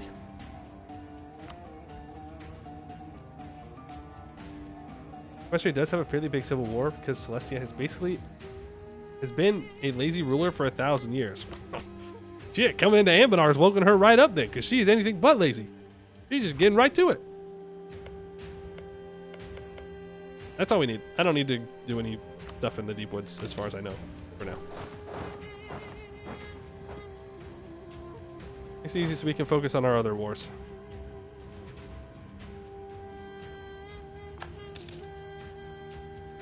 Ilium truce is 85. I think that next idea group should probably be a mill one. I think offensive makes the most sense here. I don't know what else we'd want to go. I suppose we could go quantity to try and offset the manpower recovery speed of elves. No, we're not going divine idea. Is this a bit bucket tag? No. This is a crossover. This is a crossover mod, or crossover like April Fool's event. So we're playing as a nation that's being led by a My Little Pony from Equestria at war. Could go influence, but why? Force them in, I guess. I'd rather go offensive. Frankly, not a pony. Oh, come on. Come on, man.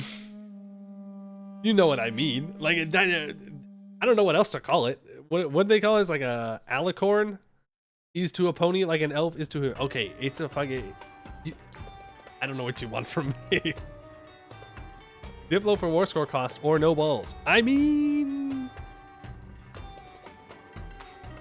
We could just stack. Imagine. We get to the next age. We have minus 15% from natural ideas. We have minus 20% from Diplo idea. And then, you know, minus 25 or whatever it is from the age ability. That's pretty good.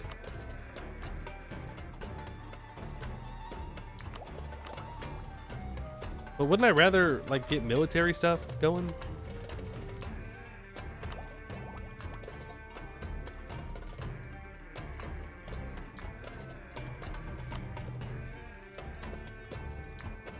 But it would be kind of funny.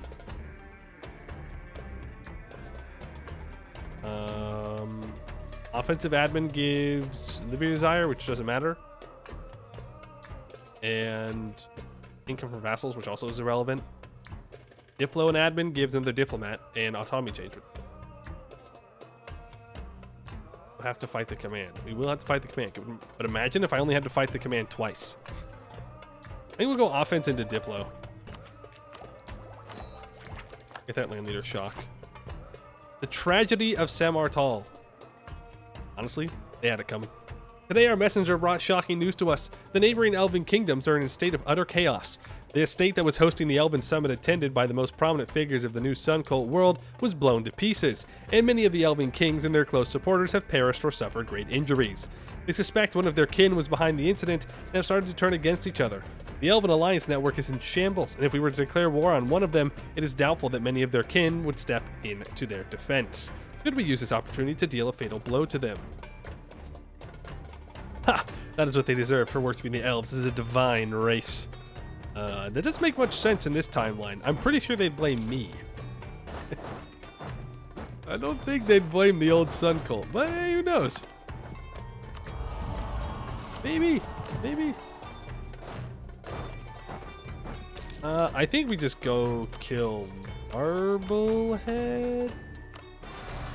See, I want to kill Marblehead. That is who I would like to go to war with. I don't know if I'm going to get access.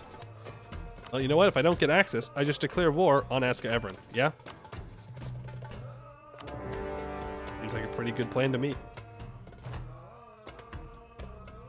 Who would blame a clearly peaceful unicorn? Clearly peaceful.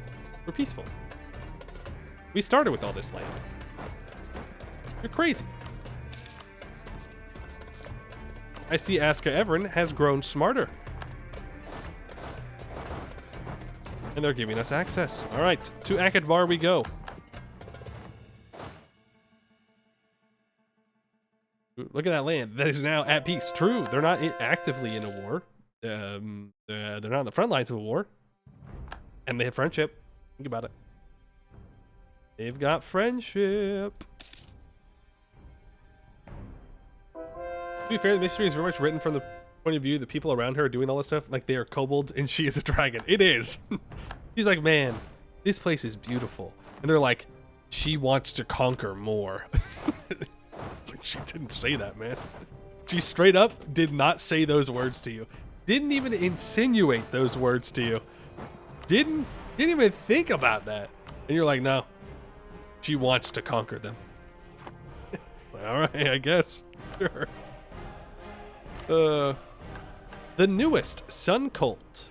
If Celestia is to bring true peace to Bulwar, the sects and differences that make up the old Bulwari Sun Cult must be mended and brought back in line under the teachings of Celestia.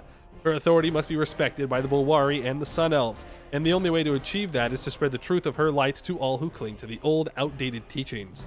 The three temples of Bulwar, the city of Brisson, where the council mistakenly lifted the Sun Elves to become chosen, and Madurabar, where they attempted to recodify their faith after the death of Telerios. Ensuring Celestia's rule over all these cities will bring us one step closer to finally ending the religious schism that has plagued Bulwar for so long. Celestia's tenants. On a pony. It had all happened so suddenly one day, and it started out like any other with a request to visit the city of Bulwar, which had supposedly seen the light of her teaching. As the namesake city of the entire region, she was of course excited to finally see it for herself. It was certainly impressive, and the temple of Edu's Rakadash was on par with the one in Asgasur, if not even more resplendent. Almost everything lived up to expectations. The canals could use a little work though. Celestia's business was not with the city itself. It was with the temple within it. Arash had desired her presence for a matter of great importance, something involving the Bulwari sun cult and its sects. The Alicorn was not entirely sure what she could do to help, but she was also never one to turn down a request from a friend. The Akal was already waiting inside, a group of Bulwari priests standing beside her. Celestia, Arash said reverently as she kneeled before her, I have brought these priests here as you instructed from all the greatest temples of Bulwar. They are ready to recodify the faith so that it may be spread to all parts of Bulwar and beyond, and allow others to let the light into their hearts as we have. Codify the faith? What did that mean? Celestia knew that some had included her in their beliefs of the Bulwari sun cult, considering her as Suriel reborn, but they had seemed like a small group at the time. The Harpies and the Desert Elves, those who knew Jadar, had considered her his replacement on Halan. Of course, she knew of the violence between the sects of the sun cult and Bulwar, and lamented their division, but how many of you are here on your own accord? She asked the theologians present. Their lack of response and their growing nervousness was all Celestia needed. What had Andrelion and Zaka told her? That the port of Brisson had seen her light? That meant the entirety of the Saran? This wasn't what she had. How had she not noticed? Celestia, Arash had stood back up, spear ready as usual. Is something the matter? Have these priests done something to offend you? If the other humans were scared before, they were absolutely terrified now. No, Celestia quickly responded. Nothing like that. Please, sit with me. The humans complied, and Celestia internally sighed as she remembered the older days of Equestria. Perhaps history was destined to repeat itself. What you call the light here, my world calls harmony. The elements of harmony were this: honesty, kindness, laughter. Let her holy word be spread to the edges of the world. Bulwar gains a Center of Reformation, and we very casually gain 2% missionary strength till the end of the game. Brisson and Madurabar also gain Centers of Reformation. We gain a bunch of permanent claims. And until the end of the game, we get an additional minus 10% province war score cost, minus 5 years of separatism, and minus 10% morale damage received. 96 Amateur 31, thank you for the follow. They're begging you to world conquest with this tag. They want you to conquer the world. They're offering it to you on a platter. But do you have the strength to say no? That's the question. Time to pivot to Diplo? Oh, finally! We were already going to do Diplo next. We have finally done a research. Friendship helps magic. There is no doubt in anyone's mind that Celestia has exceptional talent at magic, her horn allowing her to cast spells Halan has never seen. But the Alicorn herself has admitted that in this new world, she has been vastly weakened and will require time and studies to regain her full abilities. A proper mage tower and the right tutor should prove useful in aiding her studies and perhaps shed more light on how she could return home someday. She has made plenty of friends at her side after all, and friendship is magic. Artifacts of the past. It has been a long journey in the Salahad to reach the lost city of Ulmishbar. The Salvazil could not fly and were the only ones who knew how to reach it from Saranza, so she had trotted for days and nights across the desert sands alongside them. Each time they set up camp, she learned a little more about their ways and their history as a Mashnasir tribe. They had many answers, and in turn, asked her few questions. Once they had arrived at the oasis, she met their leader, Kuradon Salvazil. He led her inside one of the collapsed palaces, revealed the vast library of ancient Bulwari magic they had stored. She studied all the texts that she could get her hooves on as he watched with a distant interest. Such was the way between them for weeks, until finally Kuradon asked the Alicorn to join him in one of the few remaining towers of the palace. What is this place? She asked the Mashnasir Magi as they reached the top. And why have you brought me here? This is where the artifacts of Ulmishbar are stored, he patiently explained. Many have long lost their magic, but there are still many more that retain their purpose. I used one of them to see the future upon hearing of Jadar's quest for light. I was told that you never followed his fate. I did not, Kuradon confirmed, for I saw nothing but war. Those who followed in his footsteps using his name to justify a never-ceasing conflict, claiming the lives of countless. But your arrival and his disappearance has altered the fate of the Salahad. Your intentions are pure, as is your methods. You seek no quarrel, but do not remain silent when faced with the forces of darkness. I have foreseen that there is a way for you to return home. Will one of these artifacts return me to Equestria? Kuradon shook his head. What you seek is magic far beyond what this world has done before, but there is a way. You will find it eventually, but it will take your own equestrian magic working with our own. I understand that you already possess talent in the school of abjuration. That path will help lead you home. After a few moments of silence, Alicorn nodded, bowing her head to Kuradon. Thank you for your help. I will forever be in your debt. No, Celestia. If the future speaks truth, it is us who will be in yours. Abjuration, huh? Magic in the present. The Desert Legion had many warriors of great talent that included mages who had spent many years of their long lives in Bulwar studying the ways of magic. It was no question of them agreeing to aid in her studies as she needed the practice. Even back in Equestria, with full use of her natural magic, she had not used it for serious combat purposes since before recorded history. As many ponies were before them, the Desert Elves were rather hesitant to spar with Celestia in any serious way. Fighting with a creature seen as Soriel Reborn was not exactly a popular idea after all. But as Celestia was able to effortlessly block any attack with her abjuration magic, in combination with her equestrian experience, more and more warriors and mages stepped forward to challenge and teach her. He was able to witness evokers, abjurers, illusionists, all utilize their abilities to the fullest in battle, but nothing caught her attention as much as the day she fought a Legion Conjurer. What was that? She asked, as she got back up onto four hooves. I've never seen any magic like it. The elf looked at his elemental, which was already disappearing. Conjuration specializes in bringing creatures and objects from other planes of existence, he explained. Elementals are the most common spell for combat, but some of us can summon thunderstorms or even entire fortresses using magic. Other planes of existence? Yes, the planes with which Halan is connected to. Elemental planes are where elementals are summoned from, and there are legends of a connection to the Fey realm somewhere north of Bulwar. The Legionnaire finally seemed to notice Celestia's look of contemplation. Is something the matter? Could something be summoned back to a different plane from this one, Celestia? He shrugged. I've never heard of a spell that can send one to a different plane, but I suppose if such magic did exist, it could work similarly to the way we summon elementals. The Alicorn nodded, signaling from the Desert Elf to take his leave. The planes of existence certainly sounded like a way to return to Equestria. Perhaps learning more on how to summon would be a key to creating a way home. Conjuration is certainly worth looking into. There is something definitely special about you, Jadaressa commented as she and Celestia sat down at the table. Both were at the castle in Askasur, with the former having agreed to teach the Alicorn what she knew as a mage. I've never known any creature so resilient to enchantment. Emotional magic is something that exists in Equestria as well, Celestia admitted. My own niece, Princess Mi Amor Cadenza, was very adept in the use of love magic. She would have made a good harpy then. A majority of us who can cast magic become enchanters since it aligns with our natural talents and our need for mates.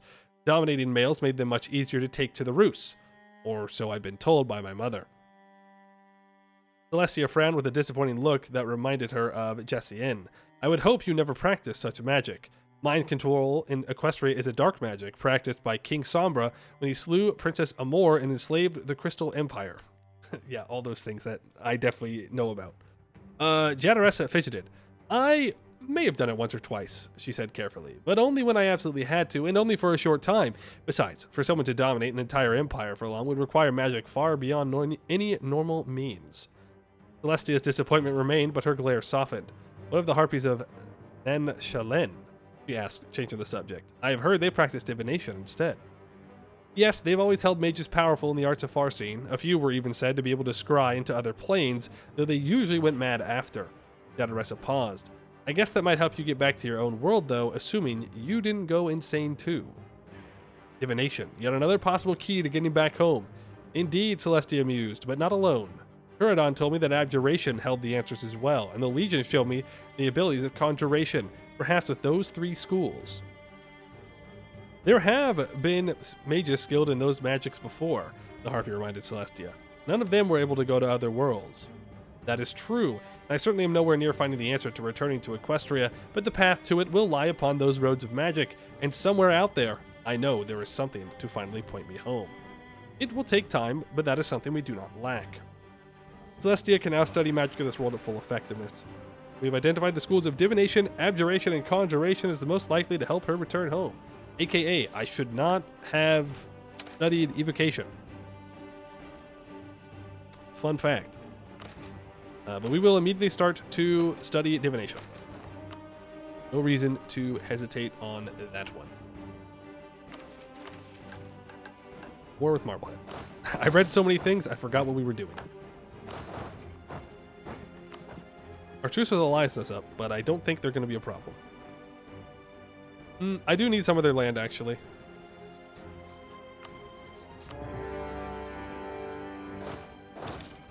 I'll go ahead and declare. And that black flags my troops, because I'm very smart. Big brain. Big brain.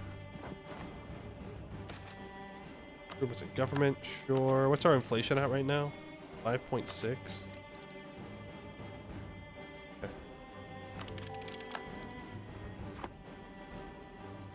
Probably get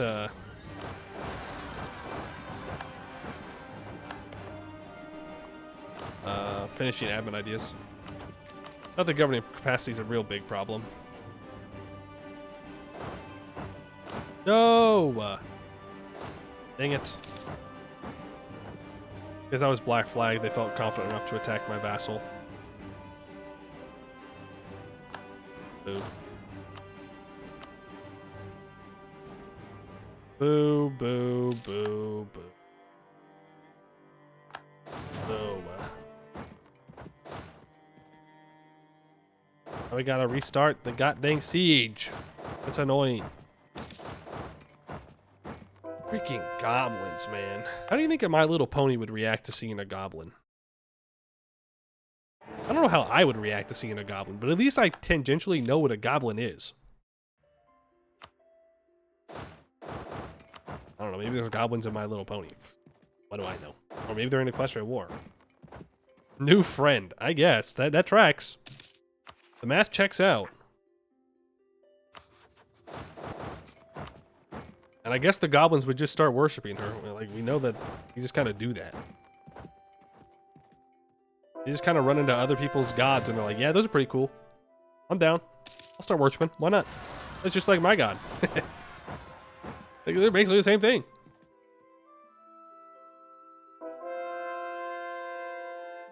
If I saw a goblin, you would say 1v1 me, bro. I think people are too confident about being able to beat up a goblin. I'll be honest with you. I'll say it. I think people have treated goblins as low-level monsters for too long. I think the average person would lose to the average goblin. I'm just saying. I don't think we've got that kind of ability. They're quick. They're quick little guys. They just bite you. Would not be good. Would you want to bite a goblin to attack? No. Imagine how bad that would taste. Just pull out an AR. Okay, well, yeah, I mean, there's not a lot of things I'd be afraid of if I could just pull out an AR, you know? But like, if you have an AR, then the goblin gets an AR. You have longer legs, though. Oh, you think you're gonna kick a goblin? You think those little guys who are used to being pushed around, kicked around, are gonna get kicked? No, no. I think they're too fast. I think you're gonna get got. Get got by a goblin.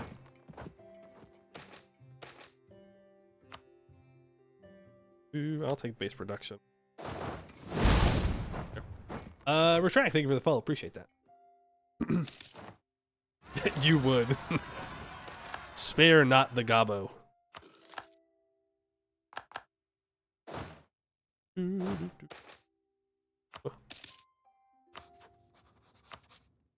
I just need these two provinces from Elisna. I don't need their island right now. I don't need this province. I'll take this, whatever money they want to give me, and I will go on my merry way. Marblehead, you are going to give me probably just everything. No. Literally 1980. Wow. I can't believe they do this to me. This is a personal slight upon my honor. They wouldn't let me full annex them. Should have taken Diplo ideas. 1444. I'm just built different. Oh yeah? That's enough to beat a goblin? I mean, I can't disagree with you. I can't prove you wrong. Maybe that is enough to beat a goblin.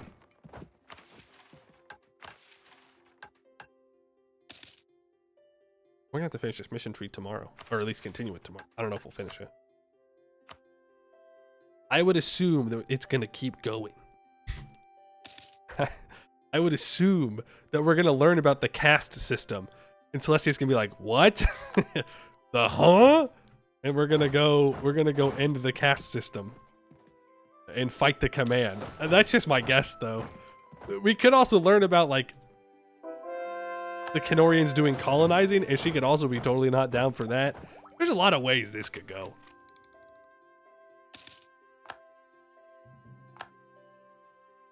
There's a lot of ways. Kestrels are basically the lower class. I don't know what that is. I don't need to know. Sometimes it's best just to not know things. Alright, the Gobos will peace out. Oh. On the island of Anale. Celestia enjoyed mysteries. Being able to explore the unknown, to try and find answers to questions, was one of the great adventures of life. So when an unmarked letter arrived for her asking that she come to the island of Anale Sub in the Divenhall Sea with her phoenix, she couldn't resist accepting the mysterious invitation.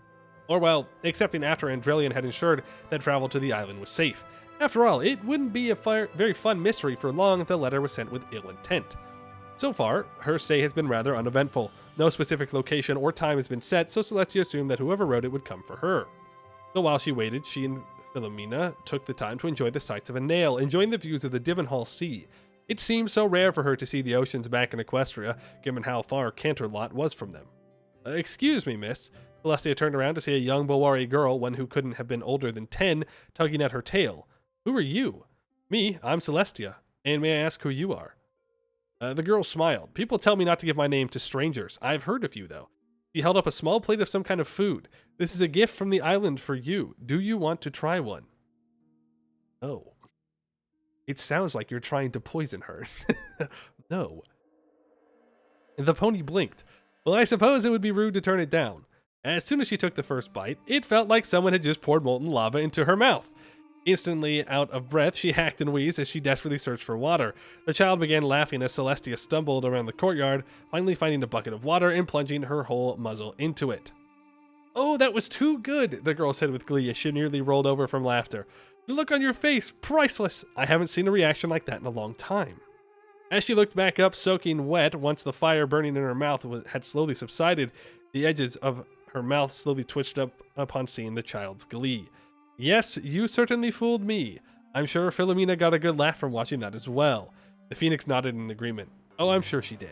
Most people I prank can't seem to take a joke. I mean, when I did the same thing to Jahair, he didn't have any humor about it. Uh-oh. She's not 10 years old. The daughter of deep waters. Well, since you seem to have taken a prank well, the Wolwari child took a mock bow. I'm a Shuri at your service. I'm a Shuri, Celestia thought back to her lessons on the Sun Cult for a moment. One of the Herbistrashi. You're the daughter of the deep waters. The child frowned. That's way too official of a title for my liking, but yes. When I first heard about you and Philomena, I knew I had to meet you both. A pony being seen as Suriel Reborn, it sounded like a joke I could never have come up with. So you sent the letter. Correct. The prank was just to see how much I'd like you, and it turns out I like you a lot. Like I said, Jahair was far too stuffy for me. I'm a Shuri eyed the Phoenix close by. Though I was already hoping you'd be nice, people thinking your Phoenix is Sarnagir is the funniest joke I've heard in centuries. He's always scheming to stay 10 steps ahead of everyone. That doesn't sound very fun, does it? Philomena nodded her head in agreement.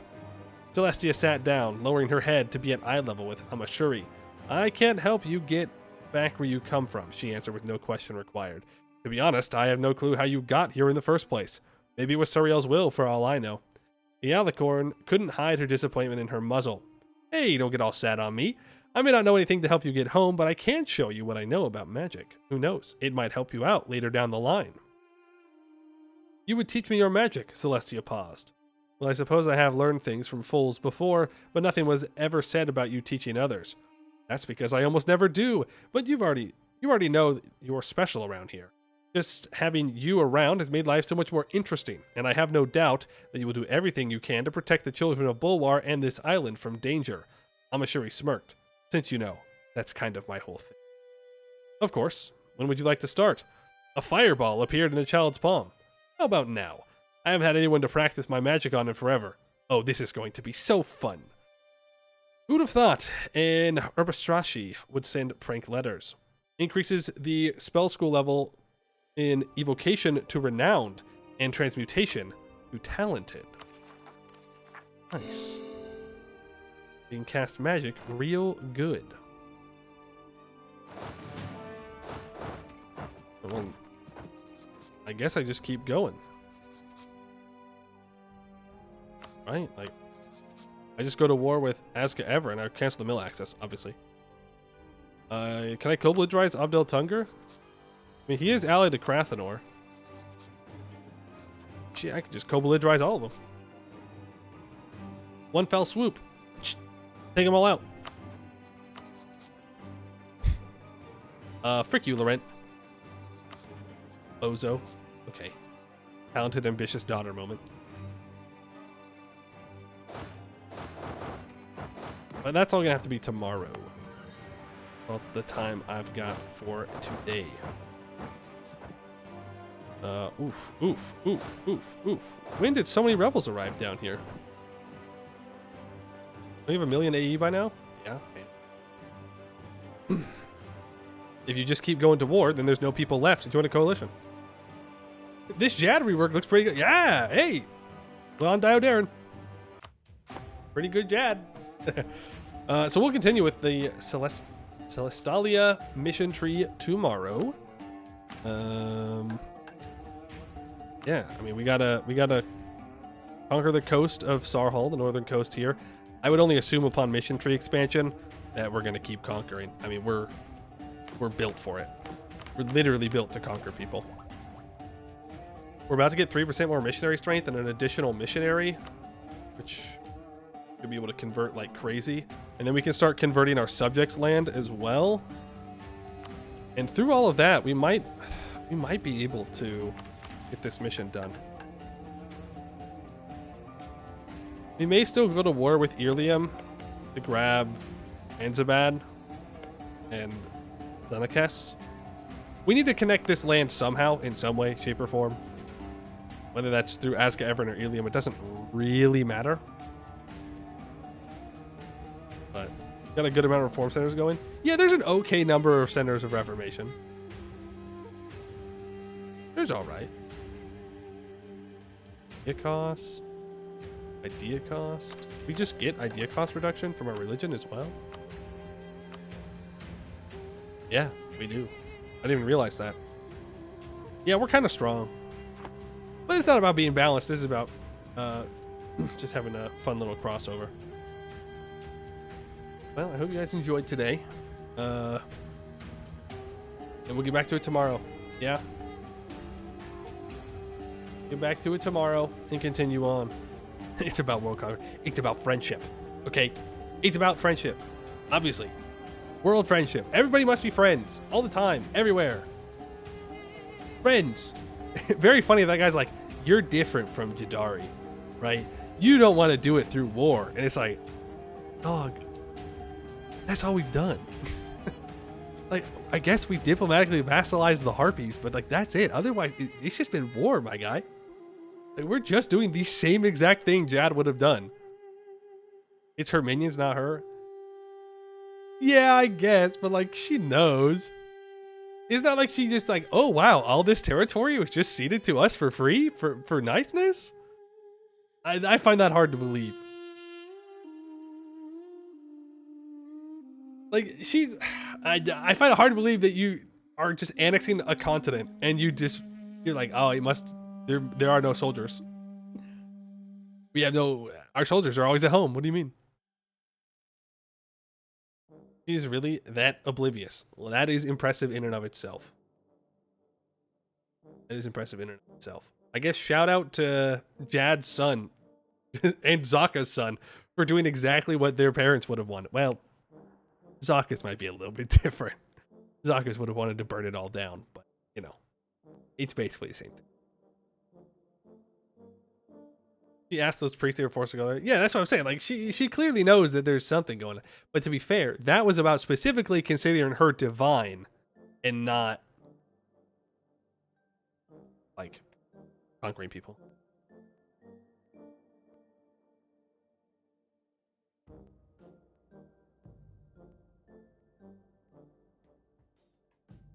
Zaka would have tried to take a big bite out of Celestia. Luckily, he's dead, and his son isn't so foolish. It's true, I guess. It is kind of weird to go try and bite like sentient beings. That's just me. Maybe that's just me. I just think it's kind of weird. How long do gnolls live? I think they live like a human lifespan. I don't think they have any like long-lived type stuff.